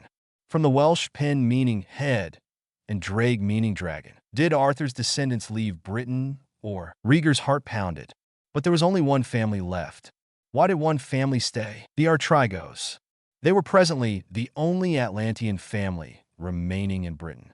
All the rest had left for Germany, Scandinavia, like the famous dragon slayer Sigurd, not his nephew, Spain, France, Austria, and even to Eastern Europe. Only the Artrygos remained in Arthur's kingdom. It was interesting that they should have that name. Rhaegar knew Latin, Greek, ancient Atlantean, and a number of other languages. He knew the origin of the name Arthur. It came from Celtic, the people that Arthur's Muggle father descended from, when they were still divided. The Ardos part meant bear, and Rhegos meant king. Artrygos. No, it wasn't possible, surely. Was it? Rhaegar's heart pounded harder than ever. Then why were they being hunted? Atlanteans were constantly targeted. Grindelwald, for one, but that many had always assumed was because they were the only ones that had military might. Ordinary wizards had no armies, no nabis, no warships, no magical weapons apart from a wand. But some knew that throughout the time Grindelwald persecuted the Atlanteans and other dark witches and wizards before him, they seemed to be looking for something. Or someone. Or some people. Surely not. Everyone wanted a golden age, however. To usher one in, Grindelwald's idea of a golden age, however, was wizards to be served by muggles, and he continuously searched for the key. He seemed, to Rhaegar, to have searched out every prominent Atlantean family before torturing and killing them. And this person, these people, whoever they were behind the attacks, Rhaegar's face went white. Now he knew. They were after King Arthur's descendants, and there was a great chance his family might be among them. His child, his unborn hybrid child, sitting in her mother's womb. He had to find them. Fast. Rhaegar went out of the library. Now he knew what they sought for. As for who the enemies were, he had a very good idea. As to his paternity, he had to put that aside for now. Whether or not he was a descendant of King Arthur, or not, they would come soon enough. They would come for his family. All of them. And the fact that they were still in Britain. But was there a safe place to hide? In Germany? In France? In Spain or Austria? They would find them. They would find them wherever they were. He would find them. And now, the iciest feeling Rhaegar had ever had grew deep inside him as he thought about the ones he loved and cared for the most. And then he froze. The headmaster's office. The gargoyle lowered. There stood a figure, utterly unrecognizable to Rhaegar. The man's, if it was indeed a man, skin and features were like half-melted wax, just as sickeningly pale. His features were distorted, and his eyes appeared bloodshot, and his hair was thinning in an alarming rate. But he knew the walk. Somehow he just knew it, and the way the person carried himself, the way his shoulders were set in their poise. The calm, confident, and casual attitude, not entirely unfamiliar to Rhaegar. But it wasn't possible, was it? The last time he had seen this person was when he was young, handsome, one of the most handsome men Rhaegar had admittedly ever seen. Pale-skinned, with gleaming jet-black hair and onyx eyes. Very chiseled features, fine and handsome. He knew the brooding look, however, and he saw it with the person he had once known and loathed. The person who destroyed his family. The most dangerous person in the world. Tom Riddle. Rhaegar froze. He did not know where Riddle went, but he needed to follow, and he needed to warn Alisa. Warn them all, his entire family. No matter what his feelings were to them, they were still his family. He couldn't use the Flynn network. He did not trust the ministry. They seemed corrupt enough to sell them off to the worst persons imaginable. He pulled out his mirror. Alisa, he whispered. Alarisa's face appeared. Rhaegar, she began. He hushed her. We don't have much time, he whispered. Alarisa's beautiful face went pale. What's wrong? We need to hide. Contact my family through the mirrors. Then pack any essential things, no more than that, and leave. Meet me in Cat City. She paled further. Rhaegar dash. Trust me, he insisted. Her image vanished. He didn't have much time. Taking a deep breath, Rhaegar knew. If he wasn't completely right, he certainly was close. Riddle left the headmaster's office. Armando Dippet had rejected his application. Again. Well, he would need a series of good defense against the dark arts teachers before long. Riddle walked through the silent hallways, remembering all those times. Peaceful times, when he did not have to return to that blasted orphanage for the summer holidays. And then there were the group of followers, who were growing even now. And her, Athelinda. Her name left a bittersweet taste in his mouth. Honestly, he wished nothing more than to merely wish he could slaughter her. But he realized that apart from him, she was the one person he never could raise a finger against. They were close once, and walking through the same halls in which they had both walked in happier times wounded him, though never would he ever tell that to others. Ever. But he did wonder about the future. He needed to get things done. First, he had already made his Horcruxes. The Knights of Walpurgis were attacking and retreating, but they would not remain undiscovered forever. Neither would he. He needed to gain power, and he needed it fast. He needed more power than necessary. Furthermore, he needed to be as safely hidden as possible. He had to build a reputation that Aurors and soldiers alike would fear, even Volsung ones. And above all else, he needed to be efficient about it. He needed efficiency, reputation, followers of the right kind of intelligence and thinking, and magical power. And as he had already consulted Slughorn about this, not that the conversation he had with his old teacher as a teenage boy had much merits. The other clans, he thought, would they have the secrets to his power? Everyone knew Atlantis was a dream and El Dorado of magical power, knowledge, practices, and secrets. During the Camelot period, things had revived somewhat, but Camelot was long gone, thanks to the poor and destructive planning of the idiot Morgause and her insane son. They merely wanted to take over. They instead destroyed things. He couldn't afford that, and there was something else. He would never admit it aloud, not even to himself. But he had another reason to be exceptionally careful. Images of a beautiful woman with gleaming black hair haunted his mind.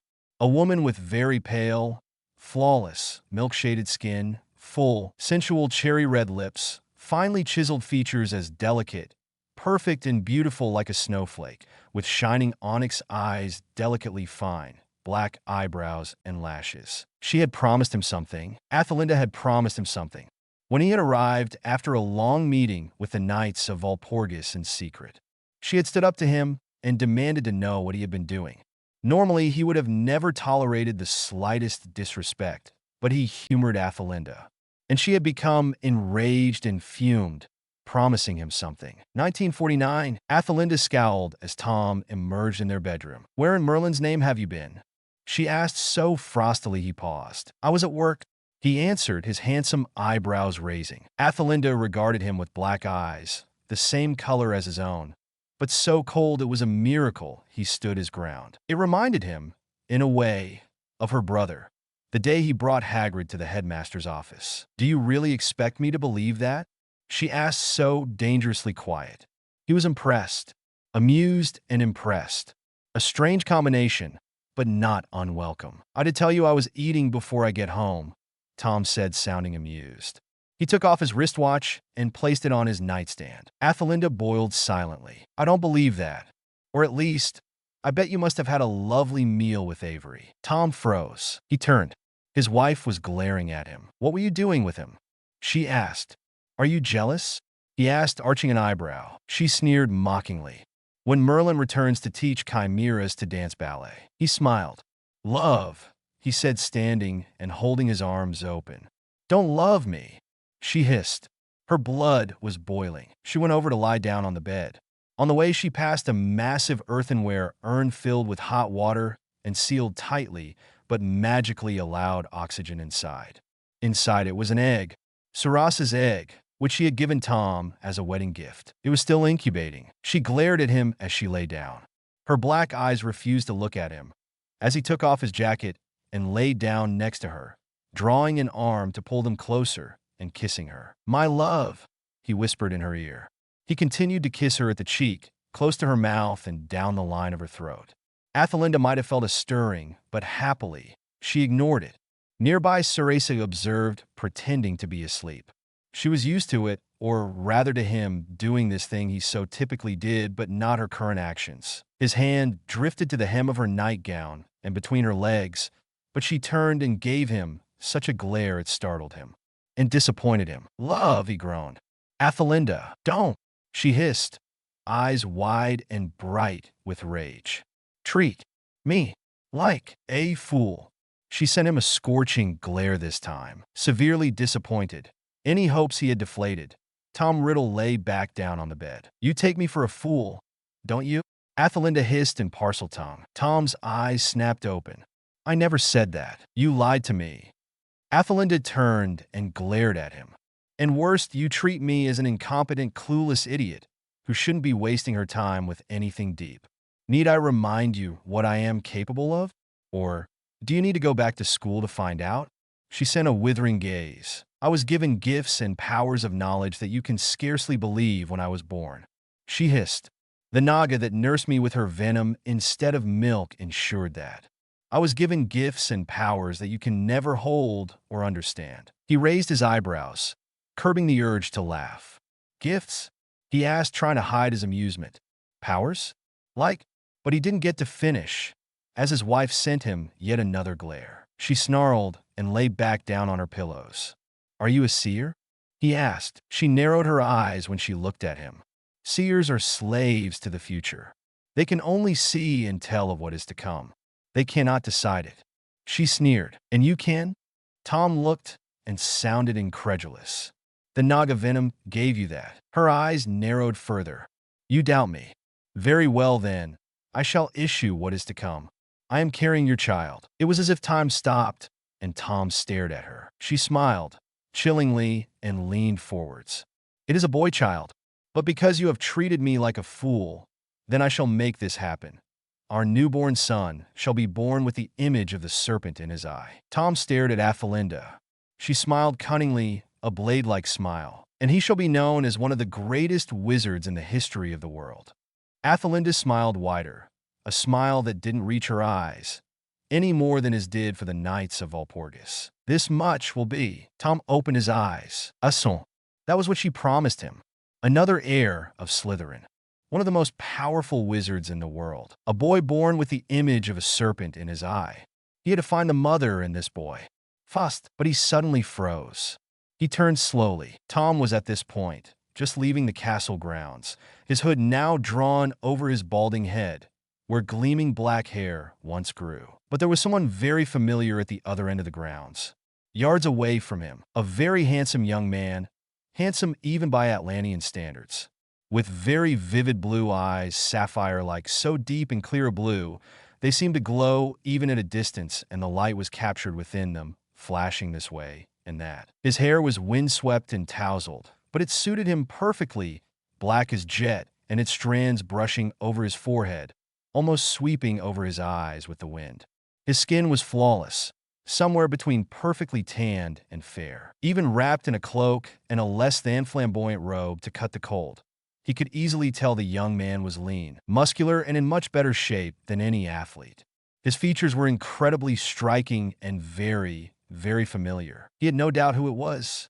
Rhaegar Artrygos, brother of Athelinda and uncle to his son. And he was gazing at him with an unreadable expression, more frightening than even Dumbledore. Tom had never been one to fear anyone, but this person likely knew his secrets, and invulnerable as he was, he recognized Tom. He knew he was very different to the handsome, teenage boy Athelinda knew in Hogwarts.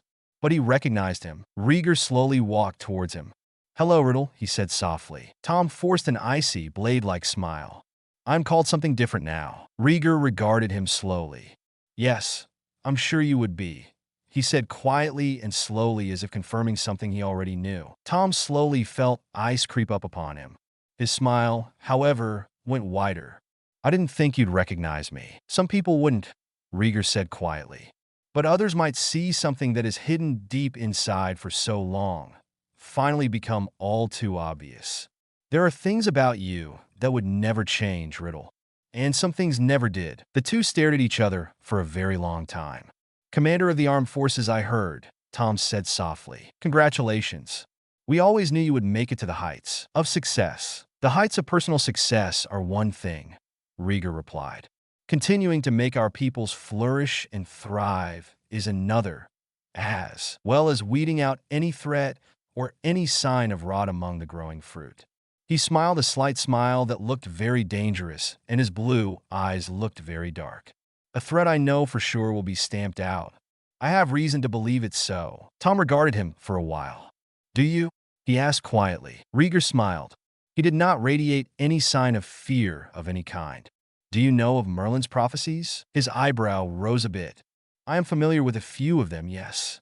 Then you must know the prophecy about the dragon hatchlings. Awaking, Rieger said in a tone that lurked like a predator in wait. And the hatchlings of the nests of broken eggs and slain dragons will awake. They will roar long and loud in their rage.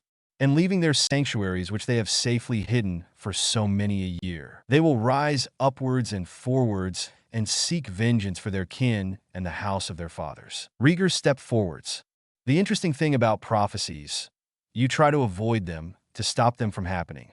And in the end, all you do is simply build a trap for yourself.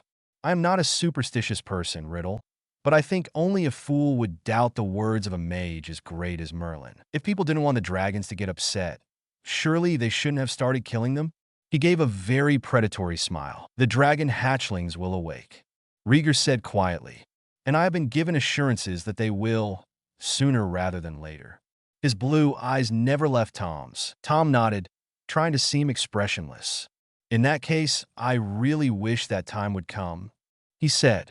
I'm sure we all wish for Camelot, Rieger said, but some people think Camelot was built by blood, and blood was only ever shed to defend it, not to build it. He tilted his head. Goodbye, Riddle. And thanks. Tom was confused for once.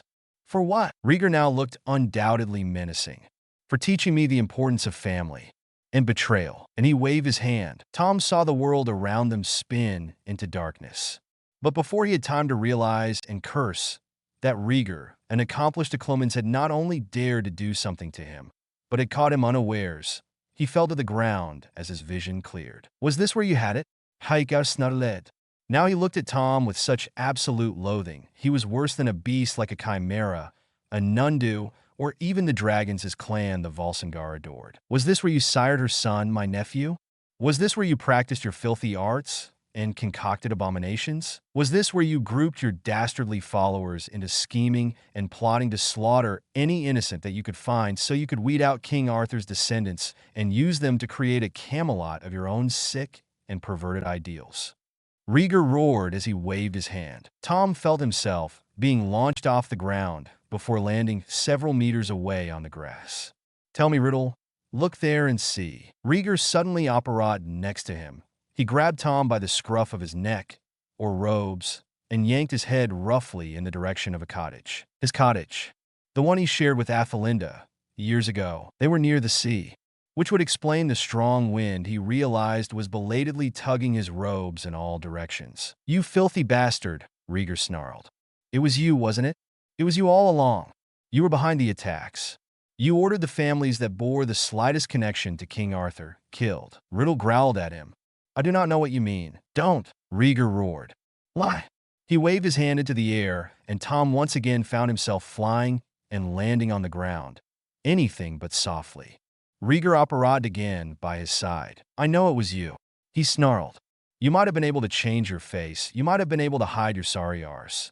You might have even been able to disguise your voice in the damned message left in your follower's brain just before it killed him. But you can never hide who you truly are, Riddle. I know it was you. Tom drew his wand, quick as a flash. But Rieger, an experienced soldier and an expert dueler to say the least, disarmed him, causing the wand to fly. Rieger laughed harshly. You think you're so clever, don't you? He grabbed Tom by the collar and drew him up, slamming him onto a nearby tree. Yet, you're not strong enough to realize the absolute truth.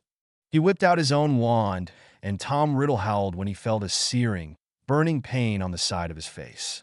It's a pity we never had this conversation when we were younger, isn't that right? I'm here to tell you that you've failed. The prophecy will be fulfilled, one way or another. I just want you to know. Rieger whispered, my wife and son. Riddle rasped. Where are they? Rieger froze. What? My wife and son. His reddened eyes fixed on Rieger. Rieger looked at him and threw his head back and laughed. Does it matter? He hissed. The boy doesn't even know your name, Riddle. He will never know your name. And she is no longer your wife. He might not know this name, Tom said, but he will remember a name which wizards fear even to speak. And she is still my wife. Our marriage was never ended. My wife will never escape me. And my son will know my name, I promise you. Just not this name. He summoned his magic and used a blast to throw Rieger away. However, the commander must have guessed something like this was about to happen because he shielded himself from the blast, even though they were separated. He was not a typical ordinary wizard, even if he was not of Atlantean descent. He was not helpless without his wand, even if he depended on it more than Atlanteans. And furthermore, his wand had flown back into his hand. Tom struck the first blow. Rieger warded it off. Soon, they started dueling, more aggressively, harder and faster than any other duel, both fueled by their mutual loathing of each other. If anyone had stumbled upon them, it would have been difficult. If they could deduce anything from the speed of the duelers, the flashes of light, smoke, and whatever else, who was more terrifying, the handsome man or the deformed one? Rieger's face was contorted with loathing and rage. He didn't let his rage blind him, however.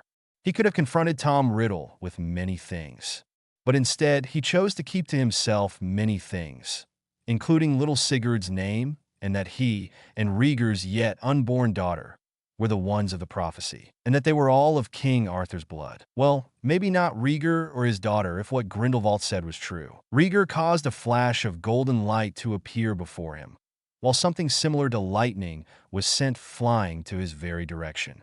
Rieger pushed it aside, causing steam. It was now raining, the classic setting for a duel. He might have thought if he wasn't so busy. He fought with a wand in one hand, but was not dependent on it. In fact, he also used wandless magic, and his spells were nonverbal. Riddle, however, was undeterred. A series of powerful, lightning-fast strikes, jinxes, hexes, and curses all appeared, but Rieger was a powerful duelist to say the least.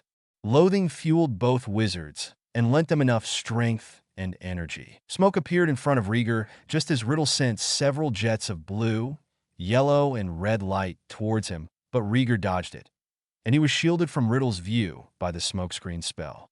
He then sent more curses and hexes towards Riddle, before Riddle conjured up fiendfire. A gigantic serpent hissed and coiled.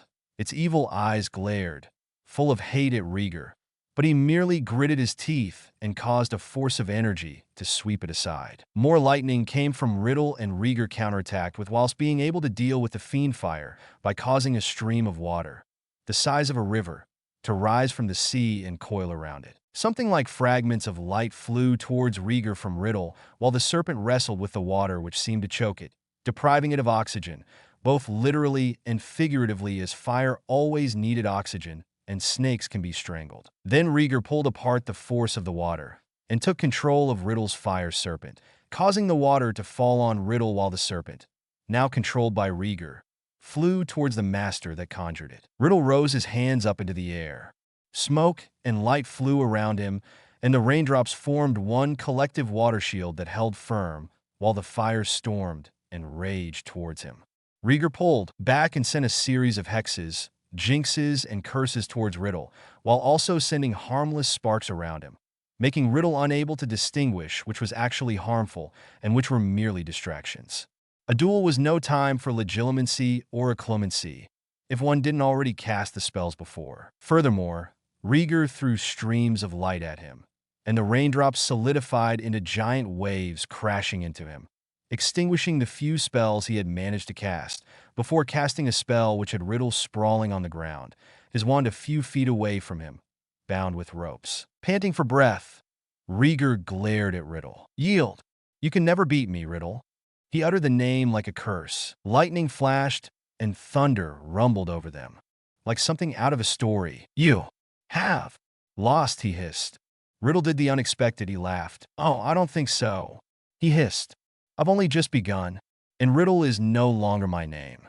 You don't think that I would keep as filthy a name as my muggle fathers, would you?" Rieger regarded him silently. "No, I didn't think you would. But if you have any dreams of becoming Dark Lord, I think you can kiss them goodbye. You will never come into contact with my nephew. That boy will never be regarded as your son. You'll end up in Azkaban. Oh, I don't think so, Riddle snarled. A Dark Lord will never set foot into a common, stinking place such as Azkaban. And I am a Dark Lord. Then he extended a finger and in flame, which had to be much harder than doing it with a wand. He wrote the words, Tom Marvolo, Riddle in capitals. His hand waved, and the letters made a swooshing sound, like fire leaping suddenly, as they rearranged themselves. I am Lord Voldemort. Voldemort? Rieger thought. Athelinda did claim to hear a Dark Lord's name down in that cellar. Someone she could not recall being mentioned in the history books. But she also recalled them calling Riddle, my lord, Voldemort. The name meant flight of death in French. And for someone who had committed the abominations beyond belief, of creating more than one Horcrux, Riddle must have loathed the idea of death more than anything, or feared it. But Rieger knew he couldn't kill him. There was no way he could, not with so many Horcruxes. He might not be vulnerable, but Rieger had no intentions on exhausting himself trying to kill someone or something that can't be killed by spells or blows. No, not Tom Riddle. Voldemort. You will never beat death, Rieger warned. Seek to conquer it, and you shall find yourself in its mercy. You've only made yourself more vulnerable. One day, something small, something insignificant in your eyes will topple you. You will not have the adversaries of the Dark Lords and ladies of old. Perhaps you will grow more powerful than them. But in the end, if I do not bring you down, it will not be what you consider a foe deemed worthy of the great mages of old. He looked icily down at Riddle. You will fall. Riddle stared at him incredulously and then smirked. He would have laughed. Rieger knew it, but the truth was that Rieger terrified him. Convince me, he smirked. I will be greater than they, and I will. And my son will join me or fall. Snarling harsher than ever, Rieger pointed his wand directly at Riddle's chest, and his hand, which grasped his throat, started to glow from within. You dare threaten him? Rieger roared. I do not threaten him, he rasped, trying to breathe. I merely state the truth. With me, he thrives and becomes one of the greatest sorcerers in history. Without me, he falls. He cannot escape his own destiny. You, Rieger said, looking at him with loathing, do not decide his destiny. No, his mother did. Rieger stood stunned. Is this some sick joke? I thought your sister would have told you everything, he whispered. She predicted that our son would be born with an image of a serpent in his eye. Didn't she? Did she prove to be correct? Dread filled Rieger further. She also said that he would become one of the greatest sorcerers in history, Riddle continued, inching his chin higher in a futile attempt to avoid Rieger's magic. He chuckled. Of course, Rieger knew about those predictions. He just didn't think that Riddle would actually believe it. Riddle had never seen his own son. He and Athelinda, Alisa, his mother, father, Willamar, and Philomena did their utmost best to keep Sigurd away from any stranger's eyes. They took extra precautions, so even though he might have had spies, Rieger's fist tightened around Riddle's throat. Clever, aren't you? He hissed. But you were the one responsible for everything. Don't. You even try to deny it. You were the one who organized the attacks, slaughtered innocents, and captured and tortured families whom you thought might be remotely related to Arthur. You were the one who destroyed my family and turned my own sister, against me in particular and against us all in general. And you were the one that at least knocked her back to her senses. He gave a crooked smile, but not without taking the life and fire out of her and never giving it back. Riddle narrowed his eyes. I took nothing from you or your sister. She came to me, and she came willingly. Do you blame me for the mistakes she made in her lifetime? I never forced her. That was true, Rieger silently admitted. And admittedly, Athelinda's flaws were what spiraled out of control. All Tom had to do was to charm his way into her life, her mind and her reasoning, and play on her dreams, just as a puppeteer pulls the strings and she danced to his tune. As for the deaths of those innocents, yes, I admit I played something. In fact, I pulled the strings openly in this one. But am I the only one? I did what I had to do. This is a cruel world, Rieger Artrigos. Surely your time, as one of the children of the endless night, would have taught you that.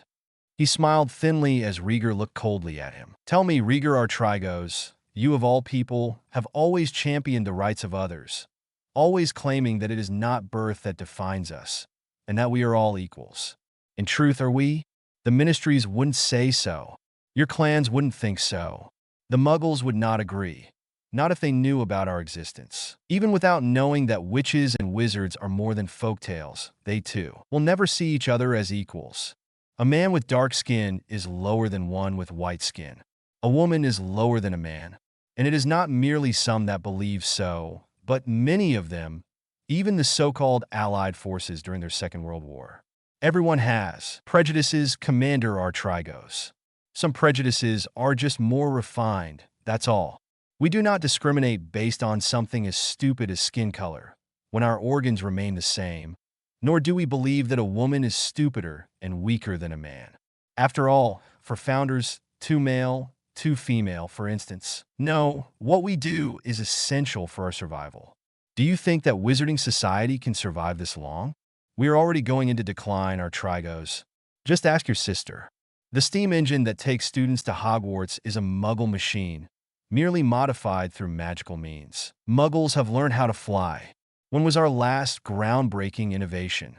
And yet we still continue, and the ministries and even other wizards and witches are content to believe that everything is fine and we are not slowly declining. Ask yourself if this isn't true. It was true. But Rieger would never admit that to Riddle. The only one with such innovations are the clans and other magical folk. Goblins who possess the skill to craft metalwork of such artistry and power, giants with their strength and near invincibility. The Fae with their beauty, nature power, and grace dash. Rieger went cold again, if possible, because the way Riddle smiled made him certain that he knew about his marriage to Alisa. Vampire immortality, merfolk and their music and water magic. And even the Muggles who are rising high and quickly dominating the world with their clever inventions, their numbers, and their lack of hiding. And what do we have? Even your people, Rieger, are in hiding. Why do you think not even ordinary wizards and witches are allowed to enter your Acropolis city, Cataris, even though you are shining at the height of innovations and powerful magic? Only because of people like you. Rieger's crooked smile returned. Who hunt and slaughter innocents. Why should we share any of our powers and knowledge with people that want to hunt and kill us? And how many innocents have you killed, Rieger? Tom Riddle said softly. How many Muggles, magical folk, Atlanteans, and ordinary wizards and witches have you killed? How many have you killed in the name of power, glory, and strength? Your former teachers taught you to kill without mercy. To spare was a weakness, and the weak were always weeded out among the strong, even in their children's numbers. You needed to kill to survive. To plunder what you needed, to rob and kill because your rations were short. To kill anyone who might kill you. When they put you in that playpen with another child your own age, did you hesitate? Didn't you kill when they gave you the order? I think we both know the answer, since you're standing in front of me. How many young boys and girls did you brutalize and pound to death during your time amongst them? How many mothers and fathers did you make childless? How many orphans did you make out of children, the same age as your younger siblings then? How many cities did you set aflame? You see? Do you really think you're so different from me, Commander, or from Grindelwald? What you did in the name of survival, committing a lesser evil for a greater good. Rieger could throw up if he could. What he felt before. Riddle knew about this, and he was certain this didn't come from Athelinda. She knew nothing about his experiences as a child soldier, and he would know if he was using legitimacy. But he was right. Riddle knew about the playpen, the large cage where children, captured ones, like he was forced to fight against each other for the amusement of their captors. It was gladiatorial fighting, no doubt about that. It was killed or be killed, and Rieger had killed there. He and whoever else who survived had to in order to survive. It was killed or be killed, one way or another.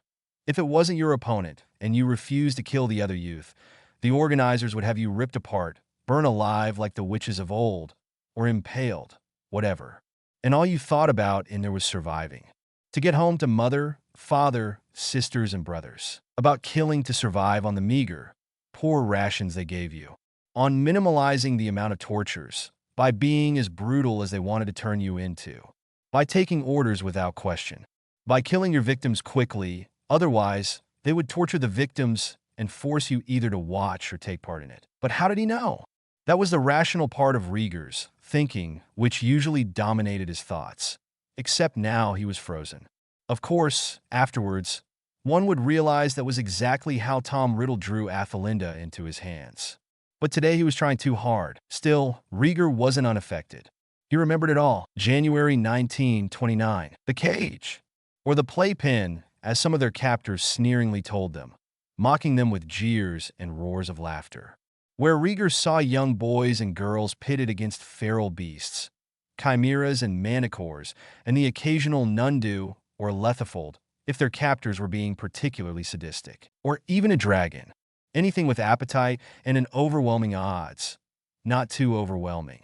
Not even grown wizards would be able to face the worst. They just wanted the fun to see the little boy and girl dodge and scream and desperately try to wrestle onto the last bit of life, before whatever was left of them, if there was anything, was dragged away after the beast was herded back into its cage. He saw a young boy battle a quintape, shoved inside the holding pen, a cage where he could easily see through the bars.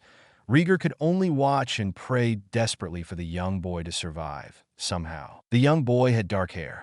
He looked like a boy that would learn from his mother on her kitchen bench, revising his letters and basic maths, running outside when the sun was out, playing Quidditch, and soothing his little brother or sister's tears whenever he or she grazed their knee, or ended up bullied by the neighboring children. Rieger watched as the quintape roared, and he didn't see what happened next. Only years later did he learn that that boy did indeed survive. But then he thought that his life was gone, dashed. He would never grow up, never go to school, and be awarded best potioneer of his year.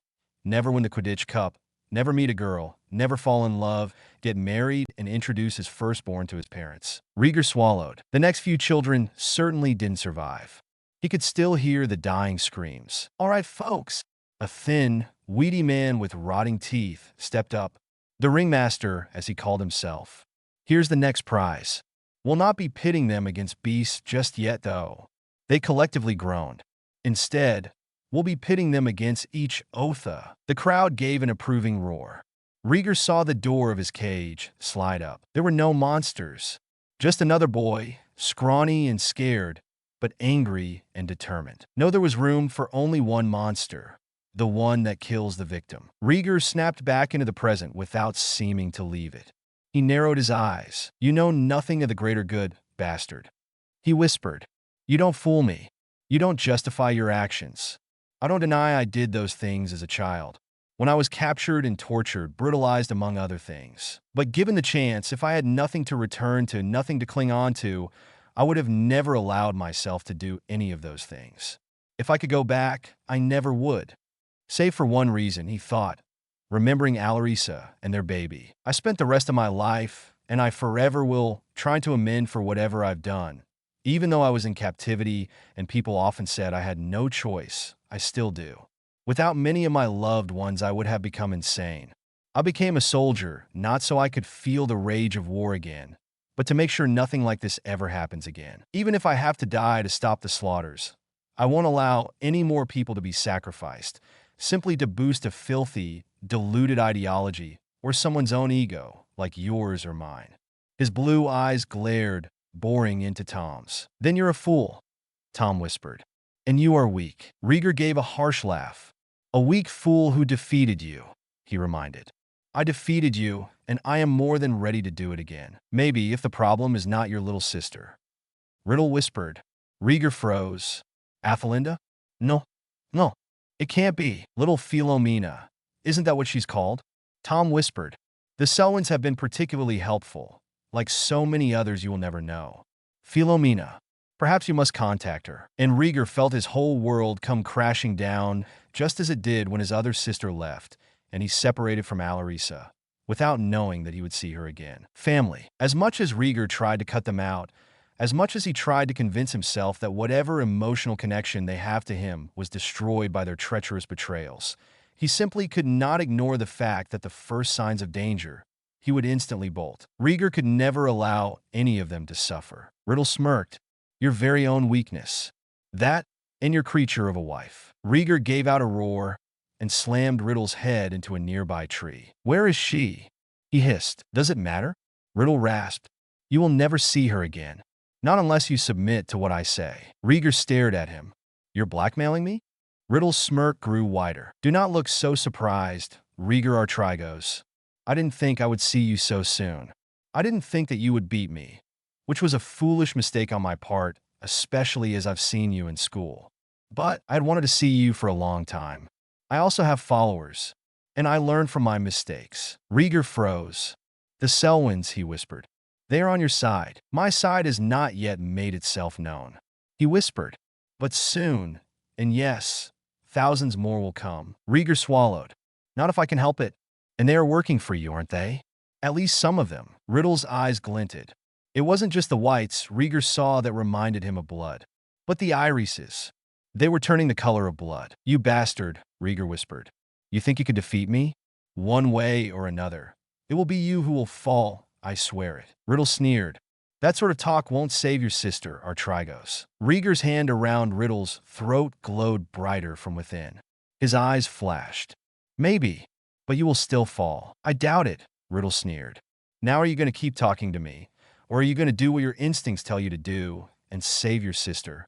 Or are you going to stall? Rieger looked at him with open loathing. You turned my sister against her family. You destroyed her relationships with everyone. You slaughter millions of innocent people. Our people. And then you take my younger sister hostage? His eyes flashed brighter. I may not be able to kill you, he whispered, but I can certainly make you suffer and wish for death. Rieger whipped out his wand and knocked the wand out of Riddle's hand. Crucio! He roared. He didn't care that it was illegal. He didn't care if this turned him into someone or something he could never be. He wanted Tom Riddle to feel pain. The worst pain. Riddle screamed as pain ripped and stabbed him, seemingly, to shreds. Rieger kept going before he saw one thing. Alisa. He saw her face in his mind. February 1945. Hatred coursed through him as he looked at the figure of the man who had enslaved him as a boy, who had tortured and brutalized him, forced him to fight and to butcher thousands of innocent people. He held his stolen wand aloft as he shouted, Crucio! The thin, wiry man with a permanent sneer on his face screamed like a rat being ripped to shreds as Rieger tortured him. It's different, isn't it? Haigar snarlet. When you're on the receiving end of the stick. He uttered the curse again, and the man writhed in agony. Tell me, do you enjoy squealing? He was about to torture the man again, when Alisa came running up to him. Stop! She cried out desperately. Rieger paused, but his eyes flashed, and he did not take his eyes off his once tormentor, now victim. Rieger, she said sternly, don't ever do this. He stood still as a statue. He abducted, sold us, tortured us, and turned us into monsters, Rieger said in a deadly quiet voice. He kidnapped you, he whipped and chained you in iron. Why should I spare him? Who would spare him? Because you are a man, not a monster, Alisa insisted. A man. Give yourself restraint. The will to rise above the rage. A beast would charge blindly, chew off its own limbs to escape a trap. It would charge forwards in its rage with the aim of ripping the prey to shreds, even if a spear or an arrow gets to it before it reaches its target. We'll never see. You are not a beast. You are not a monster. You are a man. And you are much better than this. Rieger halted the curse. Riddle lay, still restrained by the ropes, breathing heavily, his eyes darting with pain. Where is my sister? Rieger asked in a deadly quiet voice. Yes, he was disturbed. More than disturbed. He was horrified, shocked, and disgusted that he should do this again. But Riddle did not need to know that. And he needed to know that Rieger was capable of doing a great deal more than he could have ever possibly imagined to save his family and masses of innocent people. I'll repeat once more, Riddle, and only once. Where is my sister? Both men looked at each other with mutual hatred. It seemed to Rieger that although they were technically men, the lines between man and monster were starting to become blurred, though hopefully not more. The Selwyns took her, Riddle hissed. On my orders. You honestly think that with Grindelwald gone, no one would remember the old ways? The ways which separates the pure from the tainted, the worthy from the scum of the earth? There are others, Artrigos, others who would achieve what Grindelwald failed. Others who would rise higher and shine brighter than he could have ever possibly dreamed of. By the time I am done, they will never even remember Grindelwald's name. nor anyone else's. Tom Riddle is dead. He spat his own name as if it were the most loathsome thing in the universe. I am Voldemort. The surge of energy nearly took Rieger by surprise, had he not had the slightest inkling something was coming. He felt it as soon as Tom Riddle, no, Voldemort, began to speak. A slight gathering of energy in the air. So he shielded himself. And fast. But the ropes binding his adversary burned away, and Voldemort stood. Give me your answer, Rieger Artrigos, he said calmly. The dark wizard restrained his passionate hatred and impulse to destroy Rieger. In any case, although he would never in an infinite amount of years admit to that, he would have never been able to defeat him. Your sister alive? Or dead? They stared at each other for a long time. Even Rieger knew it was no use fighting. What are these demands?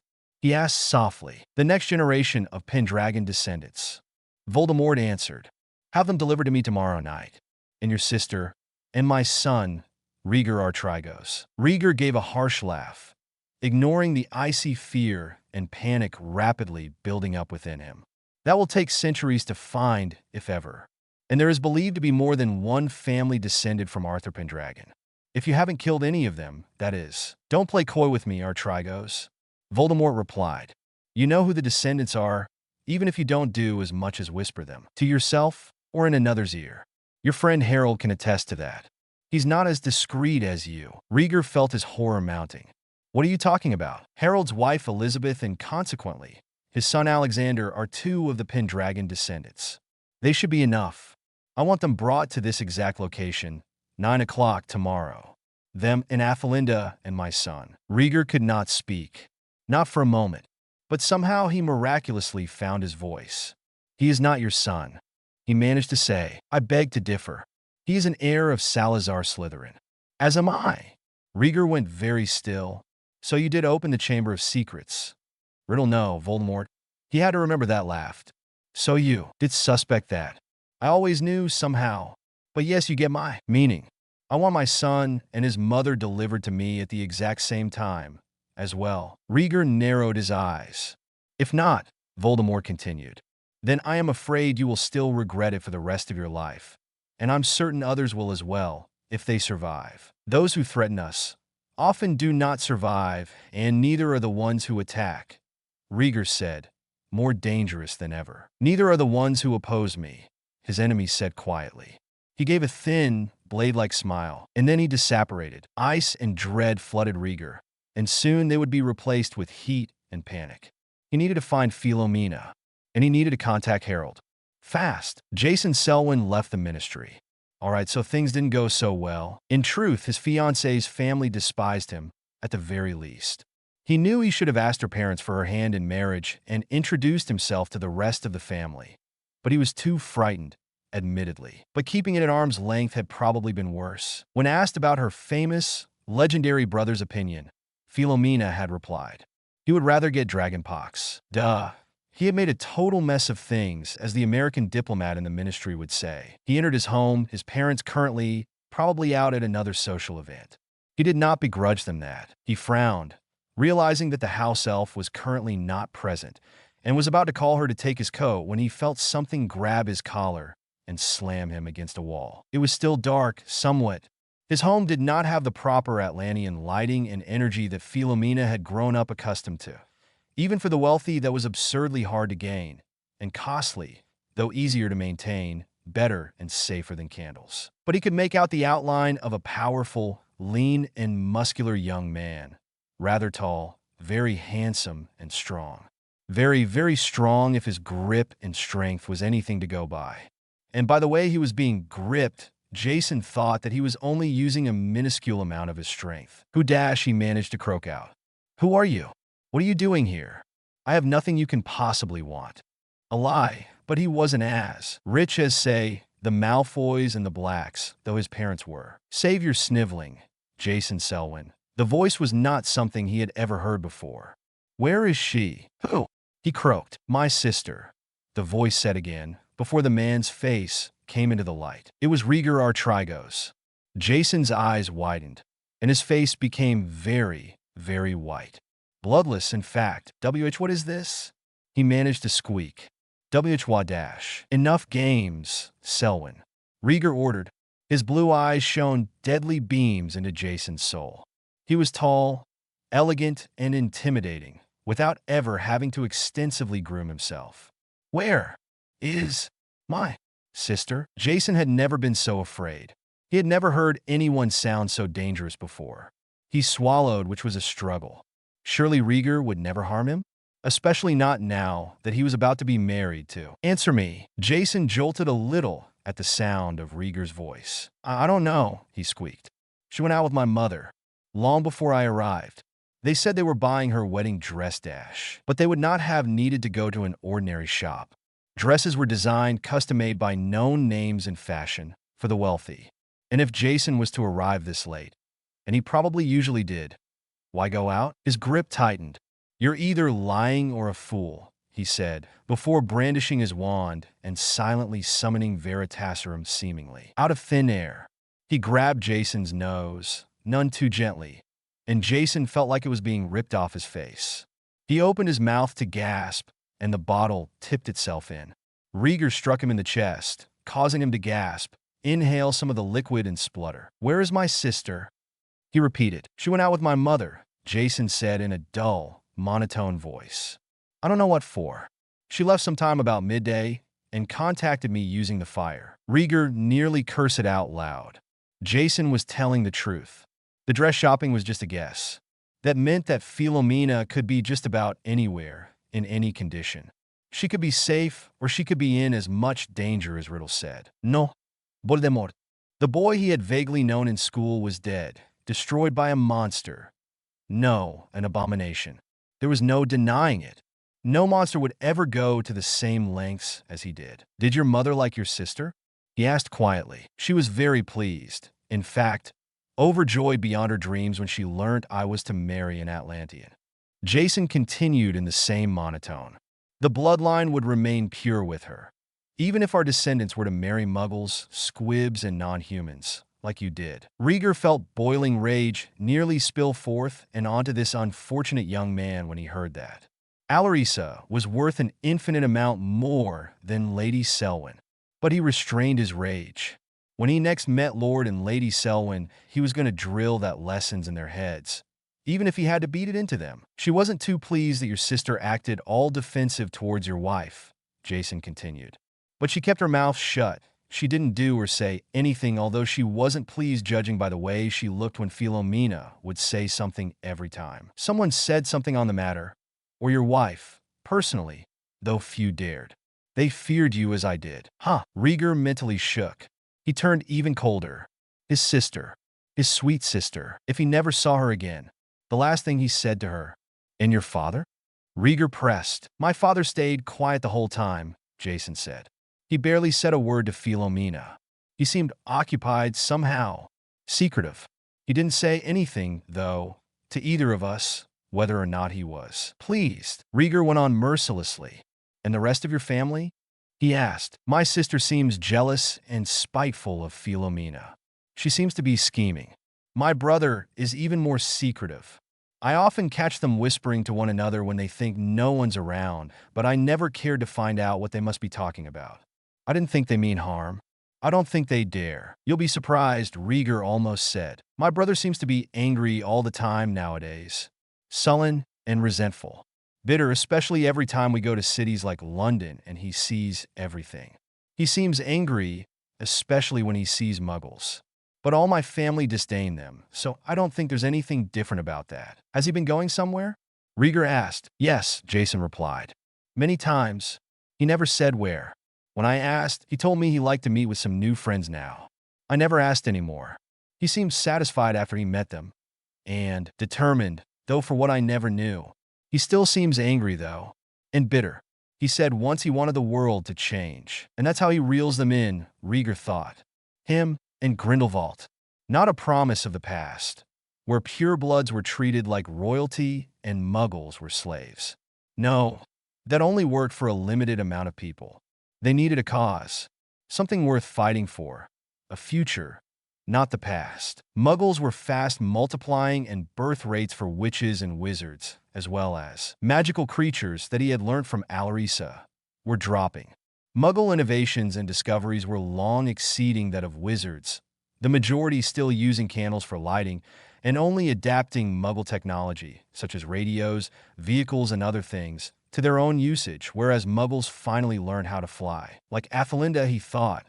She had been just as bitter and angry. Vaguely, he recalled Jason Selwyn's brother. He remembered a tall, dark-haired young man with a scowling face, dressed in emerald green robes, looking possibly envious at the family manor. One of many mansions, manors and castles that belonged to the Artrigos family. The lighting, the ornaments, the decorations, food, and architecture. This mansion was a shabby, little cottage bare of luxuries compared to the palatial Artrigos home. And their family were among the oldest, the wealthiest, and the most renowned pure blood families in Britain. He wondered how bitter and resentful Voldemort's followers must have felt when they saw the Atlantean cities, towns, and even villages. Not a single beggar in sight. Was it any wonder that they would be so bitter? Because they resented the fact that Atlanteans were living far better than they were? Not a single beggar or tramp lived in any settlement owned and dominated by Atlanteans. All of them so wealthy, even the poorest had a great deal of money to spare. The houses, villas, mansions, and manors, the castles, even the small cottages and chalets were immeasurably beautiful, and the architecture unparalleled in beauty. The academies, the libraries, the soldiers' training grounds, how they must have felt, Rieger thought, and compared it to their own homes. And he felt ashamed that he never realized this before.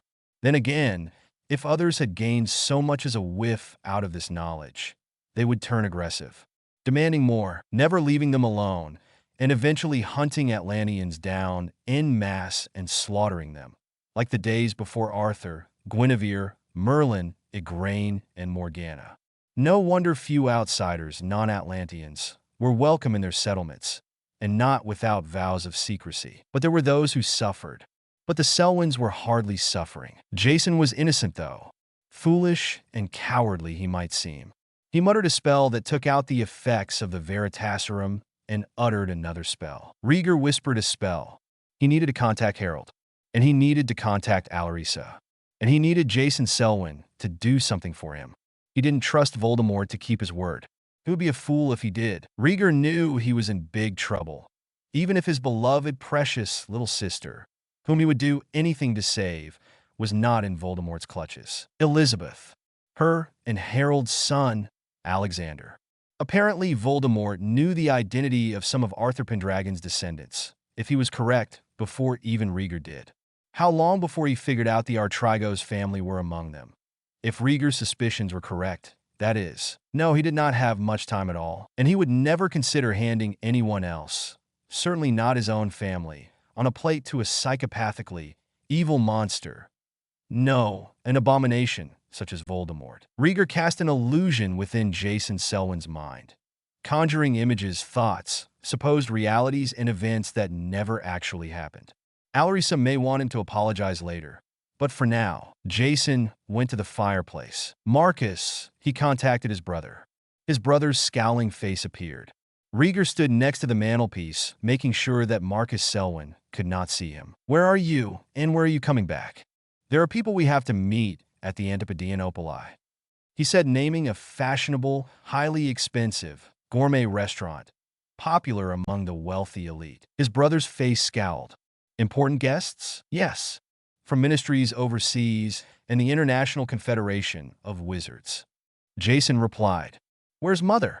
"She and Philomena left together this morning. Olivia went too. Tell them to meet us there.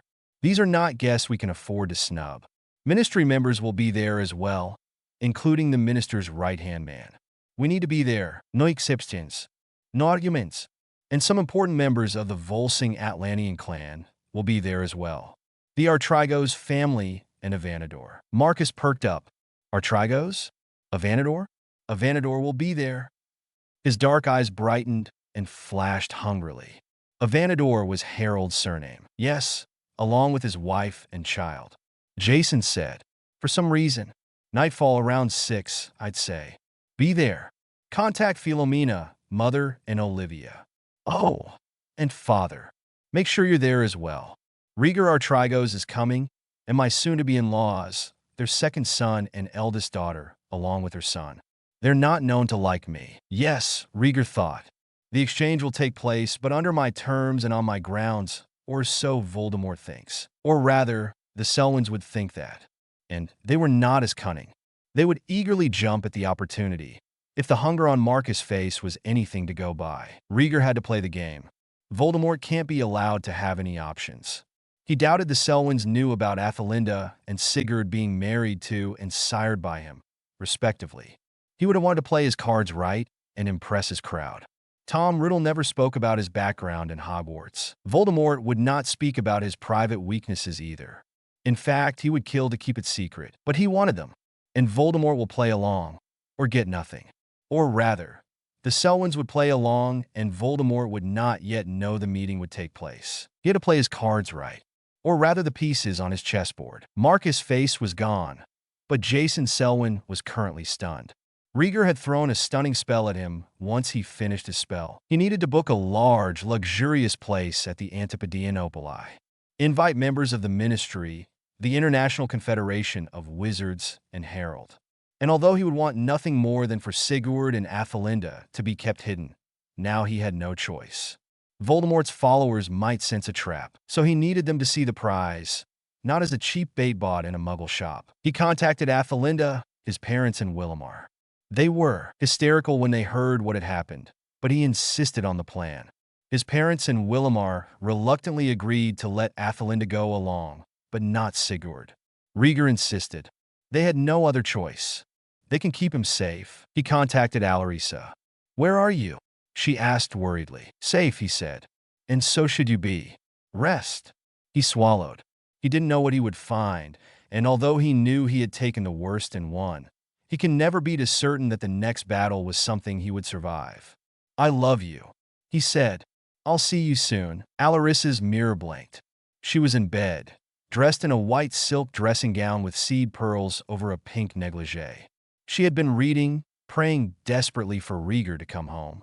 And she prayed again. Although it might seem hypocritical and selfish that Rieger would dangle his sister and her son over the enemy's hungry eyes, and Harold's son and wife, he had his reasons. Alarissa was weakened with pregnancy. The Fae were among the most, if not the most, powerful earthly creatures.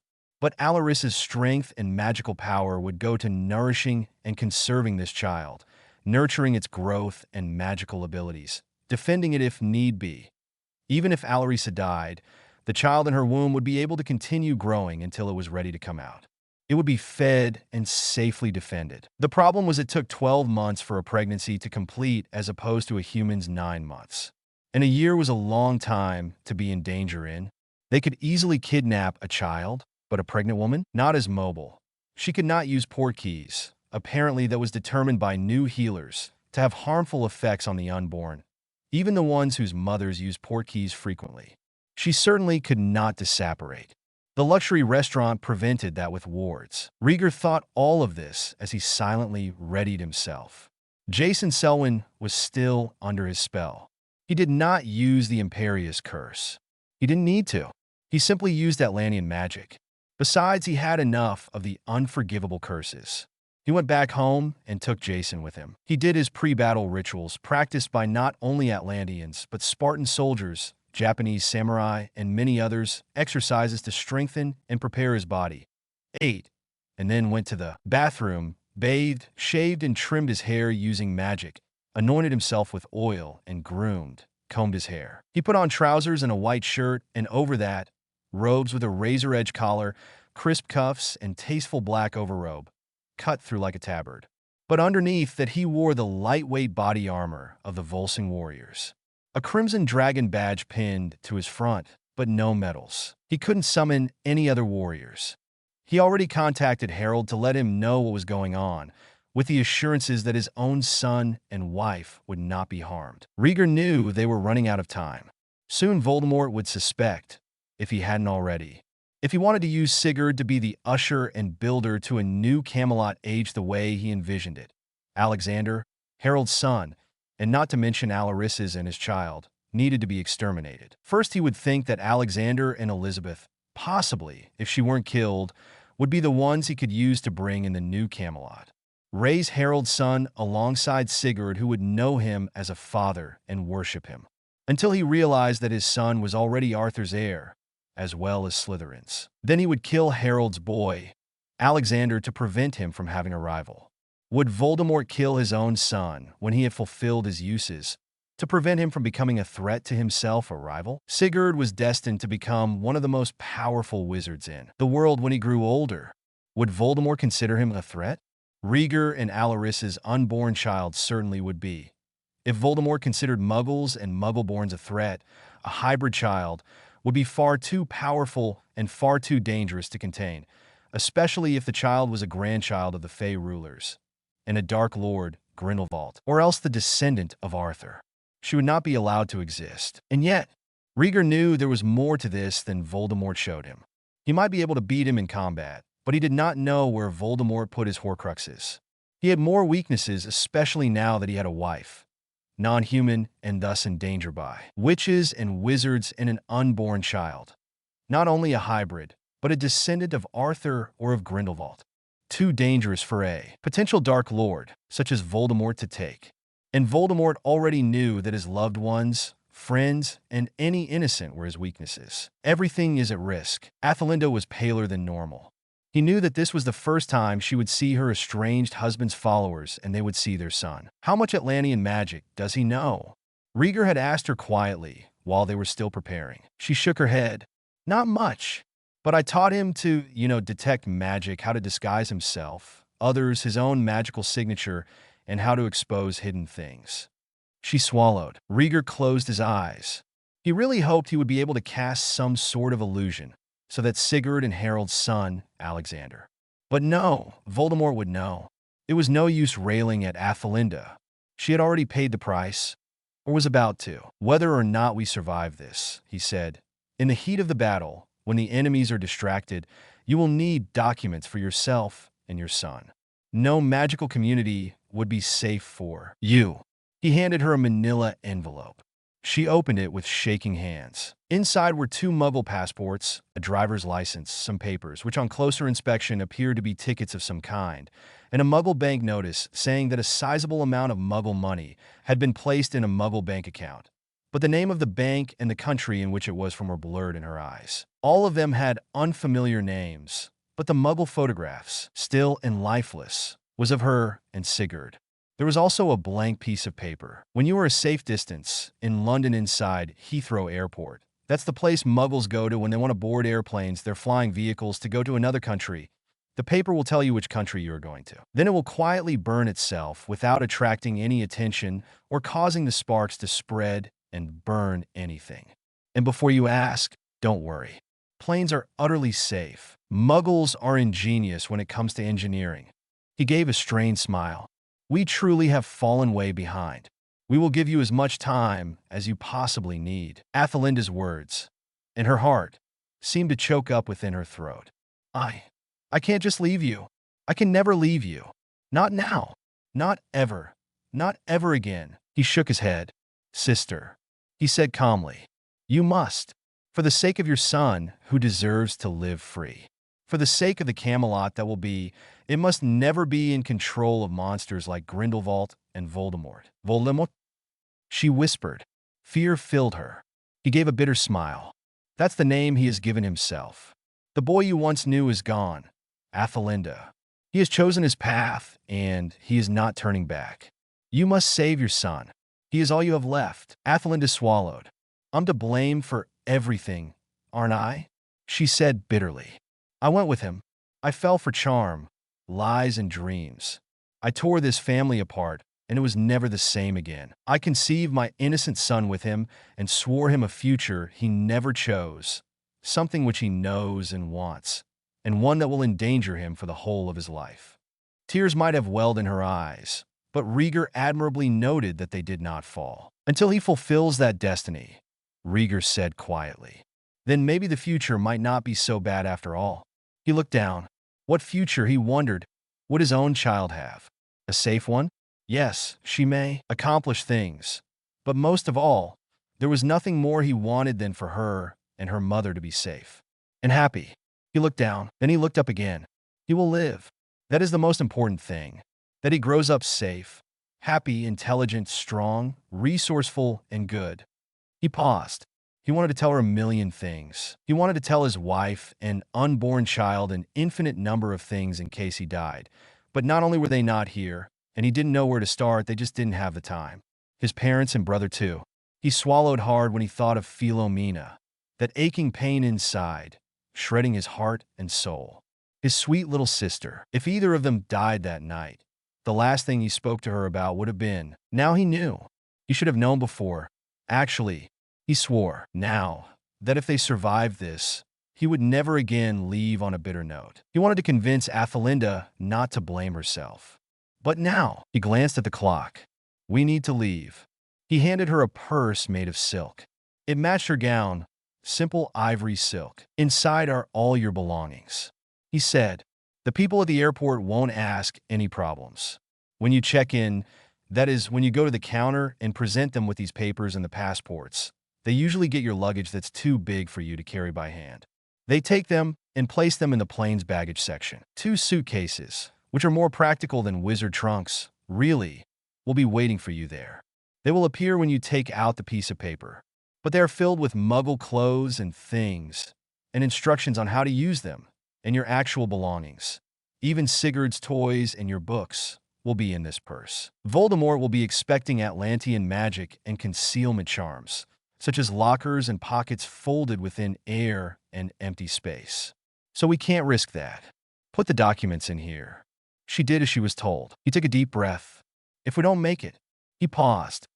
If we do, it will still be a long time before we meet each other again. I want you to know that I have never regretted having you as my sister. He looked her in the eye as he said this. This would have been a blow to his pride in other times. But Rieger now knew the value of time and family now. He wasn't going to waste it. There was no use denying it. His family was his life. If not more, Rieger looked around. The Antipodean Opali S foyer was a beautiful setting. Rich brown gold velvet carpeted the floors, and burgundy papered the walls in between gold-painted paneling. There was a grand staircase with gold-plated banisters and railings on the upper floor. This place, unusually for somewhere in Wizarding Britain, had Atlantean lighting. So, Rieger knew it was better lit than candle light, but still his eyes narrowed. If he could kill Voldemort, everything would end tonight. And yet, he had a gut feeling that it was not possible. Something was not right.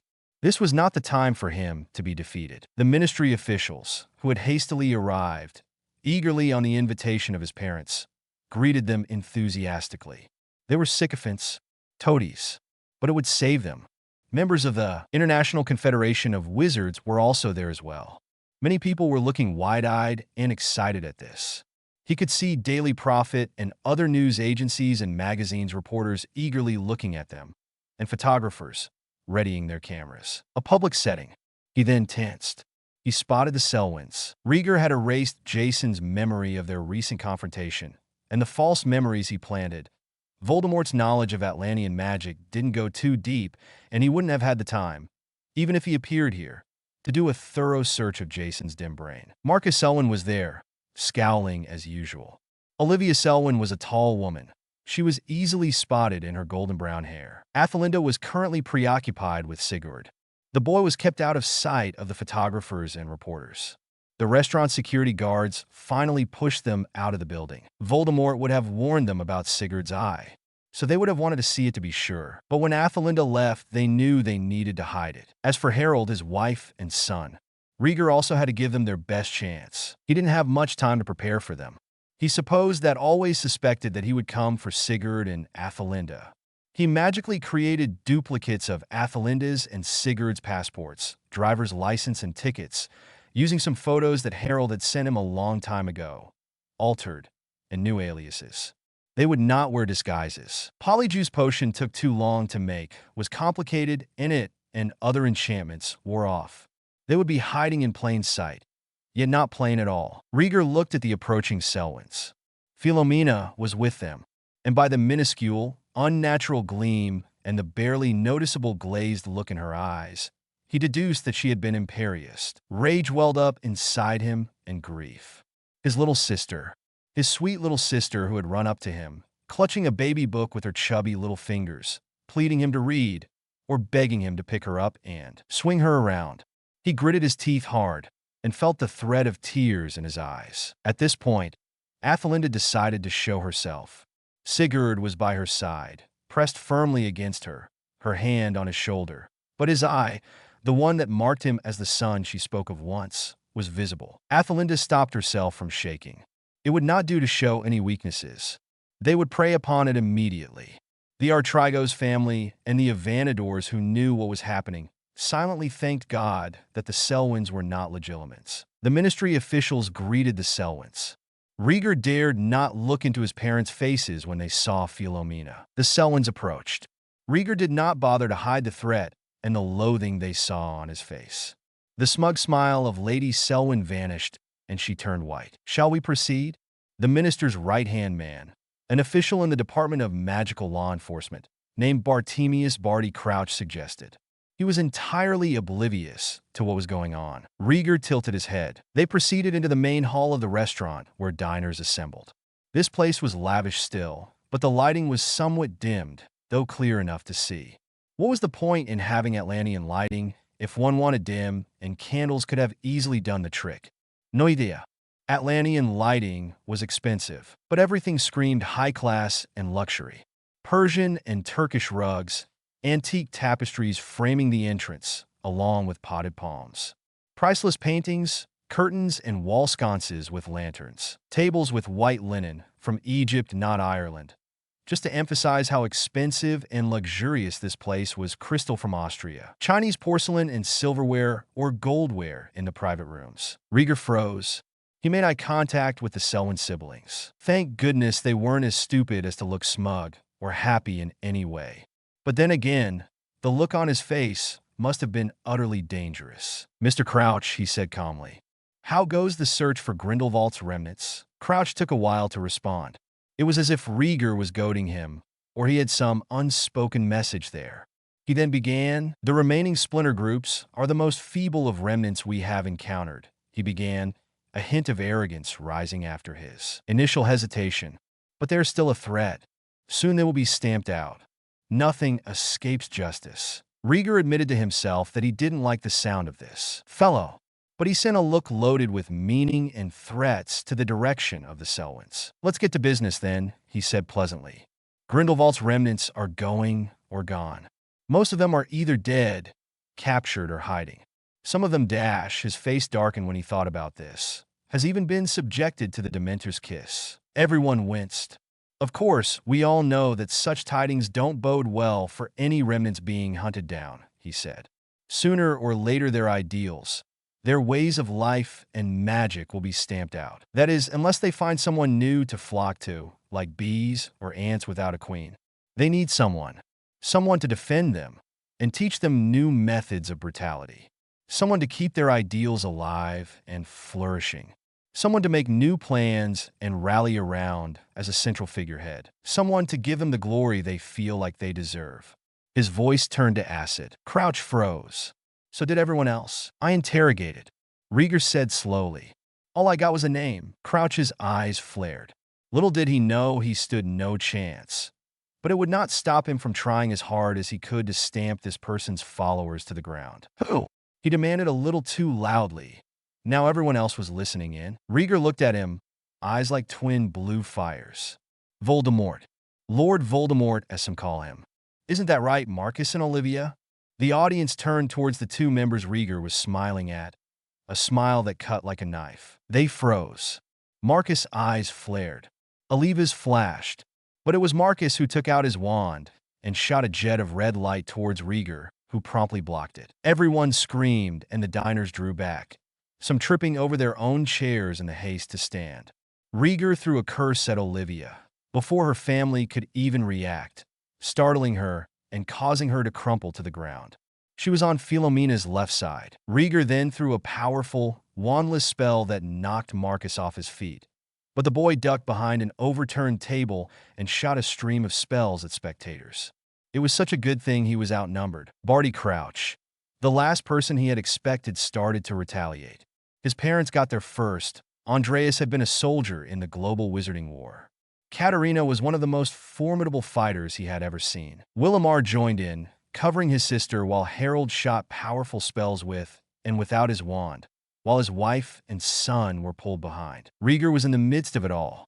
Powerful, unmatched, and fearsome, he knocked them out, several to one, until Marcus, shooting a scowl and a glare full of hatred, grabbed his unconscious sister. He must have been smart in combat at least, but he didn't realize this was a trap and disapparated. How did he do that? As mentioned, the restaurant had wards. Rieger frowned. Everyone not used to battle was shaking. Diners were slowly getting up from behind or underneath tables and chairs, and waiters and waitresses did the same. Barty Crouch went around, checking for any casualties or injuries, and Rieger sighed as he repaired the damage. Stupefy, he muttered, and Jason crumpled to the ground. He would deal with him later. He waved his wand and repaired anything broken, smashed, dented, and things flew back into place. Anything overturned floated back up, and the paintings and tapestries which had scorch marks within them were repaired. A palm by the doorway had been overturned, dirt spilling out. The soil moved back in, not a grain left behind, and the pot moved itself back to its original position. Even the food and drink came back to its original spot, least the patrons and owners complained. Philomena was safe. She was starting to blink rapidly. The imperious curse didn't last long. She started to look around, blinking rapidly in shock. Her eyes flashed to Rieger. "What happened?" she cried. She was as pale as a sheet. Rieger sighed. "I told you what I found out." He looked at Athelinda. She understood. He grabbed Philomena's hand and pulled her aside. "It doesn't matter now. You're safe now. That's all that matters." His voice barely refrained from shaking. Athelinda slowly and quietly pulled a shaken cigarette out. Rieger looked at Elizabeth and Alexander. They understood as well. Harold lowered his wand. "Voldemort?" Rieger said. "That is his name. The next Dark Lord." Athelinda had gone. Sigurd, after getting over his initial shock, quickly began to bombard her with questions. He sounded in awe and excited. "Hush," she whispered. "I'll tell you later." They got out of Diagon Alley and ended up in London. Athelinda checked her purse. Inside the small clutch were change of clothes for her and Sigurd. Traveling clothes. Muggle clothes. Far less elegant and expensive than what she was used to wearing. It struck her that she had never worn anything other than luxury brands. She sighed. It wasn't something she should be proud of. "Come on," she said. She pulled him into a public bathroom and slipped the clothes onto her and Sigurd. As for the ones she had worn, she folded them and placed them in her purse. There was also money there. A huge amount of Muggle money. Muggles had paper, money, like they did in Cat Eris as well as in other Atlantean settlements. She grabbed Sigurd's hand. She didn't even have time to say goodbye. Rieger wanted no association with her and Sigurd to Voldemort's name. If they were to discover he had once been Tom Riddle, there were people who could testify that she had known Tom Riddle, was even rumored to have gone out with him. And oh yes, she was a widow with a young son. They only needed to put two and two together, which was also why they could not say, except to Dumbledore, who opened the Chamber of Secrets. Only they had to make sure he never came back. She needed to leave. And then she would return with Sigurd when he was old enough to start school. Cars were scooting down the road. A lot of cars, she noticed with surprise. As anyone could imagine, she had never seen so many cars in her life. "I wonder how you drive," she thought. Athelinda handed Sigurd a pair of sunglasses. "We're among Muggles now," she reminded him. "No talking loudly, especially in regards to the magical world. Any magical people, creatures, and enchanted things. 'Cause they don't know we exist?" Sigurd lisped. "Yes," Athelinda replied. "Oh." Sigurd munched on the Honeydukes chocolate bar his mother gave him. Athelinda watched as a woman dressed in a coat with a hat and a dotted veil, like the one she had on, as well as gloves, moved slightly forwards, not enough to get too close to the oncoming cars, and raised her hand. She waved to get someone's attention, and next thing anyone knew, a car came towards her. This one was yellow. It had the words taxi cab printed on it, and on an illuminated sign sticking on top. The woman got in. She could see her telling instructions to the driver, a man in a black suit with a cap of some sort on his head. "Interesting," she said. The man nodded. He turned back around, and the taxi cab sped off to the right, a certain direction, So Athelinda knew that the woman had told him where to go. This must be what some muggles do for an occupation, she thought. She looked at her son. She held his hand tighter. Athelinda moved forwards, craning her neck to see if there was a car, just like the one she had seen. As it turns out, there was. She spotted on in the distance, and when she was sure that the car was approaching and could see her, she signaled like the woman had done, waving her hand, clutching her son in her purse tightly. The cab saw her. It whizzed straight towards her, and the tires screeched as it came to a stop. She opened the passenger door. "Get in, darling." The driver's eyes bugged as he looked at her. His jaw dropped. Heathrow Airport, please," she begged him. Dash," he stuttered. "Sure." He finally managed to say. It was her Atlantean looks. Muggles weren't used to seeing it. Wizards only saw it in newspapers and magazines. She sighed.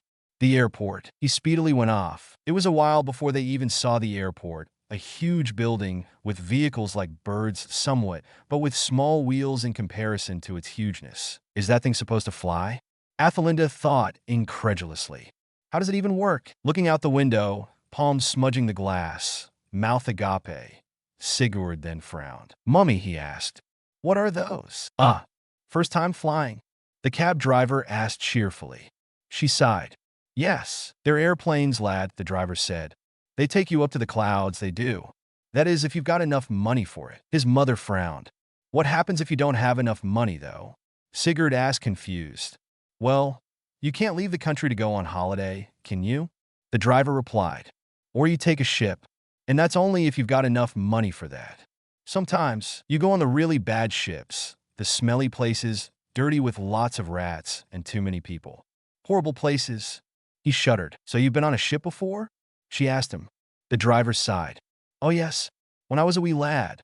My dad's from Norway and Mum's from Sweden. Moved here right after the war, when the Nazis came. The Second World War," Athelinda thought.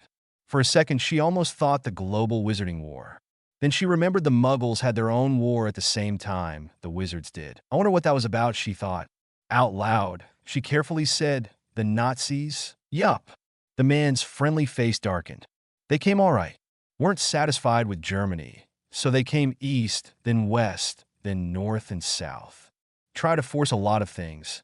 Royal family of Norway went into hiding, fought to liberate their people, they did. The Nazis came, and they implemented their evil ideas into the place." Athelinda frowned. "Their ideas?" "You know," the man shrugged. "Nazism. The idea that they were the master race, and every other race were slaves." He frowned. "They started rounding up Jews, gypsies, and people who fought against them, and threw them into camps where they were killed or worked to death." Athelinda felt a horrible chill rise within her. Her face slowly became pale. "So it happens in the Muggle world too." Sigurd frowned. "Jews and gypsies? That's stupid. It's not their fault they're Jews and gypsies." Athelinda was silent. "It never is, lad." The driver's tone was dark. "But some people think it's a crime to be born into something you can't help but be, even if you didn't choose it. Some people don't accept what's different. They don't think outside the box, so they don't like other people thinking outside of it, and they don't like seeing anything from outside the box. They blame them if they so much as seem better than the others. 'Cause they don't like to think they're the ones failing. You know? It's easy to blame someone for everything that goes wrong. Then look around, get up, and find a solution to the mess. Then they grow angry. Then they start to hate. And when you start hating, it's hard to be happy and to love again. Soon the only happiness you can have is when other people are hurting." Sigurd frowned. "But it shouldn't be like that." "Then maybe you'll change things," the driver said. "I'm older. You're young. You look like you've got money. If you study hard, get a good job, look after your mum and your family, look out for others, well, who knows what you can do." He gave the boy a wink. Sigurd was silent as he contemplated this bit of advice. At the airport, Athelinda paid the Norwegian-Swedish-born taxi driver and held Sigurd's hand as she went off. Interestingly enough, soon a trolley appeared with 2 Muggle suitcases. Rieger was right. They were far more practical than trunks. "Come on, sweetheart." She held onto his hand as she pushed. Inside were lots of people in seats. Mothers cuddled and fussed over small children and babies. Men lit cigars and cigarettes. She hated the smell, and she had a strong feeling they were bad for them, as well, and paced nervously. People checked wristwatches. There was a long counter with friendly-faced staff in uniform sitting behind them. People were queuing up. Athelinda took a deep breath. She went and sat down and reached into her purse. She took out the blank piece of paper that Rieger had given her. Unfolding it, it took a while before ink started to appear in capital letters. Auckland, New Zealand. Her jaw nearly dropped. It was isolated. On the other side of the world. They had to go through that extreme? She swallowed. No, she did not have time to say goodbye. But she felt the threat of tears and stopped herself from weeping. She took out the papers. The passport had the name Amelia Catherine Sears on it. Her son was called Dimitri Andrew Sears. Her occupation. She was a landowner in Britain, a wealthy aristocrat who had married down the social ladder and young. She had been widowed by the war, with a young son. Apparently, she was hoping for a new and better life in New Zealand, which was the reason people migrate to the British yet independently controlled islands. The ticket showed that she was flying first class, whatever that meant. Maybe they were going to give her special treatment? She frowned.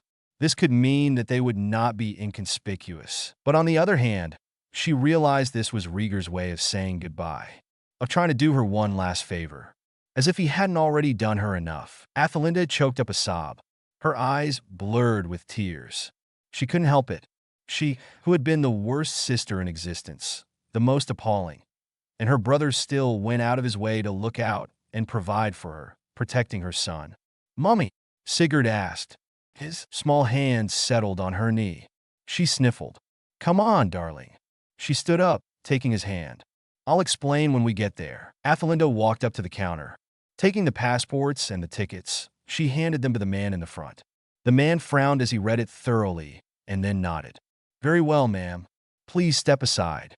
Another man, dressed in the same uniform, picked up one of the suitcases in the trolley and placed them on something a small platform. Then she looked up. She was startled but almost kept it hidden. A scale, she thought. It was weighing baggage. The man nodded, satisfied. "Your name?" he asked, although he could easily check the passport. "Amelia Sears," she said. He nodded.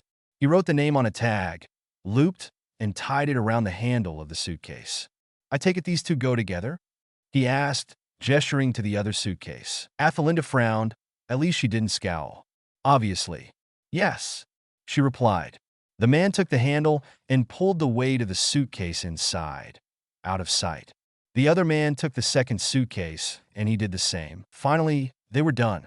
Athelinda still had her purse, and she wasn't letting go of it. She had her son, and that was more important. She went around. After specific instructions from a kindly lady in an airport uniform, they managed to find the way. "You need to go as well," Rieger reminded them. "I'm not leaving Harold," Elizabeth insisted. "And what about your son?" Andreas asked. Rieger looked at Alexander. A few months older than Sigurd, he had hair like beaten gold. Almost, if not exactly the exact same shade, its gleaming, slightly glowing strands, reflecting light and illuminating his face. His eyes were a stormy, yet sapphire blue, and his skin porcelain. It was clear from his features would be incredibly striking once he got older. Right now his eyes were closed. He was asleep. Rieger breathed out a sigh. "We can't stop fate. If Voldemort was correct, how did he think it would be you anyway? What gave him that idea?" He frowned. Elizabeth looked down. "My father was a proud man. It was a family myth, supposedly one that we cannot confirm. But that was what he believed. Voldemort believed it," Rieger said, "and he was willing to blow the cover of his secret goal outright, without me even confronting him about that bit, and demand this of me. So what does this say compared to the others?" He looked at his parents and his remaining siblings. "We will discuss this later. Jason has been exonerated. I made sure of that. Not even Crouch could jump on him as easily as he liked. Who knew that little Barty Crouch could be so temperamental, eager to apprehend, bloodthirsty?"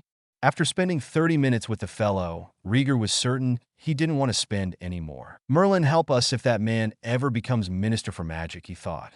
Barty Crouch would be the worst sort if he seemed power hungry enough. "But the same cannot be said for the rest of the family," he continued.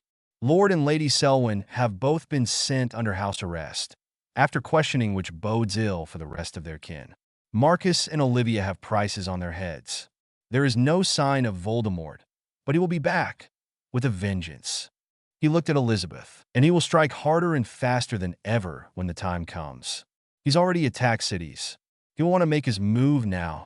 He will not have forgotten you, or your son." She went very pale, as was expected. Her small boy lay, his head on her lap. "Think on that." He looked at his parents. "For now, we need to talk. Yeah, family is more important, and few realize just how important until it's too late. So cherish your loved ones as much as you can. I've had a personal family tragedy recently, and I'm grieving still. My grandfather passed away when I put up the last chapter. He was really a special guy. Now I'm worried about everyone else. How long do I have with them and so on? I can only put my faith in God's hands. Yes, Athelinda will leave, and she and her son will stay in another country, living among muggles, until he is old enough. But their part is not ended yet in this story. Harold's son Alexander is more important than you know. The next story will be centered around him and Sigurd and their close friendship, like James Potter and Sirius Black. Close. For now, Alexander is a small boy, and next chapter Rieger confronts his mother and finds out the truth. Chapter 12. Understanding is the first step towards acceptance, and only with acceptance can there be recovery. Albus Dumbledore. Don't be afraid of your fears. They're not here to scare you. They're here to let you know that something is worth it. See, Joybell. See. Rieger went to the kitchen with his mother. Casting a muffling charm, he turned towards her. "Colloportus," he said calmly. "There's something that needs explaining." His mother's hands were clasped in front of her. She looked up.